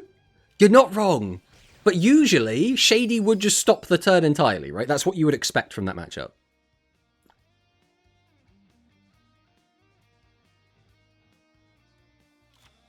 My point is the deck can just keep playing through Shady sometimes. Alright, well, Whoop is down to 1,300. Now, the good thing is we have a lot of defense on these. So, Stegoselos isn't just going to get to pop for free. When do we get the third linker? We get it on the 21st, which is Brad's birthday. So make sure everyone wishes Brad a happy birthday on the 21st.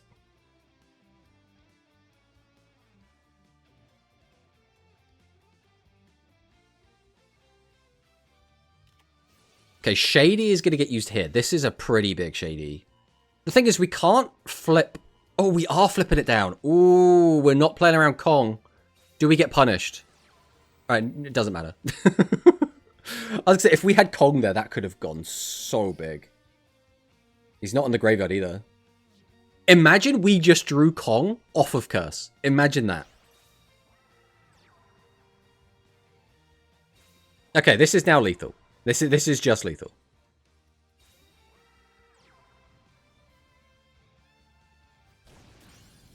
I'm so back, yay. What tier is the new deck? I am leaning towards it being a tier 1 deck. The new deck is very, very good. It's a lot better than I think people thought it was going to be. And people are still experimenting with lots of different builds. We've seen a lot of different ones coming out. It's been doing okay in tournaments. It's been doing good in testing. It's been doing quite good everywhere. Narcope. To be fair, Giorfio, whenever a new deck comes out, you almost always hate all of them. So, I don't know, man. Alright, let's watch Sun. Tomato Sauce is overrating it. I like to try and be fair. I like to try and not, huff the copium. I try to also not be a doomer. So I try and let the results speak for themselves. So far, I would say the deck has been performing okay. I don't know if it's actually going to end up being a tier 1, but if you were to put a gun to my head and say, like, make a tier list right now, I would be like, bottom of tier 1, top of tier 2. That is where I would put it.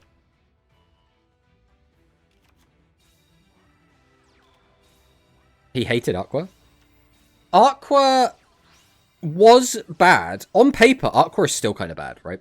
The main reason Aqua ended up being better, in my opinion, is because of the shuffling cards back into your deck tech.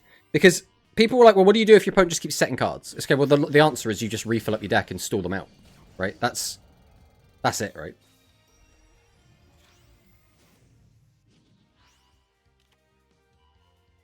Good answer, nephew. Oh, yeah. Unless you mean the old Aqua, that deck was never good. How dare you? How dare you say old Aqua was never good? Shelby won like 2 tournaments with it. Tier 1, holy. Tamai likes to sit on the fence so he can't be wrong. Ego too big. It's more like, I don't like talking out of my ass, right? That's what it comes down to. I'm never the kind of person that's going to, like, try and sell you on something being absolutely amazing before I know it's really, really good, right? Until I've, like, seen it, like, perform very, very well consistently. Because I don't like to, like, spread misinformation. That's what it really comes down to. Only yours in the deck build is Red Eyes. Aqua has just a solid wall at the current power level of the game. Yeah, I mean, it does. It's still a deck, though, that can just get walled out sometimes. So it's like it's a weird one. Where sometimes the deck is just grossly overpowered, and sometimes the deck will just randomly fall over. Like, it's a really strange deck some of the times. The only issue with Aqua, in my opinion, is that turn 1 is so terrible. Yeah, turn 1 for Aqua is ass. If you open, like, 2 or 3 bosses and you're going first, your turn is nothing. And then you just hope you're playing against a deck that is not going to punish you for doing, like, nothing on turn 1. If you go first, you basically always lose unless you draw 2 to 3 low levels, but it's not so easy. Yeah, exactly. It's a balancing act, right? Where you can't have too many low levels, because then your deck doesn't really function. But you can't have too few low levels, because then if you go first, you just die. So it's like, what is the correct amount I can get away with having, knowing that I will just lose occasionally because I lost the coin flip and I opened a bunch of garbage, right? Psychic will be good against Rust. I think it will be eventually. T-Set can hold the fort. Ooh, this is not GOAT format, though. I don't think that's going to work out. Music Princess turn 1 is equally awful, though. Kind of. It definitely can be, for sure. The major difference, I guess... So, on one hand, because you're playing Turbodish, you do have level 6s, which are easier to get out than level 8s, right? But at the same time, you could just not open your 6s and just open all your 7s and 8s and just be in the same situation. It doesn't need deck build cards. You have the draw cards, though. Yeah, that is another thing. You have Elemental Circulation to try and fix your hand. And you have... What's her name? Trombo. You have Trombo as well to try and fix your hand. Whereas Aqua just has Cornfall. And Cornfall, you have to set up the graveyard as well. So you can't, a lot of the time, use Cornfall on turn 1, but you can use Circulation on turn 1. So it's not, like, 1-to-1. I would say Music Princess has a much, much better turn 1 on average, but will, if you just draw badly, have an equally bad turn 1, right? So it's not that hard to have at least 2 bodies, or if not, well, everyone did in GRF. Yeah.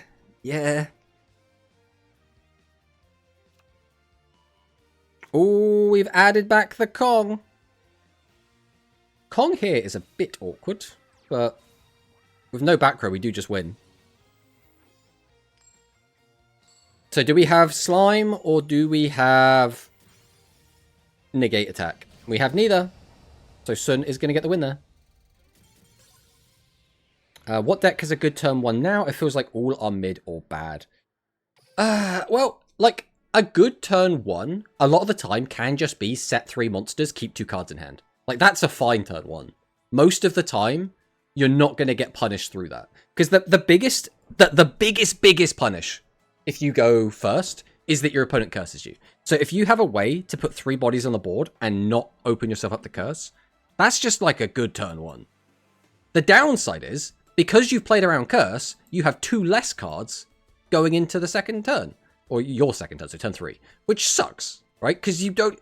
If your opponent doesn't have curse, you've now been punished for playing around it. And if your opponent does have curse, you now have to play around it, otherwise you just die, right? So it's like, it's a really awkward situation to find yourself in. I think everyone is underrating Gradius so much. I think Gradius is really, really good. The problem Gradius has is sometimes you just don't draw the right cards and you don't get to do anything because your skill doesn't fix everything for you. So you'll get a game where you just draw everything and the deck feels unbelievably powerful. It feels like one of the strongest decks in the game. Tier 1, so good. And then you'll get a game where you just don't find any copies of multiple or option and you can't do anything and you just die. So like, it's a really weird deck where, again, just not having that skill to fix everything can really hurt you.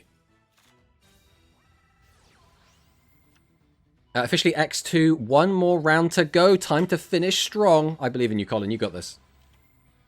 Also in GRF, Cosmo once made a board of 2 fusions and a set low level, including the 3k and 2 cards in hand to play around curse. That is disgusting. That's kind of disgusting. I think so too, but Music Princess needs to high roll, but a lot of that, I don't know. Well, to make the board that Jorfio's talking about, you do. But just to, like, not brick on bosses and have tools to unbrick yourself, I think Music Princess is quite good at that. A good turn 1 is open Shady and 2 monsters. Yeah, that can be. The issue is if you then use the Shady, you're then opening yourself up to get cursed anyway. So if you're not going to use the Shady on turn 1, do you even need the Shady, right? It's a weird, like, does it matter, does it not matter sort of thing. Playing around curse, really worth it. So I've had several tournament games where I have lost because I didn't play around curse. So it's sometimes yes, sometimes no. It's really, it can be the most important thing in the world. Because that +2 off of curse and then changing a battle position can just kill you. Like, it really can. So I'm going second hands are so terrible. Turn 1 is always set 5, which is nice. It's kind of like Heroes, I feel. Yeah. Like, again, if you've got 5 cards that you can just set, I think you just always set 5. Like, I don't like holding on to cards in my hand to play around curse if I can just set 5. Because even if your card gets flipped up, your opponent gets a double draw. A lot of the time, between the other 4 cards you've got, you'll be okay.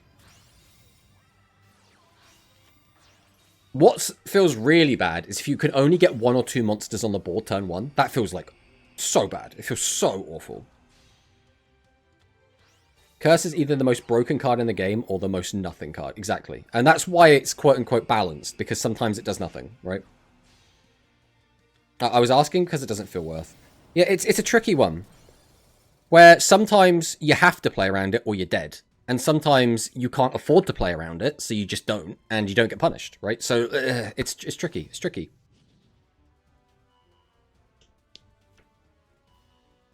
Yeah, like Join Tech is probably the biggest offender of just, they'll just kill you if they get a curse off turn 2. Like, I was playing against, I want to say it was Soliman, and he 2-0'd me because twice I went first and twice I didn't play around curse because I just didn't have a hand that I wanted to play around curse with, right? I was like, if he doesn't have curse, I'll be in a fantastic position. If he does have curse, I might still live. And then both games, he just killed me, like, turn 2. And I was like, okay. It is what it is. In Join Tech, it's so good because of Kong. Yeah. Yeah. Well, plus they can flip something up, and then if they want, they can just pop it with, like, Stego as well. There's so much that Join Tech can do with it. So good.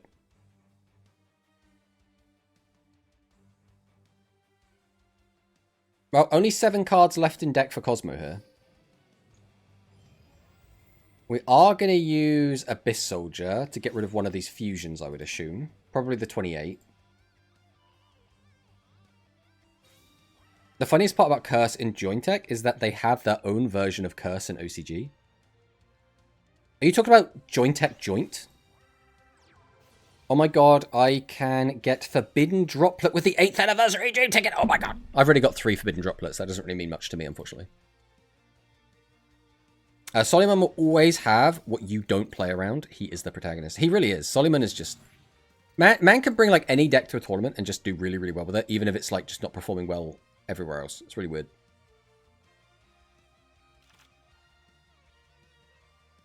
Joint it, joint, yeah. Well, it also just lets you do a fusion as well. Just, you know, just tack that on the end. I have 6. I don't know what to get with this ticket. I don't know either, to be honest. Can we get Veiler? I'll probably get Veiler. Or Droll. I don't know. I'm missing some of, like, the old hand traps. That's what I'm missing. That's the stuff I need. I assume we're not going to be able to get the Evil Tsar I don't have. Dolka. I think it's Dolka I don't have. Take me back to Worm Fake format. Worm Fake format was best format. Change my mind. You can't.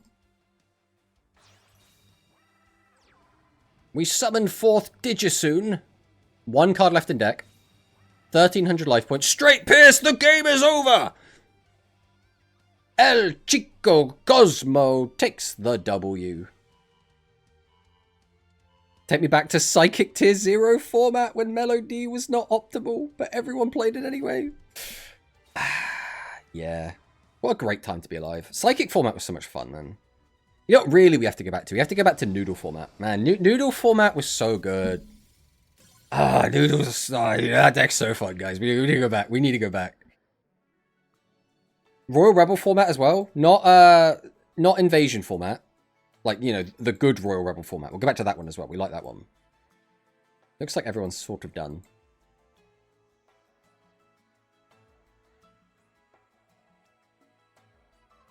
Alright, let's get this back up. We'll take a look and see how everyone did. Hans got a nice 2-0. Xiaomi got a nice 2-0. Rorschach got a nice 2-0. Sun got a nice 2-0. Well, the only game we watched of Soromir, he lost, but he did win the other 2. Norrentino got a nice 2-0. Hunter got a nice 2-0 against, I don't know, some noob. Bismuth got a nice 2-0 against someone who didn't show up. Whoop got 2-1 against Colin. Rip Colin, but congratulations, Whoop. Isirius got 2-0. That's a shame. Parko got a nice 2-0. El Chico Cosmo got something. Sack got a nice 2-0 against someone who didn't show up. Yaden got a 2-1.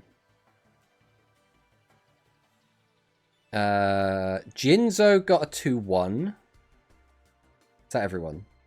Mila got 2-0. No, Mila bros. No, Mila, you were... Oh, we can actually see. I didn't even realize this was down here. This is great. Ooh, so this guy, Mugi, is in first place. He's undefeated. The only undefeated player left. Look at all of my 5-0 bros. We got Whoop. We got Hunter. We got Sora, Norrentino, Paco, Mila. There's a lot of our bros up here. Who's just outside? We got Quantum, we got Hans, we got Sun, we got Sack, we got Rorschach, we got Colin, we got Manicus, we got Shelmy, we got Isirius, we got Jinzo, Yaden, Bisma, El Chico Cosmo.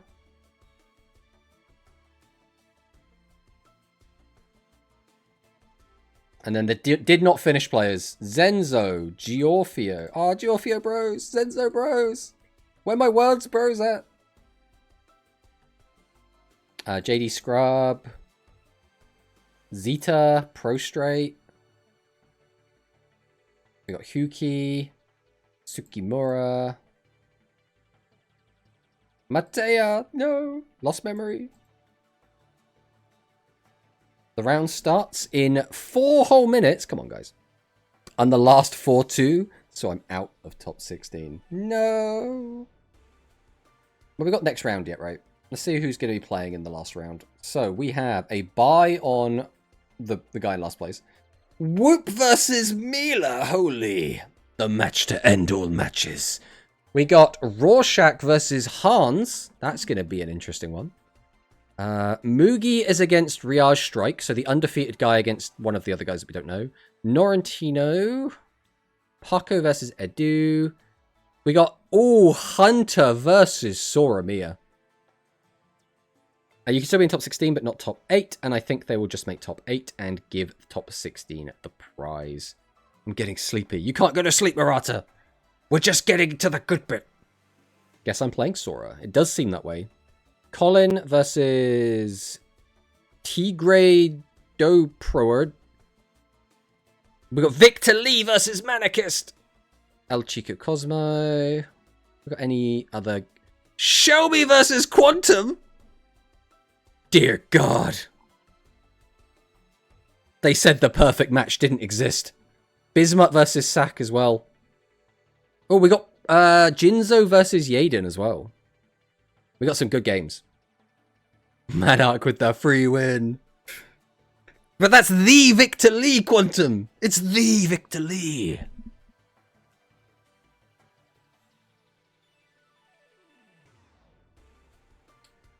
$5-2 should be guaranteed.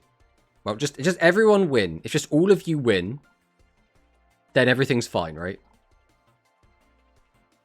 We've got another 2 minutes before the kickoff. What rush deck does Victor Lee even have? He has Spellcasters. He's playing Seven's Road. I know. It's crazy. Shelby versus Quantum sounds like a bloodbath. Unfortunately, they're not going to be in the room, which is a bit of a shame. I assume they'll have to make their own room, unless they just cheat and play in here anyway. Based 7 Sesso. Here he is. There is the undefeated Mugi. It's like Yugi, but with an M. Let's see if he can take the whole thing. I love how Jorfio's dropped, and you're still just chilling on table 15, by the way. Just vibing. Yeah, I'm just here. I'm just watching.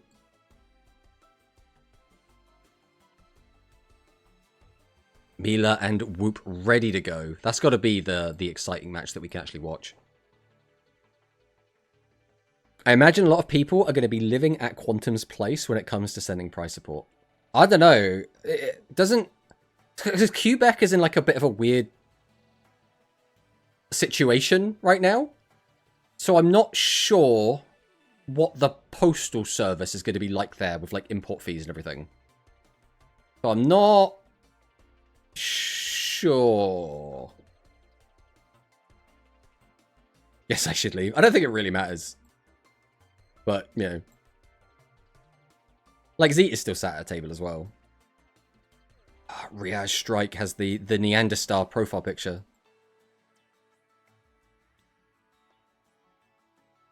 Alright, the round should be starting in about a minute's time. We're so ready. We're so ready. Now, Quantum said they are strict with that. They excluded his place in the rules. They did, but then they changed the rules. They put out an announcement saying that Quebec was fine again. Like, you know, Quebec can now enter the tournament. So, I assume it's fine now? I don't know. I don't know. Oh, Mila versus Whoop has started. We're going to hop straight in. So, Mila has been playing... What has Mila been playing? He's been playing the, like, level 8 slop, right? And Whoop's been playing level 8 slop? But Mila's been playing the Gradius version, and Whoop's been playing the... not Gradius version? Right, the music's going pretty hard here.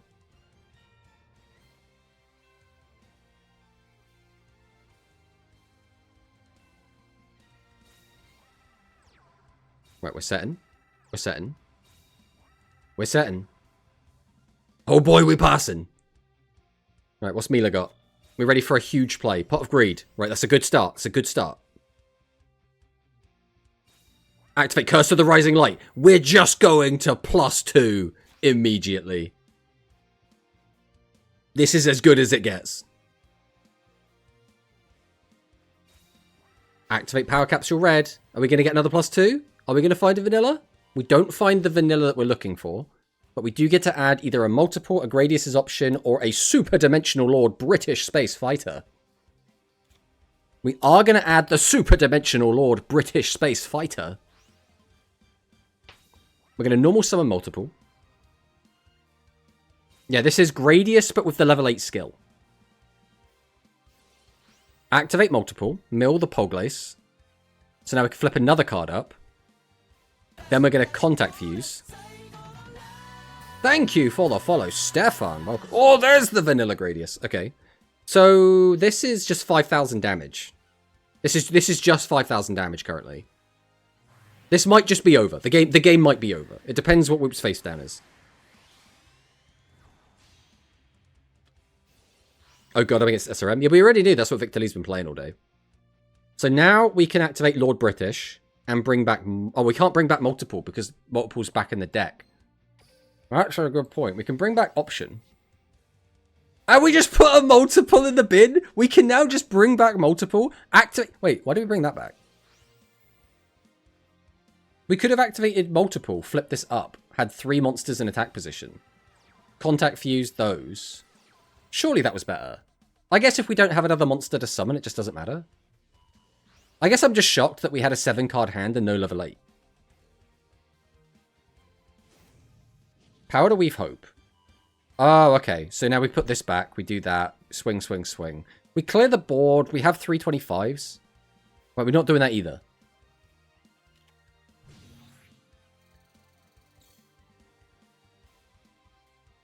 Was this the best play we could make?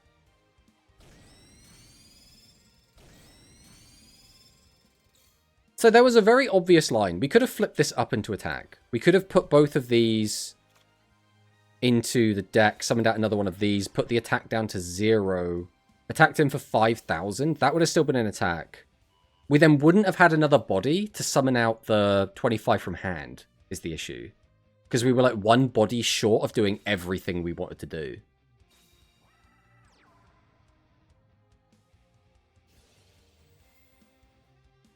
To be honest, no way he loses. It's unlikely, but he even revealed the Broken Pierce guy. He revealed the other one. He revealed from his hand the... Where is it? Am I blind? Have I just lost it? He revealed the normal. I believe the normal is what he has in hand. Yeah, his last card in his hand is Dimension Linker.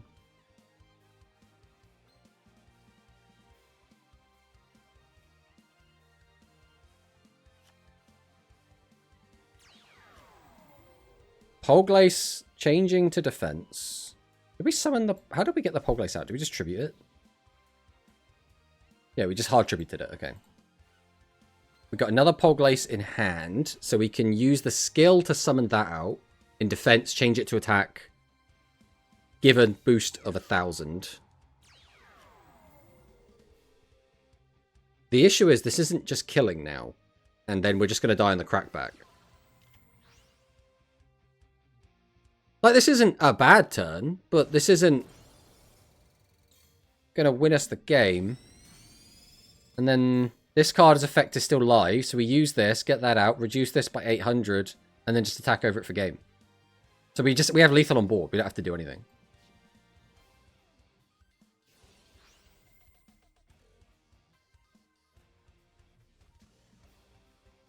Well, it's a shame, but them's the breaks.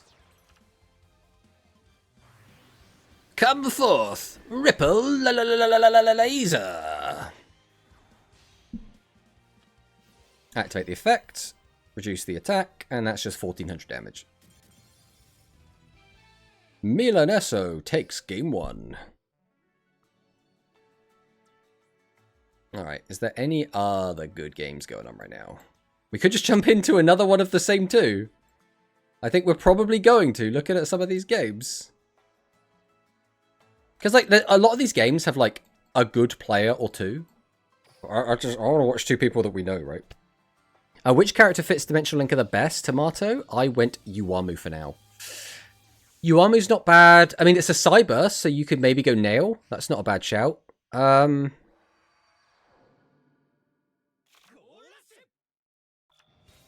Yeah, out of everyone we've got, those are probably the best options.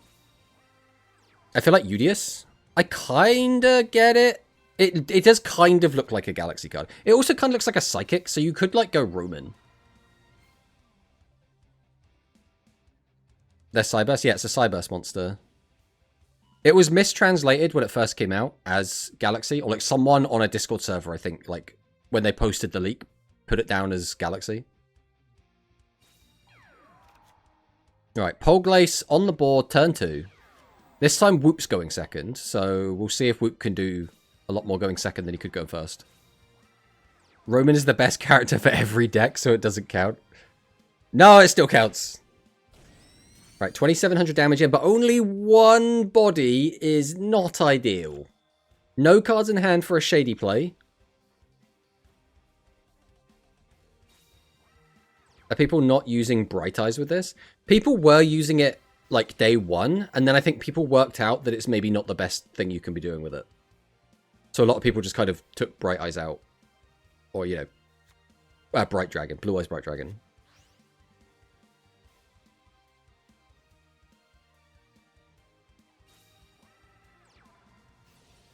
Alright, we have Gradius, we have Gradius. We're going to send Vanilla Gradius to the bin.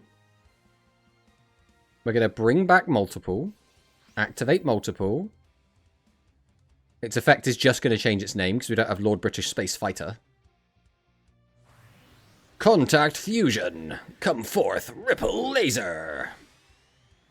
So you can reduce its attack by 800. Which means we can just attack over it. And we immediately mill option into the bin. That is such a good mill. That just means everything is online again. Just everything's just online again. Don't worry about it. I'm kicking myself for not logging in last year and missing Pog. Is Pog just not available? It should be like a lifetime mission or something. Have they actually just not put it like back into rotation in any way? I mean, Pot of Greed is really good, but I mean, you can get away with like Compulse or something else instead, but no lifetime yet. It sucks. It's gone as of 3 PM on the 12th. So it's been like a week since Pog has just not been available. I mean, that sucks, man. That really sucks. There is no excuse for a card to be completely unavailable at any time. Like, even if it's part of like an exclusive event with a character unlock, just as soon as the event ends, just make it available. Just put the character straight away at the gate. Does that matter? Like, does it really? Hello. Hello, Widespread. I mean, Widespread's pretty good here. I didn't realize I missed it by that much. Yeah, it's a shame. It's a shame. And a Magical Witch coming down. How many level 8s are we going to reveal? Blue Eyes White Dragon is also gone. Isn't Blue Eyes White Dragon available via a lifetime mission at this point, though? Or is that still not available as well? Alright, we are playing the Blue Eyes Bright Dragon. So we can put back 2 cards, but they don't have to be these 2. So we could just keep both of them in hand. There's no real reason to keep 2 8s in hand. But you could, depending on what your hand is, right? So we're going to activate Harvey, take a look at the face down, most likely. Unless, well, we can't do anything about this hand, which has 2 cards, so we can't. Yeah, Trap Hole is probably a good use there. The issue with Trap Hole against this deck is this deck can use the skill to just put guys on the board. So they're not normal summoned, they're not special summoned. They just kind of appear. Which means, obviously, Trap Hole is useless against it. How is Mugi? Mugi is undefeated. Mugi is 6-0. If that's what you're asking. But hello, Mr. Problematic. I saw the gold icon on Mr. Lee's name and got scared. I mean, he's just playing Sevens Road, right? It's a free win, mate. What can we say? What can we say? Mila down to 1,300 life. Can he find something to pull this back? We're going to activate Pot of Greed. If there's ever a card to bring it back, it's going to be that. Can we find a +2? No, we cannot. We can find a plus nothing. We're just going to break even and grab an option. Okay, we add the option. Could you imagine if he went Pot of Greed into red and got a plus off of the red as well? Shall me clap me hard? No! No! Oh no, yeah, Blue Eyes White Dragon is also unavailable, not making me confident about ever getting that pot. That's giga, yikes. That's all I can say. Konami wants you to play and grind events or log in during campaigns, so no. But the solution would be you can either wait until the card/character is added through a mission or gate, play gems to unlock that card/character if you're not willing to wait for the missed event. The issue is when an event goes away and there's no telling when it's ever coming back or if it's ever coming back. Like Pot of Greed, we have no idea when that's going to get added back. Like, literally no idea. At least if you miss an event, you know there's going to be a rerun event in, like, a couple months' time. And you know it's going to get added to the gate after that, right? Whereas With, like, just something like Pot of Greed, just a campaign reward, it just goes. It's just gone, right? That's what sucks. This deck has become quite popular. Yeah, I mean, it's a really strong deck. Battle phase. Oh, that's a slime. Well, this would have been lethal. But these are all level 8 lowers, so slime good. Summon out Gale. Activate Gale. We get a heads. That's not what you really want here. We were probably hoping for a tails there, realistic. So we're going to reveal Dimension Linker in hand. We're probably going to get rid of this Gale. The question is, how many bodies are we going to put on the board? We summon D-Linker. Just the one copy. Then we're going to summon an 8. Blue Eyes Bright. I mean, Bright is fine. It's just you'd probably rather just have the Poglace, right? We get the tails this time. This is where we wanted the heads. But this is lethal, so it's fine. I mean, would heads have even been better? Probably not. I guess tails was just the best choice. The issue is I don't pay attention to people's life points. That's my fundamental issue. Has Mila summoned anything but Gradius monsters? Don't worry about it. Gradius monsters get the job done. It's fine.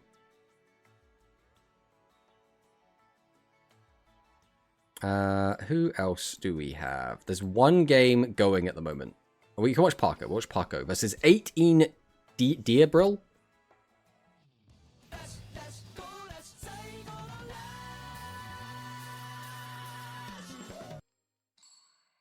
Thank you for the follow, Taisuru. Alright. Let's see what's going on here. The old set 5, including a field spell. Parko opens with Elemental Circulation. We're going to go Elemental Circulation again. We're going to go Hero Descent to get back 2 bodies. We summon out the Elemental Hero Avian, activate the skill, send the Clayman to the graveyard, add the fusion to hand, activate the fusion, and then we're going to summon the one, the only Elemental Hero Flame Wingman. Activate Hero's Descent again to get back another 2 bodies, just in defense mode. We just want to have a bit of insulation. We're going to see the Imi special come down, which is going to reveal Diankito the Feud Prodigy and add Nuvia the Mischievous to the hand. Add Mystical Sandbox to the hand alongside it. We're going to send Sandbox to the grave, summon out Nuvia, activate the Hydration to pop the back row, which does hit slime, flip over the Rain Arpalus, and clear the board. Not a ton of damage, but we now have 3 cards in the back row, 3 monsters, a field spell that's buffing and nerfing our opponent's monsters, and a card in hand which could be fodder for Shady. So, really good turn. Is Argent going to get anything? Argent does find a casual +2. I don't know what's going on with Argent today, but it seems like it's either getting a +0 or a +2 in like every activation we watch. Do Blue Eyes do anything in OCG? Were they ever a deck? Yes. Blue Eyes, when it gets its fusion stuff, was a real deck in the OCG. It was actually quite strong. So we have made Flame Wingman. We're getting back the fusion, activate fusion, go into Shining Flare Wingman. How big is this going to be, though? 20 cards in grave, 59. Shady's going to hit it. But do we have Miracle Fusion? And guess what? No cards in hand means we can't get hit with a second Shady. So now they need a Legend Trap. Otherwise, 36. Oh, 400 life points. Right, we're on 52, though. We're probably fine. We have to deal with the Shining. We can't leave the Shining here. Hydration. Diankito the Cure Prodigy. Triple Threat Thunder. And that's such a good card into exactly this board. Pretty yikes. Funny is that with speed, as soon as the campaign finishes, they add those to the lifetime missions. Usually, Rush always getting the short end of the stick. It's like Konami doesn't care. I don't think it's that Konami doesn't care. Sometimes I think Konami actively don't like Rush. And they like they think it's funny to mess with it. Alright, this is tricky as all heck. How do we get back from this? Because we can't make another Shining Flare. So what is the win con now? We have to change something to defense, maybe? How much damage is this going to be? That becomes a 31. Could attack over that. That's only 11. We're now at 6. Trap Hole's going to hit that. Hero Rush Rising. Grab that back. Is that even worth? I guess so we have another Shady. Maybe that's fine. Reduce the attack down. Imi special. Reveal the Dinky to the Cure Prodigy. Add the Nuvia the Mischievous. Add to Tumus. Summon. Cornfall. The issue is if that back row is Shady, we can't even activate it because we'll just die. Rainapolis. I think we're just cooked, right? Dean Keto. Cornfall Charity. Widespread! That's the best thing that could have been. But we have every card in our deck now. Yeah, we got nothing. After you lose both Shining Flare, it is so hard for Hero to make a comeback in that situation. It's so rough. It's so rough. What is Moogie's nickname in the game, and who is he? Moogie? His name is Moogie. I don't know what to tell you. His name is Moogie. I don't know if he just won his last game. I mean, we'll watch this game, I guess. But Moogie is... You know, it's just Moogie. His name is just Moogie in the game. He doesn't have the numbers. Alright. Let's check out this game. Oh, baseball. There is a couple of baseballs going around. Isn't Rush really popular in Japan? Konami does care. They don't see the countless Duel Links. Rush is popular in Japan. It is in the top 10 trading card games. But it is not anywhere near the number of, like, the top 3, right? So the top 3 are always going to be Magic the Gathering, Pokemon, Yu-Gi-Oh! Those 3, they're never going anywhere. And then the new, like, 4th best is probably... It keeps fluctuating, but it's probably One Piece. Then it's, like, Cardfight Vanguard. The issue is, the big 3 are so big, right? They're so big that even the 4th best game, One Piece, looks tiny by comparison to those big 3. So although Rush Duel is doing well, and it's in the top 10 selling card games in Japan, it's still really small compared to the bigger card games, right? So I really like Rush, right? I mean, it's kind of obvious. And Rush is doing okay, like, in a vacuum just for a card game. But, like, relative in size, it just doesn't make Konami anywhere near as much money as, like, TCG. That's just, unfortunately, how it is. They put Firewall Dark Fluid from the same campaign into the trade in October 2024, but Blue Eyes White Dragon is MIA, which is rough. Watch Mugi get 2-0'd in the top cut right away. I mean, absolutely could do. More battle traps than usual this event, I feel like, because of Linker, probably. Probably. I said it once, I'll say it a million times. Konami N8 is not stupid, they're just incompetent. Kinda. Right, there's 2 games going on. We can watch Parko again. Hopefully Parko doesn't get sacked again, though. Yeah, well, we can't watch that game. It's not letting us. Oh, the game's just finished, looks like. We can watch this one. Watch Robopi again. Ladies and gentlemen, we are in. Good job, Sora. So this is next Sunday also. Seems fun to join. So the Rush one is going to be on Saturday next week. Now, the downside is I won't be able to stream. No, I will. I'll actually be free on that Saturday. I can absolutely stream next week if I want to. We'll see how I'm feeling after this, if we're feeling confident about that, but...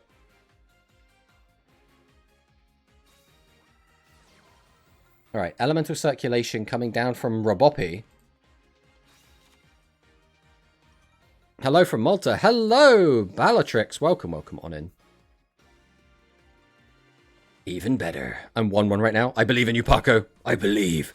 Do you think Rush will get synchros at some point? I mean, it would be like watered down contact fusion requiring a tuner, but still. Alright. I don't want Rush to get synchros, personally. Not because I have anything against synchros specifically, but because I don't want Rush to just go down the same path that TCG went down. Now, do I think they will? I think it's a toss-up, right?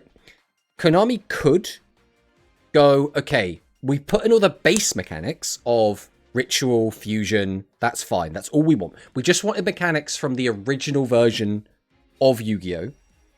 And now we'll go our own separate way. Now, if we're going to add more mechanics, it's going to be Rush unique mechanics, right? Like maximum summoning. Or they could do the lazy option, which is just follow the footsteps of TCG. Because if we get Synchro, like in my mind, we're getting Xyz. It's just now, it's not are we getting them, it's when.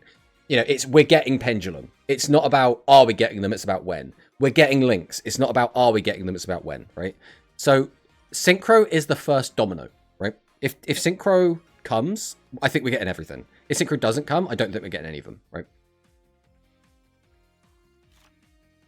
I'll have to talk to my favorite teammate to join also. Ooh. Yeah, you got to get Hikari in. Although I guess there's not going to be a Galaxy Rush next week anyway, so that would probably work out quite nicely.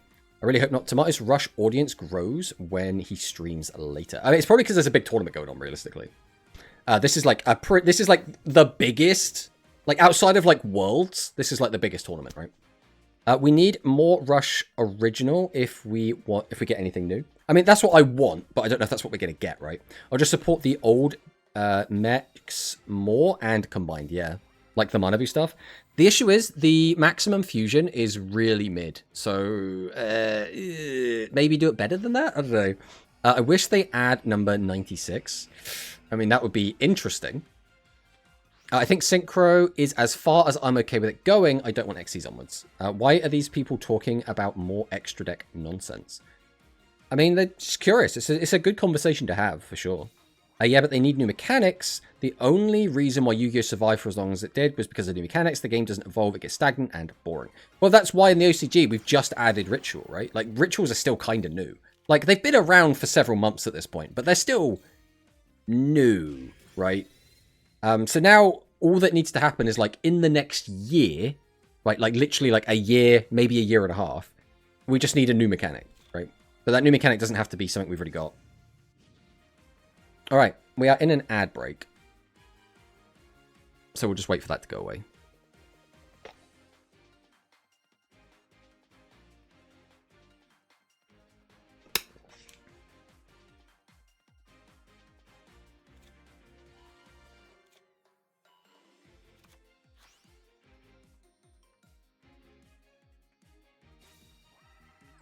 All right, ad's gone. Welcome back.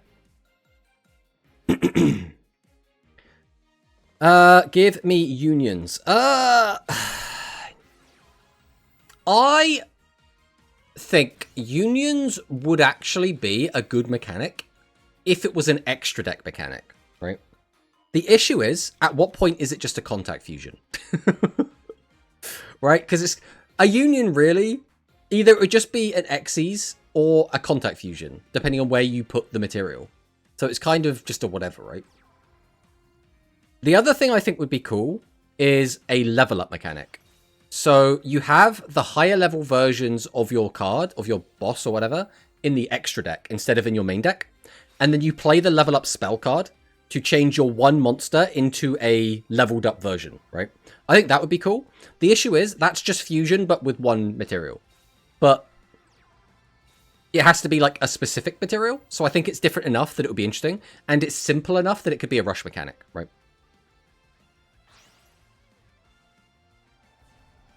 Maybe they could give us a deck master mechanic. The issue is that completely warps the game, so I'm not sure how well that would work out. Are Maximums popular? I'd love for them to make more of their own rush-specific summoning types. Maximums become popular based on how good they are. If Maximums are good, they see a lot of play. If Maximums are bad, they don't see a lot of play. So it's relative to just their power level, fundamentally. But, like, you know, if a Maximum's good, people like them.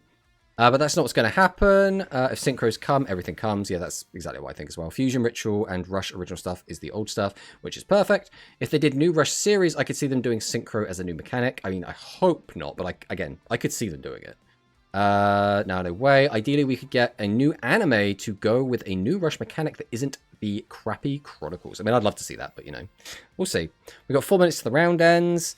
Well, Contact Fusion is pretty close to Synchros, though. You're not wrong. You're not wrong. But it is different enough, right? If anything, it would be Ritual protagonist followed by something smaller Rush exclusive later, like Season 2. If they made a push for a new mechanic, though, and they wanted to release a series at the same time, it would make sense for the new series to have some sort of new mechanic. Chess players have been playing the same game for like hundreds of years, and they don't ask for new mechanics. Yeah, but that game is also boring as shit. Like, I don't want to throw shade at chess. I think chess is a pretty cool game. But Like, you aren't going to chess for deck diversity, right? You aren't going to chess to watch anime spellcasters fight anime dragons, right? Fundamentally, it's like a different audience. Introduce Rush Gemini monsters, Konami, and make them good. Nah. Tomato's still awake. Hello, Cyclo. Welcome, welcome. That sounds really cool. What if instead of a card to level them up, it's a condition like destroy one monster in battle? So like completing a quest to get up level up. That's interesting, but the issue is I think we're overcomplicating it. It's like when we were talking about rituals coming out. My original idea was just make them ritual monsters, but they come from the extra deck. And then everyone was saying that was too simple. That was too simple. We need to do more. We need to do more. We need to do more. And Konami did like the most simple option available. So I think in the same way, if Konami want to introduce a new mechanic, they will give us the simplest version of that mechanic that they possibly can. So I don't know, man. All right, let's get this up. Let's see what's going on. So Mugi 7-0, my man. We got Soromir with the 601. We got Whoop with the 601. I don't know who's letting these noobs get all the way up into the top cut, guys. What are we doing? What are we doing? Mila with the 5-0. We got Parko with the 501. So if we're going top 8, it's looking like Hans isn't making it. Looks like Hunter's not going to make it. We'll have to see what they actually do. I don't know. Promanicus, there are so many 5 and 2. Like, so many 5 and 2. Like, a silly amount of 5 and 2.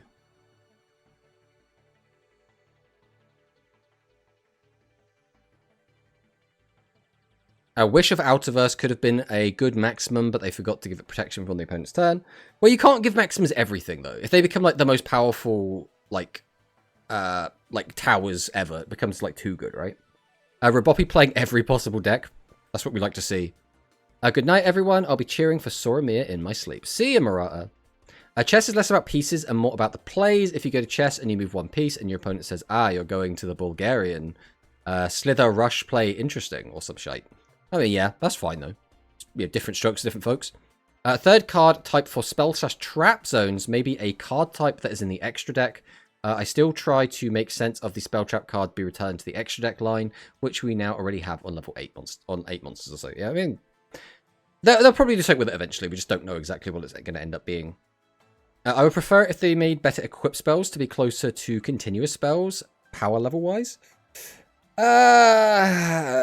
It's tricky. It's definitely tricky. Equip spells are a weird one, where I think the better you make it, the more restrictions you need to have on it, right? Because if we have an equip spell that does a ton, but then you could equip it to anything, it becomes a bit like, ugh. So it's like, okay, well now this one can only be equipped to like light galaxy monsters. And it's like this can only be equipped to Galactica Oblivion, right? You get stuff like, it gets weirder and weirder with restrictions. Rush will add red cards before TCG. I mean, maybe. We'll just add Slifer the Sky Dragons. Time for Floodgate equip spells. Oh, please no. The only 2 ban cards in Rush are both Floodgates, so that tells you a lot, right? I think it's better that they add more complexity to Rush decks, that way to pursue new mechanics every year or two. The thing is, Rush keeps getting more mechanically complicated, right? The decks we have are getting more and more interesting. You have more and more plays. You can do a lot more like solitary type things where you're just like spinning plates for so long, just doing all of these interesting plays. Compare that to where Rush started, and it is night and day. Now, the point is, we didn't get there by introducing more complexity in the form of more complex mechanics.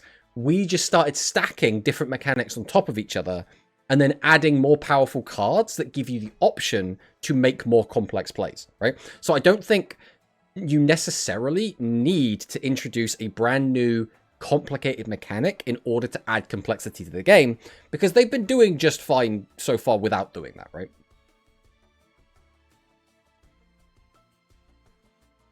Hey, JD Scrub, welcome. We didn't actually get to watch any of your games, JD. We were trying to, but we didn't actually get to, unfortunately. Do you think Chemicalizer Salamander will get reprinted in a deck build box so I don't waste a dream ticket on it?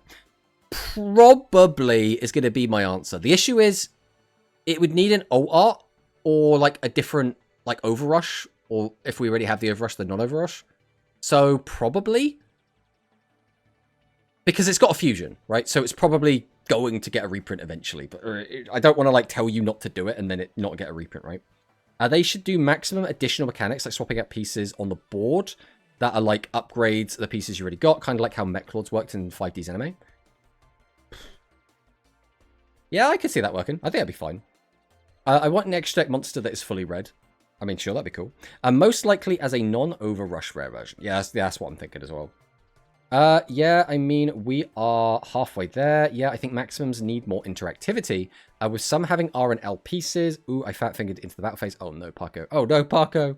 Solitaire isn't good either. The issue is, you have to, at some point, make turns take longer. That's fundamentally how it goes. The more complex the game gets, either because you need more decision-making time, or because you need more time to execute more plays, the turns get a bit longer. The difference is, a Solitaire turn in Yu-Gi-Oh!, like as in TCG, can take like 10 minutes, right? A Solitaire turn in Rush, we're now talking like a minute and a half to do everything. Like it's not insanely long, right? And that's again with thinking involved as well. It's one of the things that ruined Master Duel for a lot of people, and speed at this point too. The most complicated Rush deck I've seen in my life was probably that Celebros deck, when it had multiple Warlock. Yeah, Celebros is such a fun deck to play, though. When you learn that deck properly, and you play it well, oh, it's so rewarding. It feels so good. No worries, I threw in round 6 and dropped X3. I'll do better next time. I hope I get a chance to play. I mean, there's another one on Saturday, so, you know, if you're around on Saturday... the one good thing about Rush is monsters don't do anything during the opponent's turn of the continuous effects, making traps relevant again. I do really like that as well. In TCG, you have to worry about your hand and your opponents, whereas in Rush, it's just what you have in hand and in rotation. The one downside to that is, Legends, I think, are too good. If you activate Heavy Storm, or you activate Harpy's Feather Duster, or you activate Giant Trunade, your opponent cannot respond. So all of their back row is just gone. So all interaction is now gone because you drew your one-of. The same is true for Jinzo. The same, though, is not true for something like Full Orchestra. If your opponent drops a Full Orchestra, you have a chance to react to it. You can say, okay, you summoned that, I'm going to do something to you. But when it's the Legend card specifically, they just go off. They just deal with all your shit. And that doesn't feel good. So if anything, I would actually say... I would like to see a version of Rush that doesn't have Legends and see if it's better or worse. It might be worse, right? It might just fundamentally be shit. But I think it would be a fun test to just play a couple tournaments without Legends and see if it does make a big difference. Now, in Duel Links, I don't think it matters so much. The Legends we've got in Duel Links realistically aren't like game-breaking. Like we don't have Mirror Force, we don't have Dark Hole, we don't have a Giant Trunade, we don't have Jinzo, we don't have any like the big ones, right? We've got quite weak Legends comparatively, so it's kind of whatever. But in OCG, I think it would be interesting to see. Look at this top 16, basically a Duel Links weekly. Yeah, Mugi is always at those Duel Links weeklies. That guy, oh, that Mugi. True. Yeah, mass back row removal really feels bad in a game where the back row mattering is a big part of the game. Yeah, that's how I feel at the very least. Some archetypes also wouldn't be a thing without Legend cards. You're not wrong, but then at what point does it matter, right? Like, just redesign them without Legends in mind, right? Or just add specific things that change that. Check announcement top 16. I don't see an announcement that I can read. I also don't see a spectator access for top 16 yet. So we're just waiting, I guess.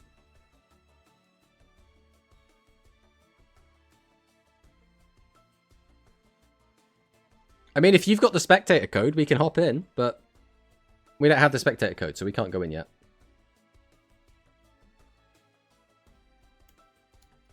This card is always treated as a legend. Well, there's stuff like Dark Hole Device as well, which is just Dark Hole while it's in the graveyard. There's lots of stuff like that, which you can just, like, bumble your way through it, right?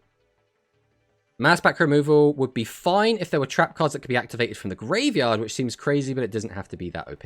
The thing is, rather than, like, creating an issue and then trying to solve the issue with another mechanic, I'd rather we just didn't have the issue in the first place. It's a really weird, like, arms race, right? Where it's like we've created something that causes some friction, and now we have to create a solution to the problem we ourselves created. It's really weird. But that being said, fundamentally, it might just be fine. right? It might just be okay to just leave Legends as they are. And sometimes you just get sacked. And sometimes you just sack your opponent. That could just be, like, fine. Like, fundamentally, what it comes down to for me is I just don't like losing to Legends. I think that's what it really comes down to. Like, it can be frustrating when you feel like you lost to the one-ofs in your opponent's deck rather than you lost to the deck. I finished 22nd. I was one spot away from the fancy number 21. That's a shame. That is a shame. Well, we still don't have anything that I can see. Because we're no longer a player because we didn't, you know, check in. So I'm just waiting for like a spectator code to appear. Looks like it's top 8. I mean, that is what we expected, right?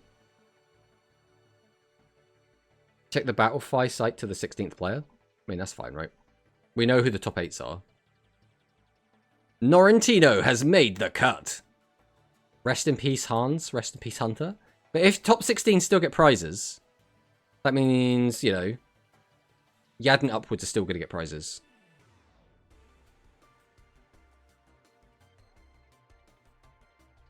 So we have what? Only one GF bro made top 8. We got one GF bro, one Royal Roman fangirl. Oh, two Royal Roman fangirls. We've got one UTS. What's Norrentino? Is Norrentino on a team? Is Norrentino in UTS? I lose track of this. I'm not keeping track of like where everyone is. Does Norrentino play for a team? What's happening here right now? We're just waiting for the spectator code to get popped out so we can watch the top 8. He is a lone wolf. He is not. Okay. There's just a no one. Riage Strike. I have no idea who this guy is, but good job for making it. Bandy Oshinoko. I mean, Oshinoko is a great show, by the way. If anyone hasn't watched Oshinoko, I highly recommend it. It's fantastic. And then there's Mugi. Everyone's favorite Mugi. The people's champion Mugi. Interestingly as well, only one Worlds player actually made it into top 8.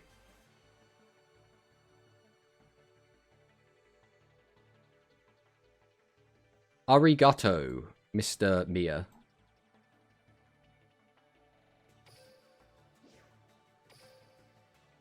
Or is the is it being held in the exact same place again? Ah! I'm being login bonused. It's been so long since I've left that room. Ah, you are Dream Ticket. You don't have to watch this bit. Well, I'll get rid of that when we actually see a game. God, I've got auto duels to do. I ain't got time to be streaming tournaments. Oh. Yeah, okay, it's the exact same room. We didn't actually have to go anywhere. Oh, the games have already started as well. Hot damn. Alright. Who do we want to watch, guys? We can watch Norrentino Mugi. That's like the number 1 and number 2 seed. Oh, guys. Guys. We gotta watch. In the red corner, the leader of UTS, Captain Sora Mia. In the blue corner, the leader team captain of Roa Roman Fangirls, Whoop. Let's see who wins. Next up we have Music Princess versus Level 8 Slop. Let's see who wins. Did you see the bracket? I mean, I saw who was playing against who. Damn, Shelmy just missed out. Feels bad. Feels bad.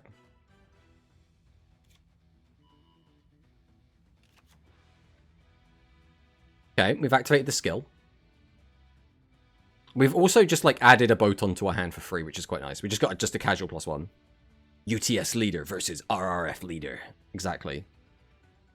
We find out now, even though RRF has beaten UTS in the finals of 2 different leagues, this is really going to decide which team is the better team, okay?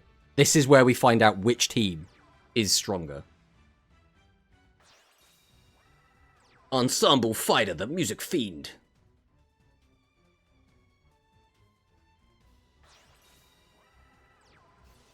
Is the bracket on Battlefy or not? Like, is it on this Battlefy or is it on like a different Battlefy? So either way, I can't see it. Alright, we're going to activate Fusion, which means we are going into action. Action's pretty good. I'm definitely running this deck back on Saturday. This was a really nice event. That's good. Especially if you didn't have any issues with, like, time stalling and stuff. I imagine this was, like, absolutely a fine event. It was pretty fun. My issue is every time I've entered a Challenger Cup, my opponents always end up time stalling me. And it really annoys me. Because I'm just like, I can kill you next turn. End your turn. And then they're like, oh, I'm just not ending my turn. Oh, look, time was called, even though I've been on my turn for 3 minutes. It's like, ah. I got to find a new team for the next leagues. Been some revelations recently. Interesting, interesting. Which team were you on, Manicist? You were on Latin Kings, which then became a different team? No time stalling. There was none of that here, thankfully. Nice, that's what we like to hear. I think if there's no time stalling shenanigans, then it's fine. Like, the old, like, changing your whole deck is a bit weird, but, like, it's whatever. You can adjust to that. I probably would have flown to NA to play in the event, didn't have unlimited switching. Yeah, I think unlimited switching is like, again, it's fine. Like, it's not, I'd rather it didn't have it. If I got to choose, I would rather it just not be a thing. That being said, I understand why, because it's just, they don't want to have to police anything. So it's just like, we'll just leave it all completely as it is. The only time they ever have to police anything is if someone calls out time stalling. That is literally it, right? Other than that, they can't have a mod call because there's nothing to mod call about. LA. What was LA? Latin... I didn't change anything the whole time. Good practice. Nice.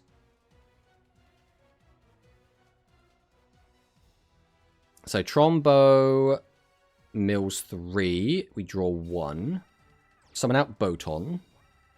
Activate Fusion. So we're going to be able to threaten the back row with this play. And Whoop is down for game 1. UTS takes the lead. Latin Academy. Okay. Alright. What else we got? We got Fandi Uamu. We'll probably watch a different game for now. Let's go and check out... Let's watch Norrentino versus Mugi. So this is the undefeated... Yugi, or Mugi, versus 8th place Norrentino. Let's see who wins.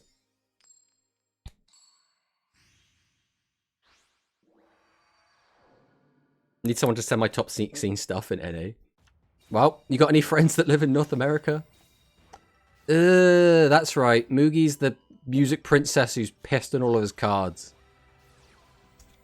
Alright, Turbadish, add back music fiend to hand. We're going to grab back the Boton. We're going to set a monster. We're going to tribute 2 to set our ensemble fighter. Oh, Pot of Greed, turn 1. Rising Hero Argent. Are we going to find the +2? That's a +1. That's just a +1. We add the Burst Tricks to hand. Not going to lie, that Thorn Mill Boton was crucial. I feel so dirty. I mean, it happens, right? It happens. Sometimes you just mill exactly what you need. You add it to your hand. 3 +1. Music Princess's Breath. Let's see what happens here. Digisoon is revealed. We're going to add the Fusion from deck to hand. Flip up the Boton. Flip up the Ensemble Fighter. Activate the Fusion. And out comes full Orchestra. We are going to threaten those back row. Are we going to have a trap card to respond? We are not. Oh, that's rough. Norrentino bros, I don't feel so good. Digisoon is going to get boosted up to 32. We're going to activate Ballet. We're going to go into another Fusion. Uh-oh, this is not looking good. Do we have the Straight Pierce in the bin? We don't, thankfully. Otherwise, it doesn't matter. It just doesn't. I didn't do any maths there at all. We're just dead. We're just dead. Poor Norrentino. What are you supposed to do in the eyes of the great Mugi? I mean, do we jump back into that one? Or I think we'll jump back into this one for now. We'll jump back in here. We'll go back into the Whoop Sorry game. I want to see. I want to see what happens. It's called Pierce Play. Don't judge him for it. No, I'm going to judge. I'm going to judge so hard. I'm going to judge unbelievable amounts of judgment. The Sepia Tone deck is sending me. I hate the Sepia so much. I have a rational hatred of it. Keeping 2 in hand. They could both be level 8, or we could be playing around Curse. Activate the effect. We do not get the free body this time. Turbadish. We're going to Shady the Turbadish. That is going to end the turn. We're going to summon out Witch. It looks like there might be a delay on the Witch summon. This is official, right? At least Mugi will put a target on Music's back. I mean, yeah. I think everyone knew that Music Princess is one of the best decks in the game, regardless, right? Like, if I was to play in this event, I was going to play Music Princess, right? And then I would have gone 7-0 because I never lose anything, guys. Come on, you all know this. You all know this. Whenever I'm trying, whenever we take off the training weights, I'm the best duelist in the world. I'd beat absolutely everyone. Okay, we all know this. Let's not pretend. Let's not pretend. Right, Legendary Magician is coming down. After this event, I never want to see Shiny Flowing Man again. Oh, my brother, he's not going anywhere. He's only going to be more prevalent. We'll get a new list in a few weeks, which then goes into effect in a few months. Oh yeah, I can't wait. I love it when they announce a ban list, then I have to wait 2 weeks till it's real. I started with Music Princess, then got bodied and said nope, went back to Jointech, and it was great. So the main difference between the two decks, Jointech is a lot easier to play. Music Princess, I think, has a much higher ceiling, but can be kind of complicated, and you have to really like see the lines. I'm not trying to sit here and say like, oh, Music Princess is like, oh, it's a big brain deck. You have to be fully online to play it, but it is more complicated than Jointech, right? MP is kind of hard. Yeah, that's kind of how I look at it. So like, if you haven't got a ton of experience with the deck, it can be very difficult. Whereas, you know, if you've played it 100,000 games, you're going to be fine, right? You already know the lines. You won't even think about the lines. You'll just see them. Okay, we put Gale Vinery back into the deck, summon out our second Polglace, activate Polglace, change it to attack, boost the attack of one of our monsters by 1,000, and give it piercing. So this is 2,000 damage plus a 35 piercer at the moment.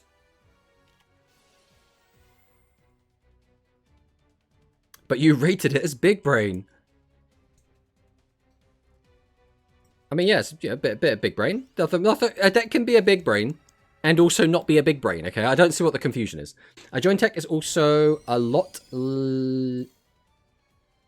less hand-dependent than Music Princess. Okay, yes, that is true. Well, I mean, that's part of why it's easier, right? It's because there aren't that many different decision points in Jointech. You basically just play the hand as you have it. The decision points are, do you take back stuff with Leo and what you take back? What do you take back with the skill? And that's kind of it.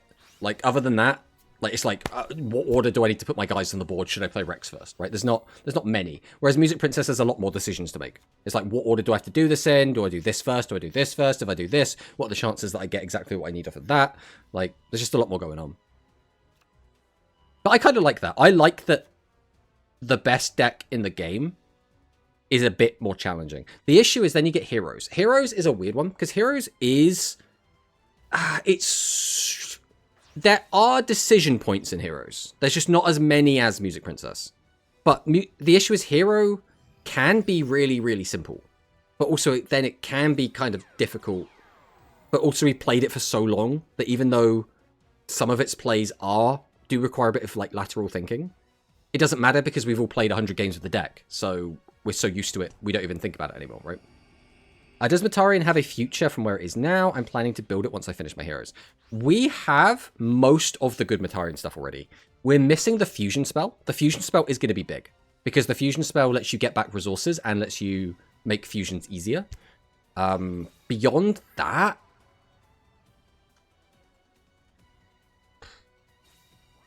I want to say there's one more card we don't have that would actually see play, but I can't think what it is. The fusion spell is definitely the big one. But I think fundamentally, we're at a stage in Duel Links where decks are now going to be good or bad depending on the power level of the skill they're given. Because the skills we're getting right now are just disgusting. I mean, look at Music Princess. Music Princess would not be anywhere near as good as it is without the skill being as good as it is, right? The same could be true for Jointech. Hero is maybe the outlier. The only real benefit of the hero skill is that we can clear the board. If we couldn't clear the board with hero, the skill is actually not very good. That deck's being carried entirely by the actual power of the cards themselves. Is this top 8? This is top 8, Augustin. Welcome on him. There's an Attraction Golem and its fusion and Matarian fusion. Yeah, the thing is, Golem is bad. No one plays it. So I don't think that matters. No one plays the fusion either. Like, there's probably a couple of other Metarian cards, again, which just, like, don't see any play at all. So those will probably also come up. I think there's one other meta-relevant card that we haven't got yet, but I can't think what it is. I know the fusion spell. It might just be we just need more copies. Oh, there's a trap card, right? I think there's another Metarian trap card we don't have. Music Princess was also decent in the OCG, right? It was. It's not really anymore. So Music Princess was okay as a standalone strategy for like a month. Then it started seeing play combined with Elemental Heroes. So you'd play like Hero Music Princess, and that deck was really, really good. And then people sort of dropped that and haven't played that in a while. So I think that's 1-1 between Whoop and Soromir there. All right, I mean, the only other game going, we're going to watch Norrentino versus Mugi again. Amaro Star. Right, maybe. The other traps are bad. Wasn't there one good trap? I think there was one other good trap, other than the one we've already got. I'm trying to remember. It might just be that just the trap we've already got is the best one. It's 1-1. Oh boy. There's also an anti-fairy fusion. Yeah, but that one's also really bad. Again, there are all of these cards that they do exist, but again, no one plays them. So it's like, do we care? Right? It's a weird one.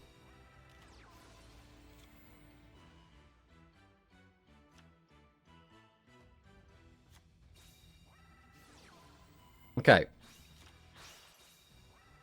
We're going into... Ooh. Do we have a way to stop this? Because otherwise we're just going to keep losing all of our back row. We really need to sit... Alright, we do have the Shiny Shady. We do have the Shiny Shady. But again, we could just have Ballet, and then we just go again. We Tribute. We summon out Digisoon. Digisoon effect. There's Ballet. We're just going to go again. Oh, wait. We're going for action. Ooh. Wait, is there a reason to go action here? Because we want to keep a card in hand, I guess, for a Shady? No, because we have two. What? Why did we go action there? Did we need the action play? We could have popped the back row, had more damage, or we could have gone for... I guess we don't have a Digisoon in the graveyard, so we couldn't have gone for that play. No, I guess it's probably fine. Turbodish effect, add Digisoon back to hand. We're going to add Aviarm, which means we're probably going to Circulation. Tribute 2 to make room. Then we're going to activate Ballet, which means this is going to be, yeah. Now we go into Divine Breath, activate Divine Breath, get big Chungo Piercer, and then that should just be lethal. Norrentino bros, I don't feel so good. Turbodish is better follow-up to draw. I mean, I guess. So that's Norrentino out. Oh, my ears! Well, something happened there. We got a follower goal. Thank you for doing the follower goal, guys. I don't know who followed.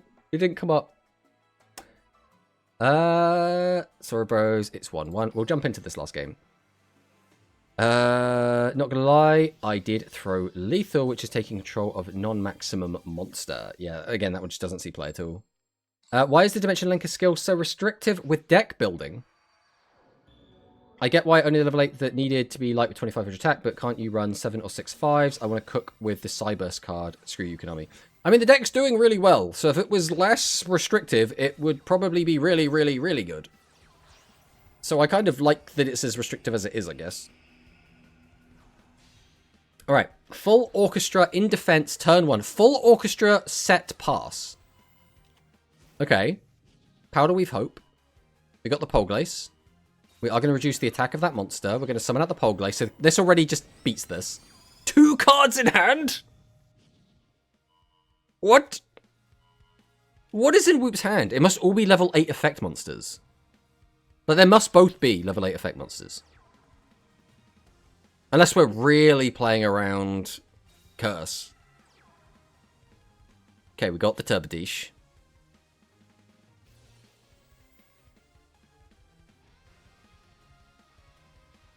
I was supposed to say again, when I played against Dimension Linker deck with my opponent revealed Blue Eyes Bright, I was immediately like, no, wait. Because I thought that was going to crash the game. I mean, if it crashes the game, you should just get a win from that, right? I like that Linker is seeing a lot of experimentation, got a standalone 8 pile or mixed with something like Radius, yeah.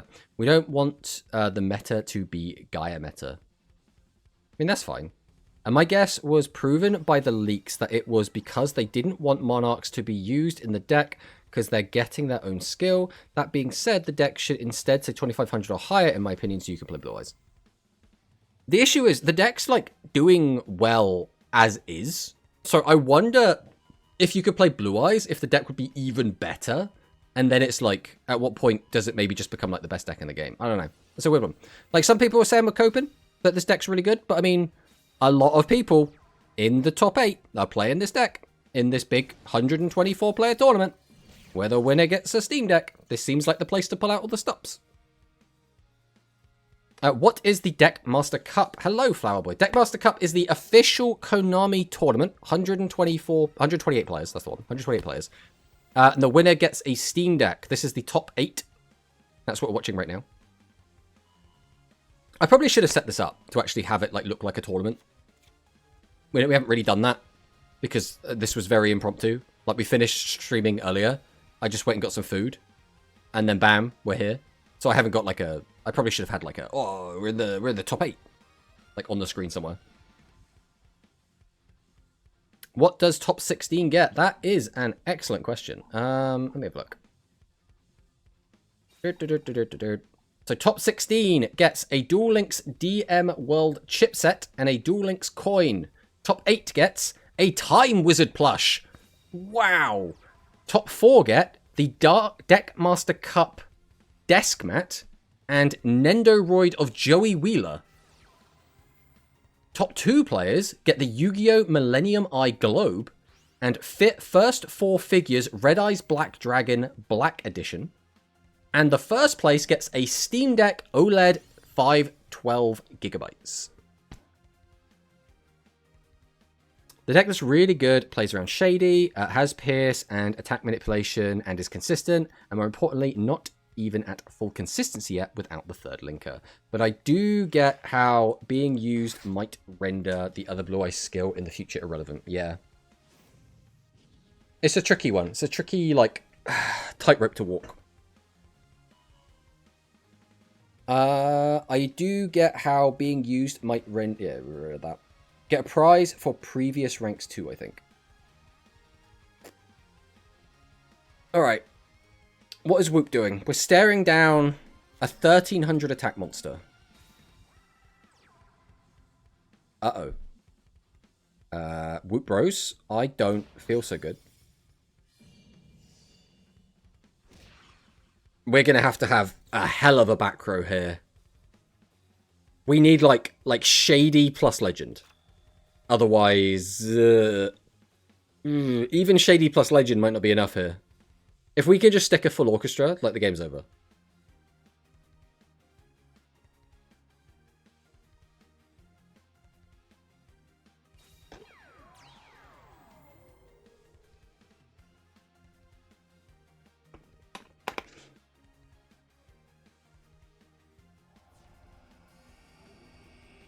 Ballet. Full orchestra. We need a Shady. We have the Shady. Can we stick another one? I mean, we've got everything in the graveyard. We just need 5 monsters. 1. We just need 1 more monster in the bin. That's another monster in the bin. We summon out Trombeau. So this is... If we have Ballet, we're threatening lethal again. Like, it would need to be Compulse. Right, there is the Legend gone. So we just need an anything. Oh, that is the best possible card. There's no way we can't kill with 5 cards in hand. No possible way. 4 knives, send to the graveyard, add back the boat. Yeah, this is just lethal. Right, this is just lethal. There is not a world in which we don't have lethal here. We add fusion, we summon out the Divine Breath, we'll discard 3 monsters, attack it. I mean, how many monsters do we need to discard? We need to discard 2 monsters. If we just have 2 spare monsters in hand, this is just lethal without us having to do anything else. It turns out, UTS was just the better team. They were just the better team. What can we say?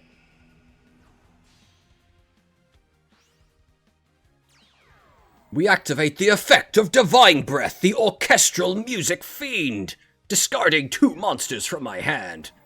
Right, we have lethal on board. Now we are just rubbing it in. We're going to summon out full orchestra as well. Just to be on the board. Just to say hello. Bam. Music Princess best deck, guys. What can we say? So top 4 is Music Princess and Music Princess. Well, you know, I mean, they can flip-flop to whatever deck they want, but they've been playing Music Princess. We didn't see the other games, so I don't know how everyone else is doing. I also don't know if we can see that anymore. I don't think I have access to a new Battlefy. Sorry, my Divine Breath is kinda shy. She can't go around without her girlfriend. I mean, that's fair. That is fair.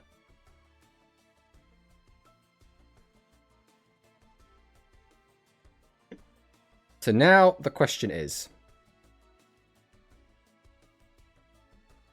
where games? I don't think I can see the brackets anywhere.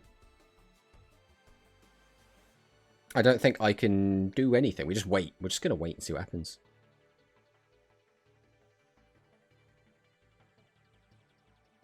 Hello, Mara. Welcome on in. So we should be going straight into the top 4. But we just have to wait until games start. I also don't know who's still in and who's not, because I don't think we have a Battlefy that we can look at. I mean, is Parko still in? Does anyone know?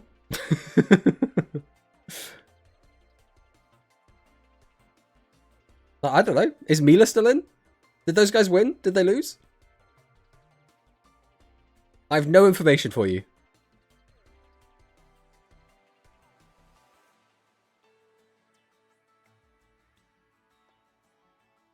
I'm trying to, like, find something, but they're not posting anything on their Discord, so I don't know, man. I don't know.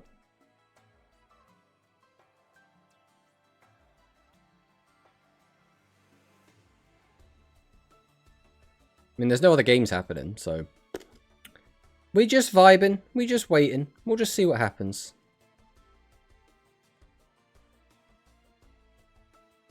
Oh, a message has been posted. Spectator access. Is this a different room for the top 4? It is. There's a different room. We're going to a different room, guys.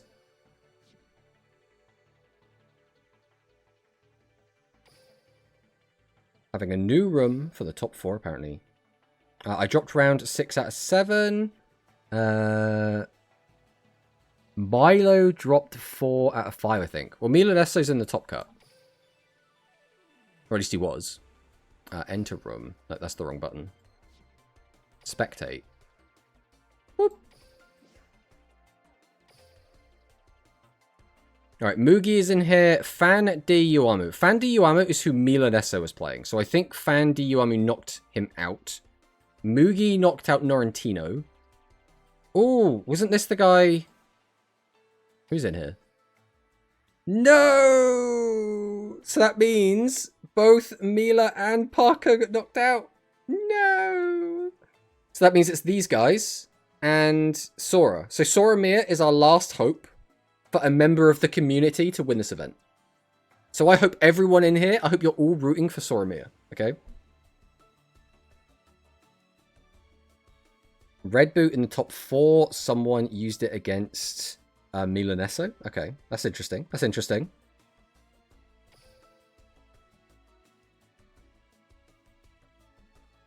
We are going to the back rooms. Also, while we're actually miles past the tangent, Matarion do have the opportunity to get way more support. Oh. I can't tell if I'm tired. Or if I'm getting, like, dehydrated. I think I'm starting... My vision is literally starting to go blurry. We'll see if we can tough it out. We'll see if we can tough it out. But I do think I am going to get a migraine. We'll see what happens.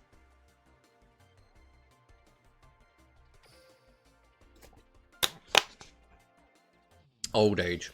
Exactly. Alright. So we are going to go into Sora Mia versus undefeated Mugi.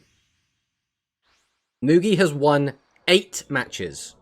Back to back to back to back. He is undefeated. Let's see if he can take his first L. This is going to be a Music Princess mirror. Both players have, as far as I know, been on Music Princess the entire time. Oh, my 3 guys are out. No. Yeah. It sucks, but it is what it is. So that means, at the very least, Sora has got himself a top 4 prize, which is nice. I think that's a Joey Wheeler, like, Nendoroid.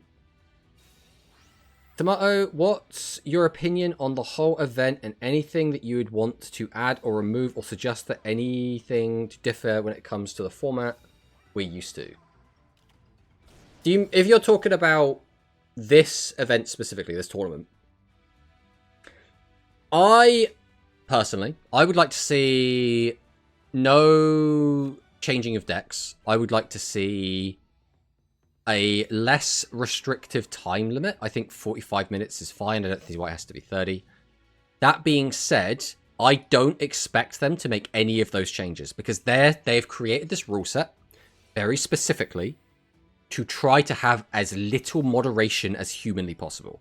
If you have to do deck checks because you submitted a deck list, suddenly you can call someone out for cheating, which means people can cheat, which means they've now got a headache of trying to sort out, okay, was he cheating? Do I need to look at a replay? Right? We do that in regular ass tournaments. That's fine, because the rounds can take as long as they have to take. We can sort shit out. When they're doing like an official event and they're trying to get through 7 rounds of Swiss into a top 8, they don't want to be dealing with any of that shit.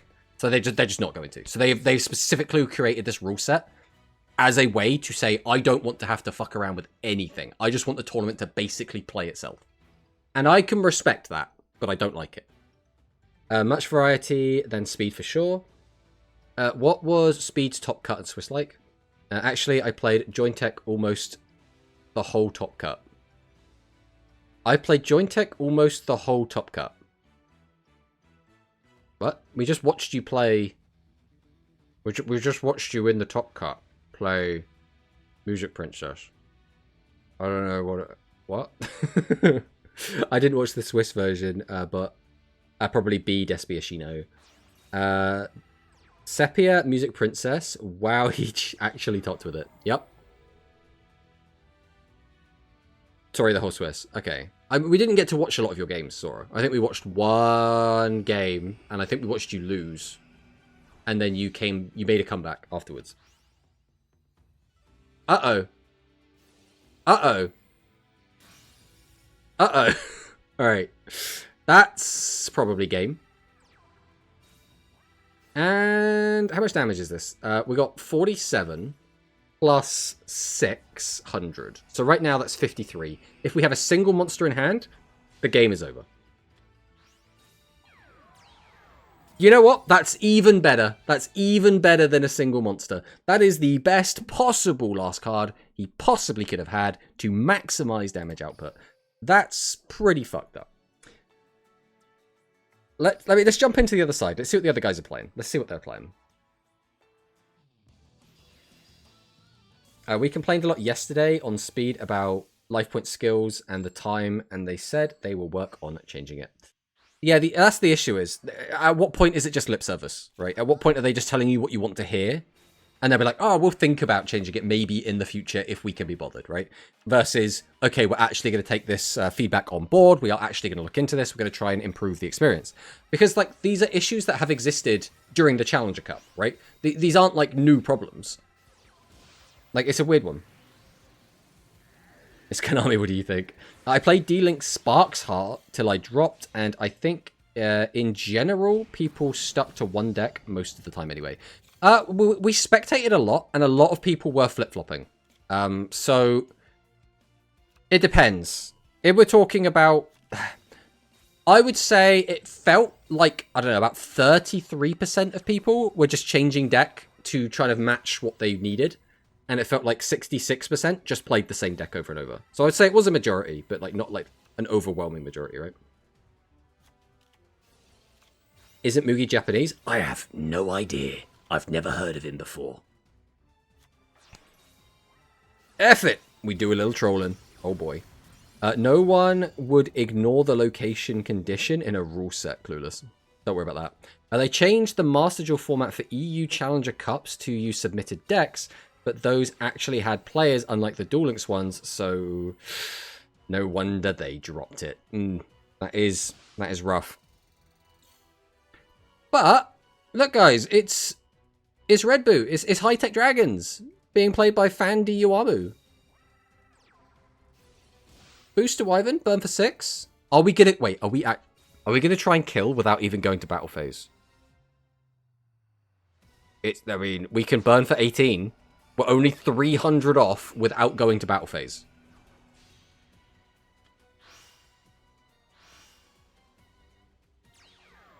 Red Boot Enhanced Boost Dragon.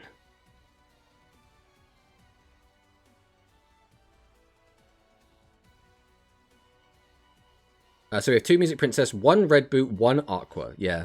But it does get a bit weird because a lot of the time people will just flip-flop, right? So, yeah, that's what they're playing right now. If we were to do a tournament write-up, we'd probably write that in. But unless we can guarantee they played that and how many games they played it in the tournament, it feels... Like, I don't feel comfortable putting a lot of this on the spreadsheet because I don't know that they stuck to their decks the whole time, how many wins against X decks were because of swapping up to something else. It's just a whole other can of worms. That's why I just don't deal with it.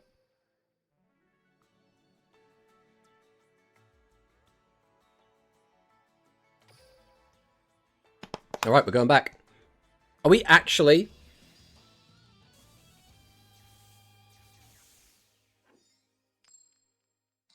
Sora? What's going on here, Sora? This looks like we've swapped to Matarian.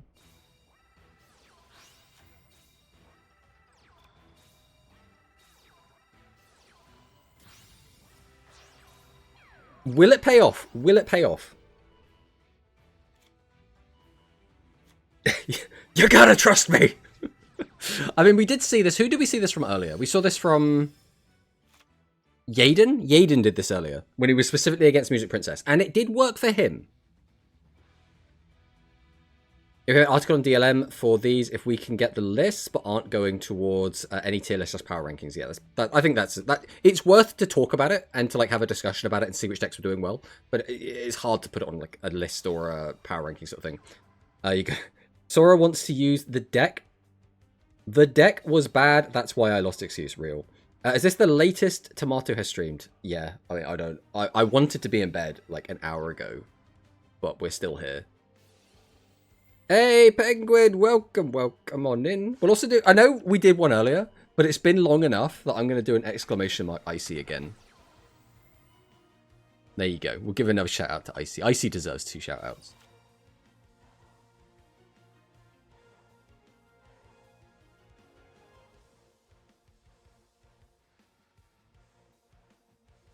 Alright. The difference is, when Yaden did this strategy, he had a really good end board. He had like 2 Ashura Stars and 3 back row with a card in hand. Whereas this end board... Not quite as good. Not quite as good. Right, Battle Ballet into full orchestra. And it's going to get its effect off, popping both back row. We got 4 cards left in hand. We might just die. I think the game might be over. Wait. Okay. Have we activated the skill yet? We must have, right? We have activated the skill, which means we have to tribute 2 monsters at a time. Oh, we can only tribute 1 monster. We can't make room to go for another fusion play. So we might be okay.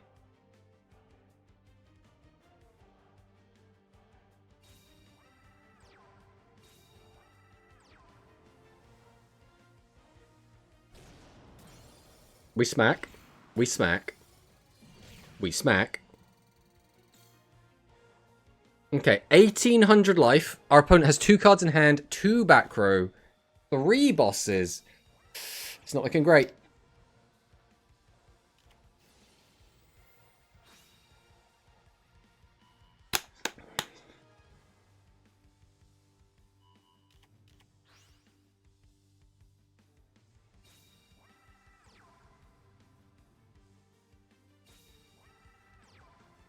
Okay. We've acquired the dream team. What do we do now?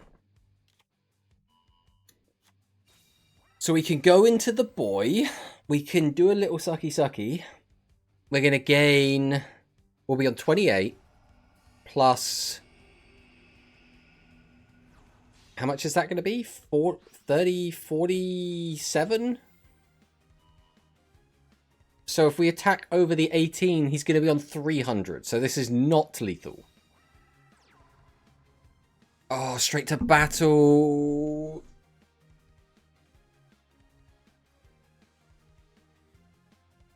Uh-oh.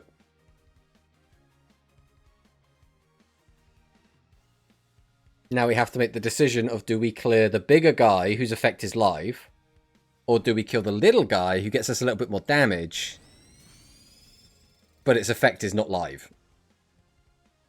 Okay, we kill the bigger guy whose effect is live. I mean, the effect wasn't going to do anything, but the point is, Turbidisha's already spent, right? It's just a body at this point. It can be used as fusion material. They really need the reactor to hopefully draw into something. The issue is, this is everything. This is full combo, right? This gets us a level 8/7, which means that turns on the skill. The skill gets us the fusion spell, and then it's just game. There's nothing we can do. We know both those monsters have 500 defense, because the skill locks us into 500 defense, guys. Oh, do we not have Digisoon? If we don't have Digisoon access, that could change a lot. Okay, well, yeah, we're dead. What can you do? What can you do? It's a shame. Sora gave it a good go. But he just was not the protagonist today. Was just not the protagonist. Riage Striker. 2k to the face on board. Yeah. That just minusing 2k to your board is... What to your... God, what's even called? Assure Star, that's the one. Oh.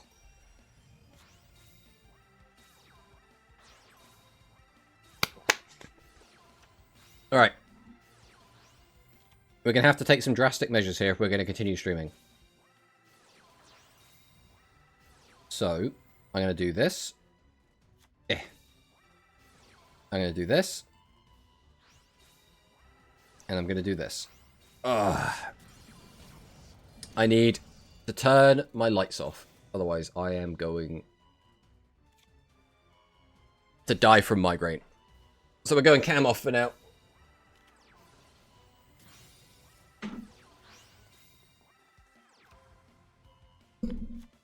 You're going to have to live with camless Tomato for now. Now I'm just a voice in the void.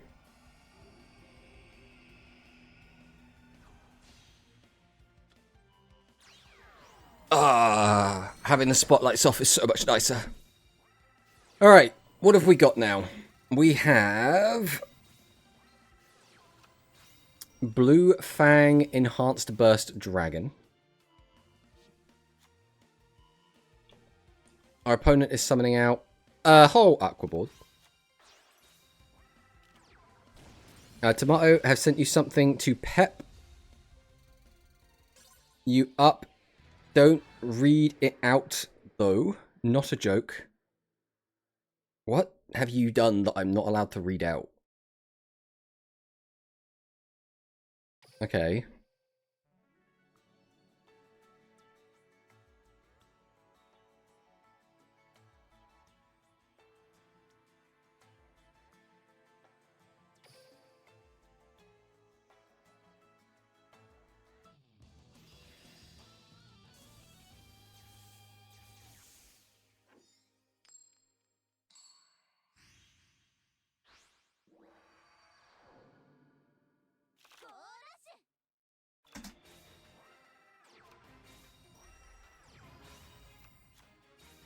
Okay. Interesting. Naked stream. That's right. We're in the naked stream now.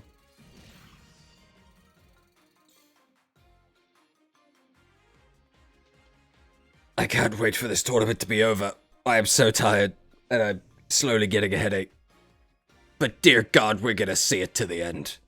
Alright, we're gonna activate Supersonic Fusion Enhancement, revealing the red boot. We're sending the red boot to the bin after adding Booster Wyvern.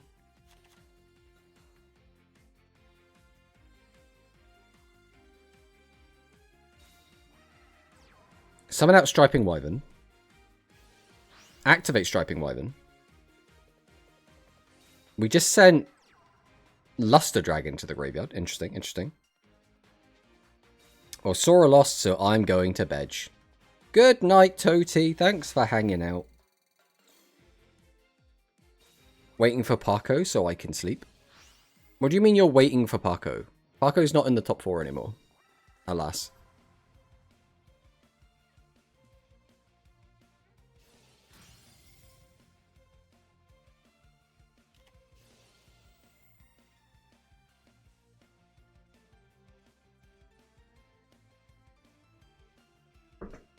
Okay. Where are we going with this is the question. We're going to go into Blue Fang Enhanced.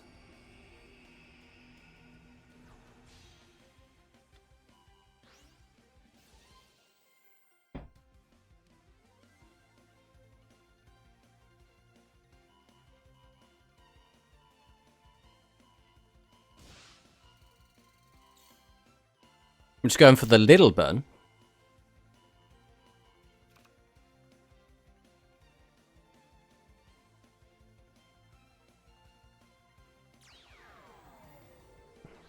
Go for the Blue Fang Enhanced effect. We do send a level 7 or higher, though. Which means we do get another body back. And this is threatening lethal. We're going to burn for 800. Are we going to go for the Contact Fusion as well? Just because we can? Like, it's a level 8 contact, right? So the math doesn't change. Like, we still, like, don't lose... Or we still don't win through, like, slime. 1, 2. Just 6k damage.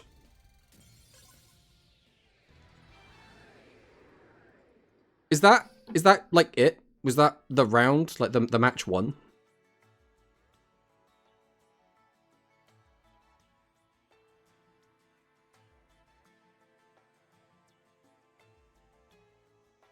Like, I think this might be Fan versus Mugi in the finals. I mean, we can do this, right? Yep, Fan 1-2-1 and Mugi 1-2-0. So that means it's going to be Red Boot versus, or I guess High Tech versus Music Princess in the grand finals. Now, does this mean High Tech is a really good deck? Does this mean we should all be like High Tech tier 1? Congrats to Sora for making it top 4. Yeah, Sora did really well. Did really, really well. Sometimes you just don't win the coin flips. Sometimes you just don't draw the cards you need. That's just how it goes, unfortunately. Before Konami nerfs High Tech Dragon because a single Uamu fan. I mean, say what you want, right? But bro is doing well. Where's J Strong when you need him? He needs to see the Uamu Pro doing well. Or maybe this is J Strong. Maybe J Strong's playing on a different name.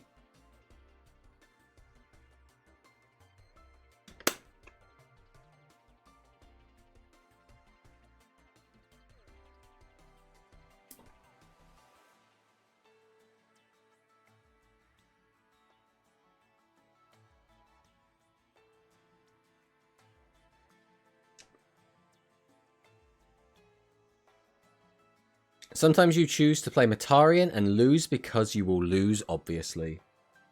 Yeah. Yeah.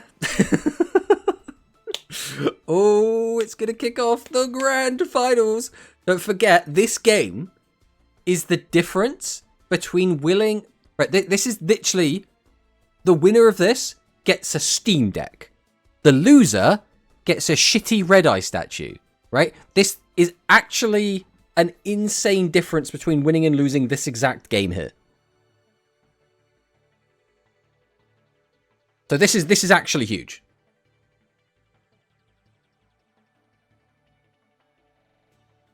Go out the way you came in, being a clown.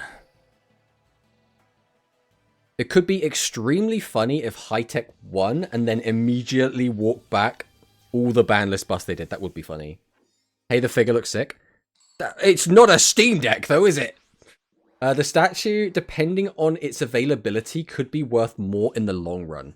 Yeah, but are you looking to invest in the statue, or are you looking to just have a Steam Deck?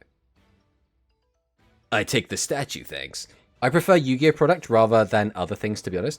Alright, guys, I get it. People like the statue, right? You can like the statue, that's fine. But if you want it, would you then exchange it? If they gave you the option, alright, you can either have the Steam Deck, or we will exchange it to you for just the statue. Would you actually take the statue? What the fuck would I do with the Steam Deck? Play Duel Links in bed? Yeah, that's what we do. Duel Links in bed, baby. All the way. I'm pretty sure first place gets everything. Oh, yeah, they do. But the difference is that, you know, if you could only have one, because everyone is in chat is like, no, I don't care about the Steam Deck, I'd rather have the other thing, right?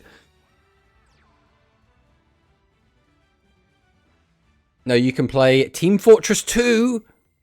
I'm not saying that out loud. But I love Team Fortress 2. That game's great. Everyone loves Team Fortress 2. If you haven't played Team Fortress 2, don't play it now. It's not worth it. But if you did play it when you were younger, that game is great.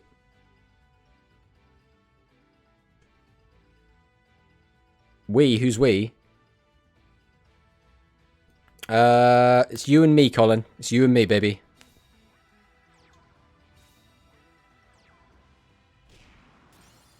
Why would I want a gadget that will get outclassed in like 2 to 3 years, where the statue can get a high price in 2 to 3 years? So many rich people in chat. I mean, it depends, right? Like, the statue might be worth a lot, eventually. The Switch deck might be worth nothing, right? I don't know. Team Fortress 2. Go in the same phrase. Now, I played a TF2 Highlander League for a very brief period.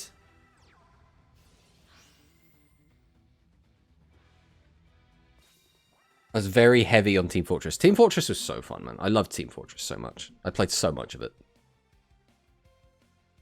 Why play 1-2 reward if both get everything?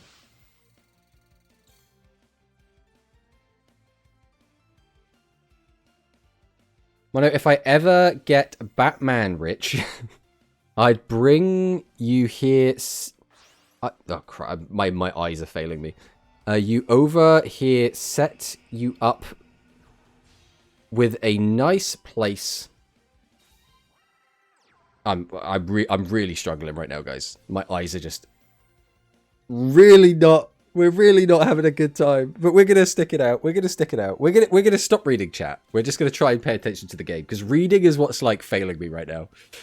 All right, Blue Fang, concurrent burst dragons effect. We can now make 2 attacks on monsters. Is this threatening lethal? That's 36. Guys.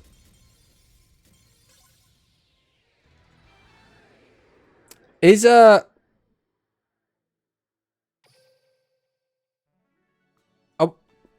is Dragon gonna win?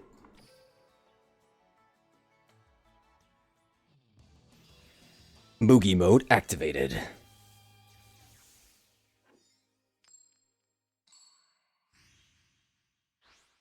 I'll stream in the next one. Maybe. If I stream the next one, it won't be after streaming Digimon for 3 hours. So it will, at the very least, be a little bit better.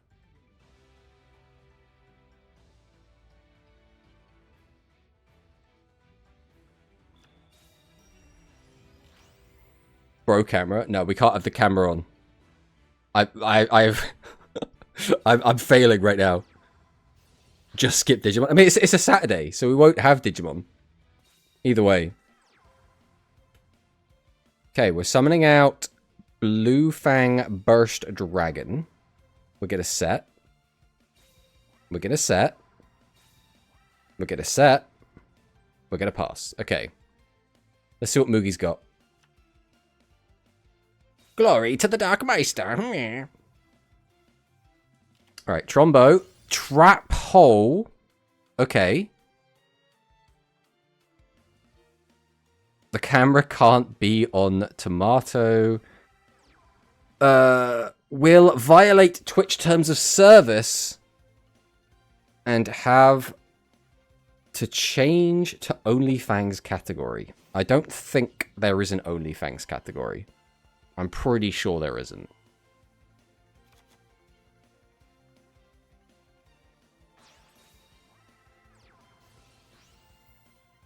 Okay, we go Digisoon. Digisoon's immediately up to 48, though. That's pretty gross. Make one? I don't think that's going to happen, you know. Hello, Prostrate, by the way. Welcome, welcome. Guys, keep typing him reading. Like, this is funny. Oh, I'm struggling. Stop it. I'm so tired. This is just bullying. Alright, that's fine. Is there a world in which High-Tech just wins this turn? We'd probably need Flapdragon.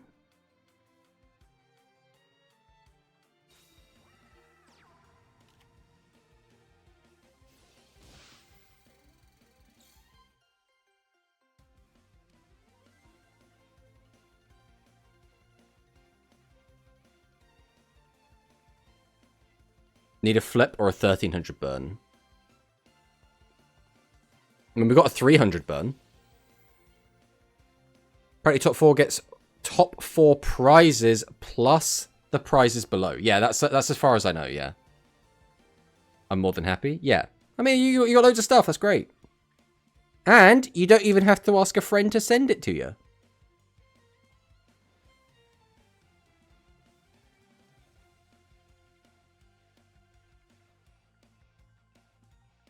I'm just going to ignore everything that Manicus says. I'm just going to ignore those. Played Yu-Gi-Oh! For 7 hours straight and watched Go Rush for 7 hours straight. We are not the same person. No, that's fine. We can be the same person. We still going. It never ends, human. It never ends. Alright, Blue Fang. Burst Dragons on the board. Summon out Booster Wyvern. Booster Wyvern effect, burn for 6. Go for a Contact Fusion, or are we going to use a spell card? We are going for the Contact. So we'll go for Concurrent. Do we not even have red? I don't think so. We get Beta Burn. Activate Concurrent. We had red. We chose not to go into it.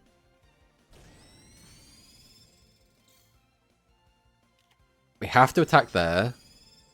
I mean, this is still a maximum of 1900 damage. I mean, we'll get another 19. This is like, it's good damage. But there is a chance that Mugi could just OTK us back here.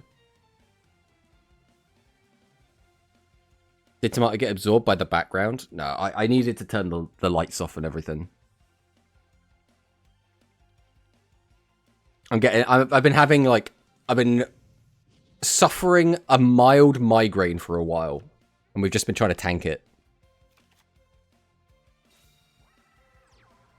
Imagine if Rush 100k participants, like, in speed. Well, the issue is, this speed event that we had was also 128 players, right? So, in terms of these events, it's actually quite close. But, obviously, there's probably a lot more speed players trying to play than Rush. Hey, Matea, welcome. Welcome on in. You've caught us on the tail end of the stream. Chip, chip, chip with the burns. Oh, yeah. This finals is more meme than Quantum Dailies. Quantum Dailies is just... I think it's just the best tournament, right? Especially Quantum Rush.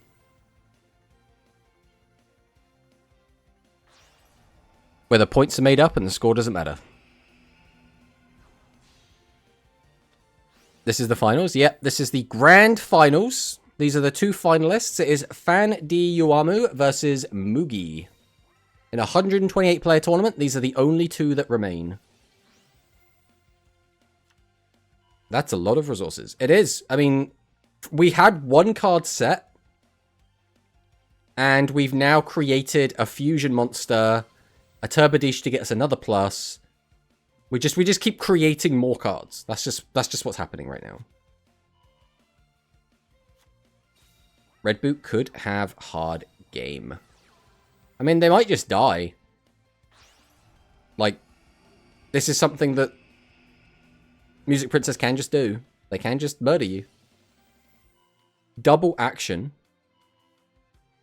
So we've now got a 1000 attack and a 0 attack monster into Battle Ballet. Oh, this is just lethal, right? If we just have 3 monsters in hand, this is Giga Lethal. If we have 2 monsters in hand, this is still lethal.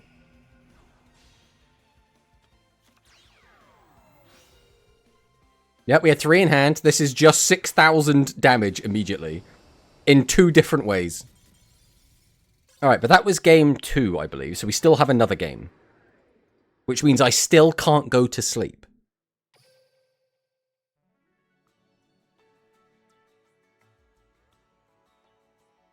A lot of people dropped, sadly. We went 88 players. There were 128 people signed up, though, right? They just didn't all end up actually being there, unfortunately. Like, last turn, if we burned for 700 with regular Red Boot and 600 with both beta, that would have been enough for game. I mean, I don't remember what... I'm just going to trust you, because I don't remember what the exact hand they had at the time. Loki should uncap it, but would make longer. I mean, you'd have to just have it set up so you have multiple brackets, right? That's all you could do. From 8 cards in hand to 12k damage. 12k damage, yeah, 12k damage is quite a lot. It's not a bad amount.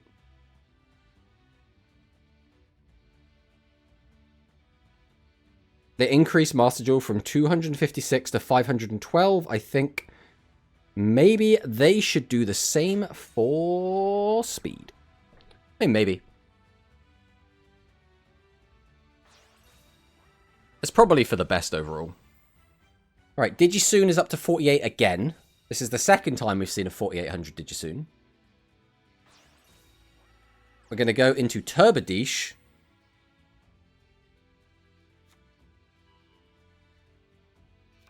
Take Digisoon back again. Add the Avian. So are we going to use... We're not. We're going to go Fusion. So we're going to go straight into action.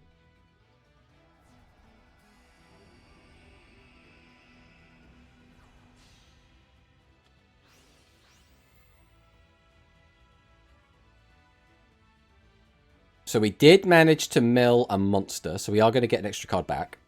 Just a lovely, just +1. The thing with Cap is a lot of people sign up, don't check in. It's like Quantum Dailies. It's rare to have 65 people, but the cap is always reached. Yeah, you're not wrong. But I want you to... I wanted to say you for streaming this whole event. Loved the...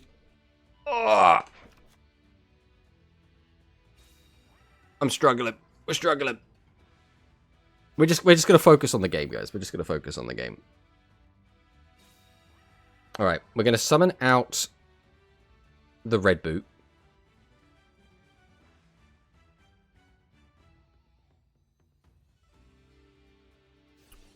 Activate Red Boot effect. We're going to send back... Is that 5?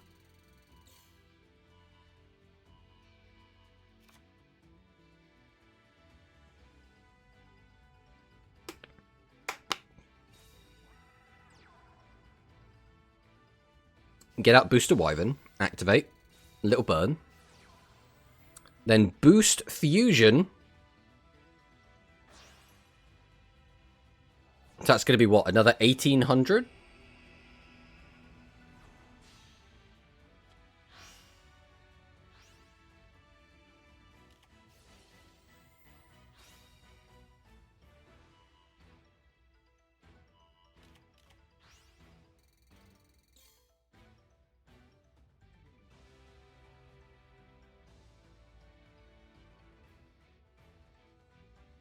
Where are we going with this?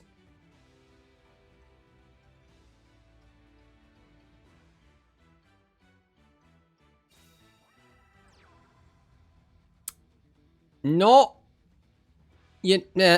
the best end of a turn, if we're being completely honest. This might just be over. You never know. We never know.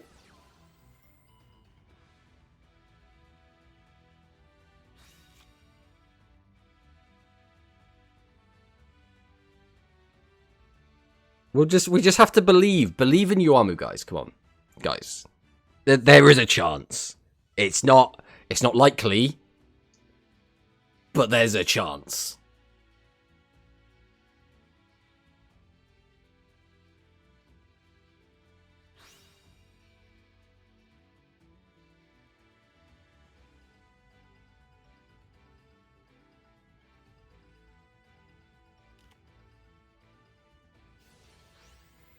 It just soon effect, boost up to 4,000 attack.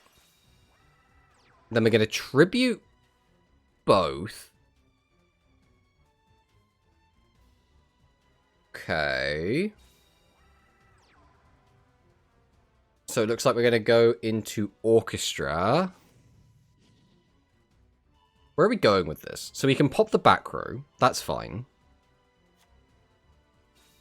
We just hope the back row is nothing.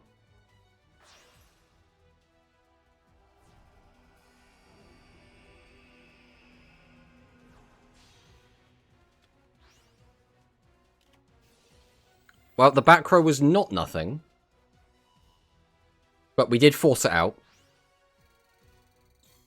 We've also gained up to 75, which is respectable. But is it going to be enough?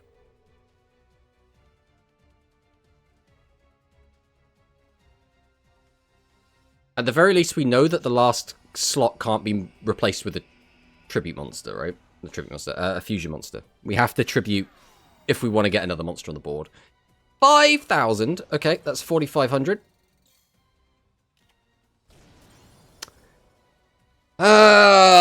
Can we OTK here? Through 64.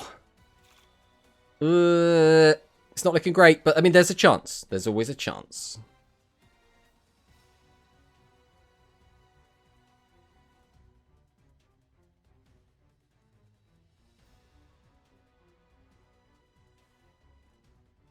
Imagine if Yuamu pulls this out. Like, how hype is it going to be? All right, we have the red boot. That's the first part of the strategy.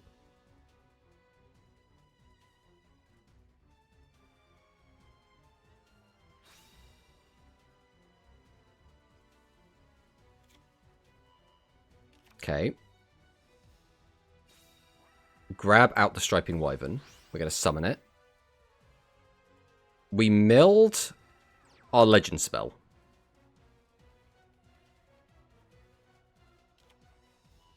We add back Dragon Boost Fusion.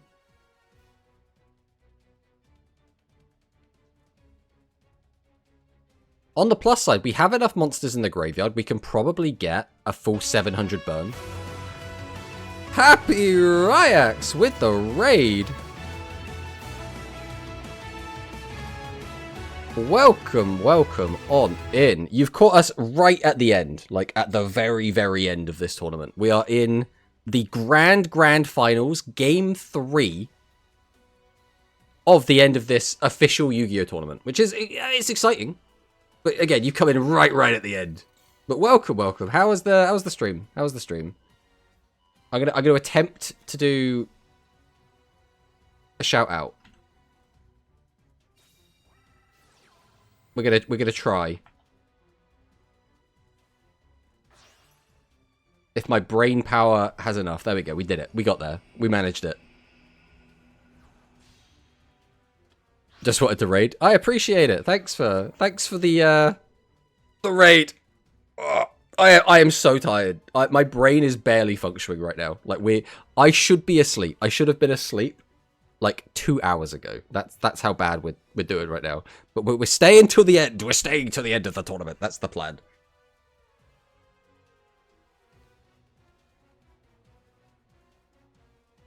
Tell me about it. Streamed for 8 hours. I mean, I don't know how you do it, man. I don't know how you do it. I've been streaming for 6 hours, and I'm like, I can't do this again. This is too much for me. I'm so old. Right, 5,700. I mean, how much damage is this currently? This is 19?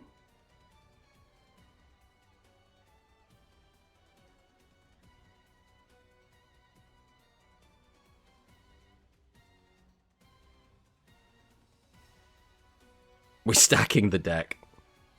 I mean, we're going to see how this ends. This is looking pretty rough. What would we need to actually win here? What would we need to find actual lethal?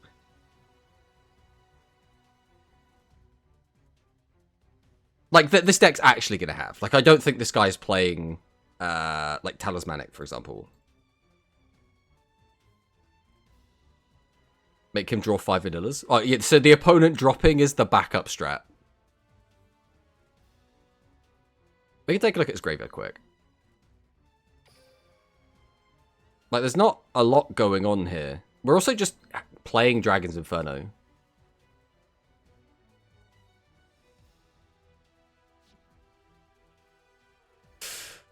Two cards left in hand. I feel like bro is just like, he's looking at every card in his hand. He's like, how do I just get a little bit more damage? Just a bit more damage.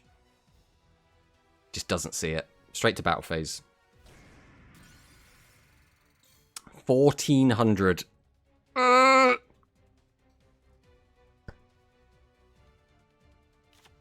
Yuamu bros. I don't feel so good. Is he gonna have it? I have a feeling Mugi's just about to close it here. No back row to defend us.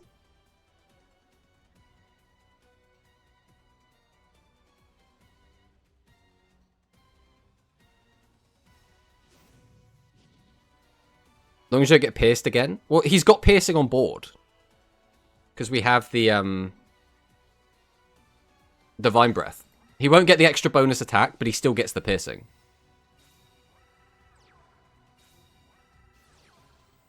And we're going to make another guy that has piercing, but this one can also gain bonus attack.